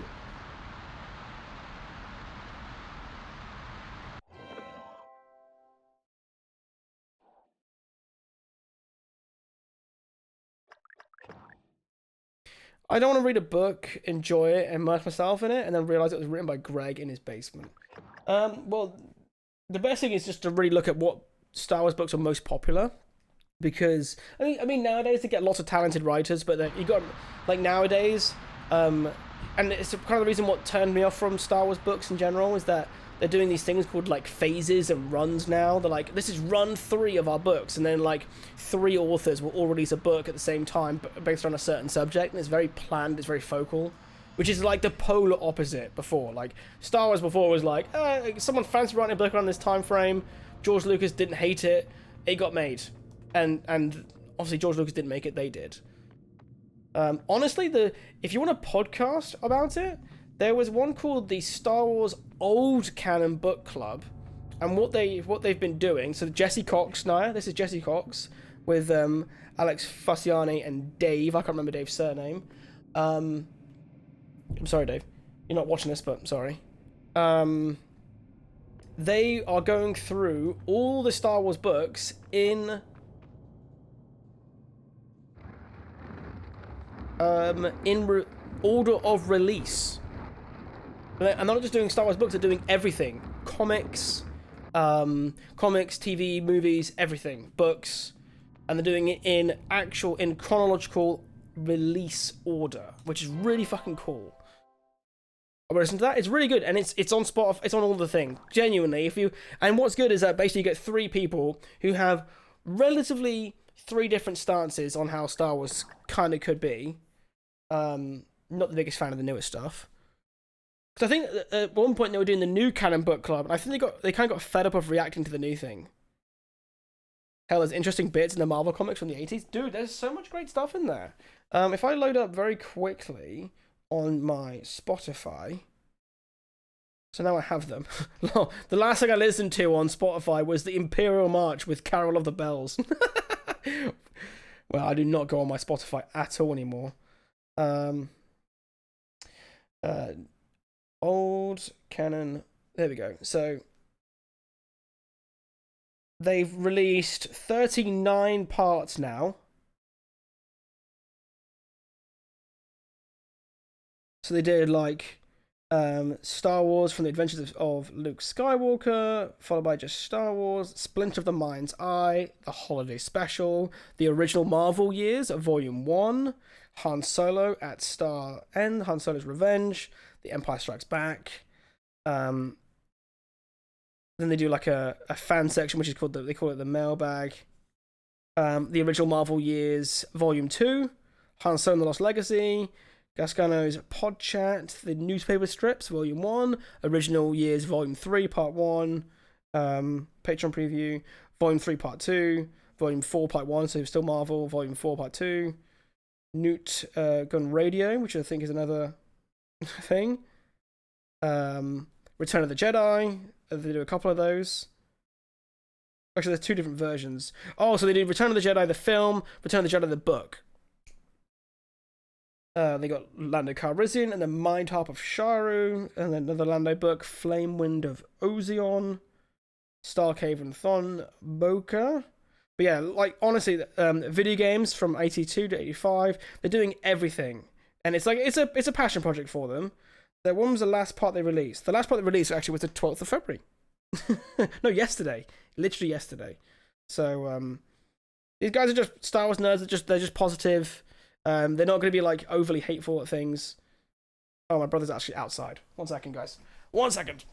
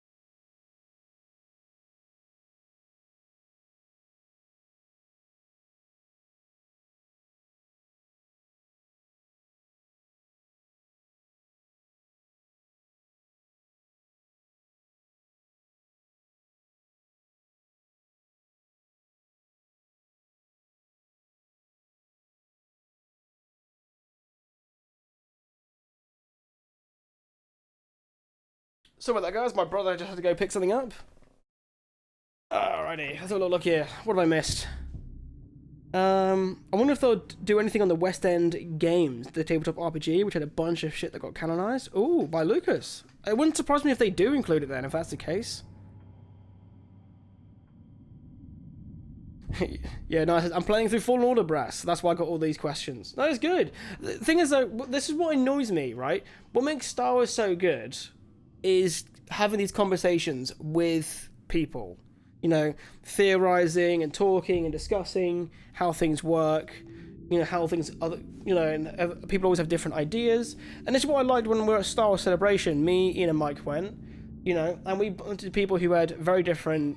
What they preferred, they're very different opinions what they preferred in Star Wars. And going on so cordially and so nicely, it was great. And then you go online and it's like the most toxic space I've ever fucking been in. You're like, what? You like this film? Ah! You know what I mean? God, I know someone that when they found out that my local cinema was playing Phantom Menace, because it was playing it for the 25th anniversary.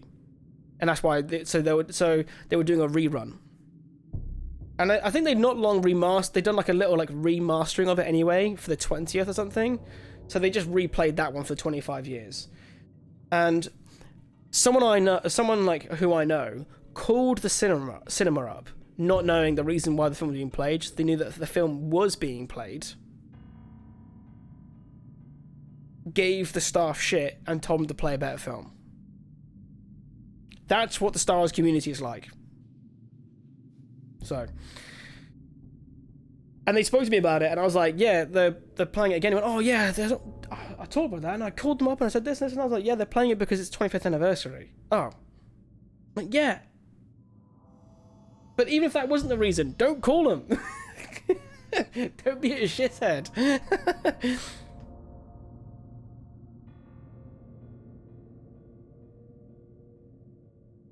Of course, nerds who relegate their social existence to being just online are usually online only for a good fucking reason, because they're shits in person. Shits in person, the stuff they say you just couldn't say to someone face to face. You know what I mean? Like, I don't really care what opinion you have. You know, there's a level of like hateness you can maintain, and if you do that in person, someone's gonna probably like tell you you're wrong or hit you in the mouth or whatever. You know what I mean? All these different things that could happen.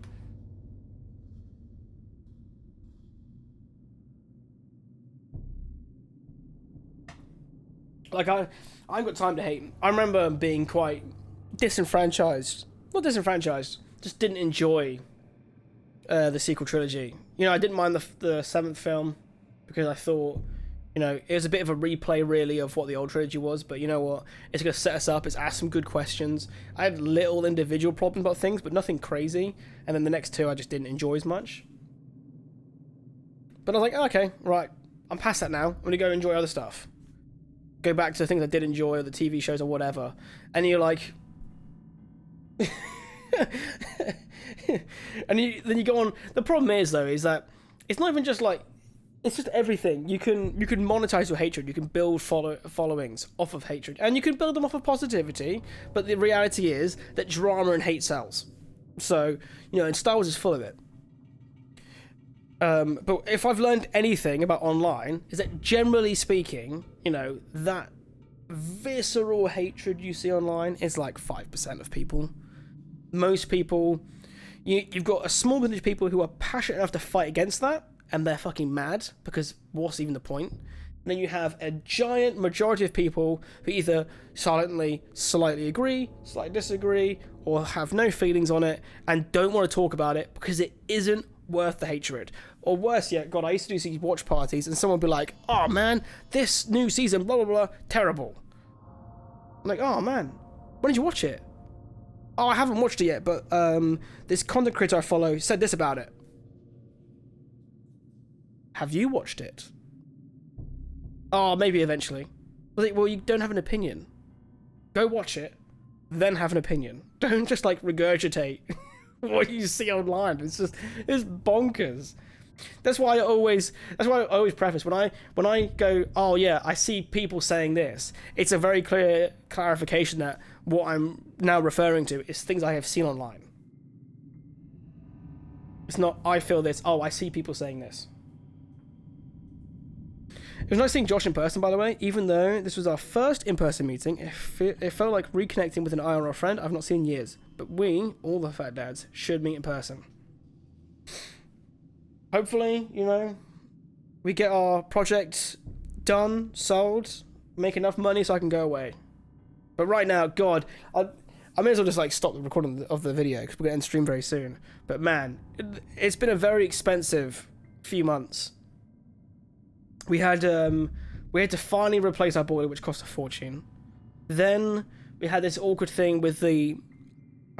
what's a long story? Cut a long story short. Long story short, when we had to finalise like our mortgage for the home that we built, we had to get a load of people to send in their final invoices to make sure we had a mortgage for the correct amount. Now, one of those people sent an invoice very late, which meant it got missed from the mortgage. So then all of a sudden you get like an extra grand or so we have to now pay personally and not add on to our mortgage. So then that had to get settled around the same time as our boiler. And then last night our dishwasher decided to flood a part of our kitchen. So I was trying to sort that out last night. So now we've had annoyingly, I can't fix it. We've had to call out an engineer. So that's going to be on Monday. They didn't seem to be crazy expensive. Like a lot of this work isn't crazy money, but it's like everything's adding up. The boiler was crazy money because boilers always are. But like everything else is just like, it's like chip damage. You know what I mean? Like for D&D nerds, you a little bit of psychic chip. You like roll the dice again. Like, fuck.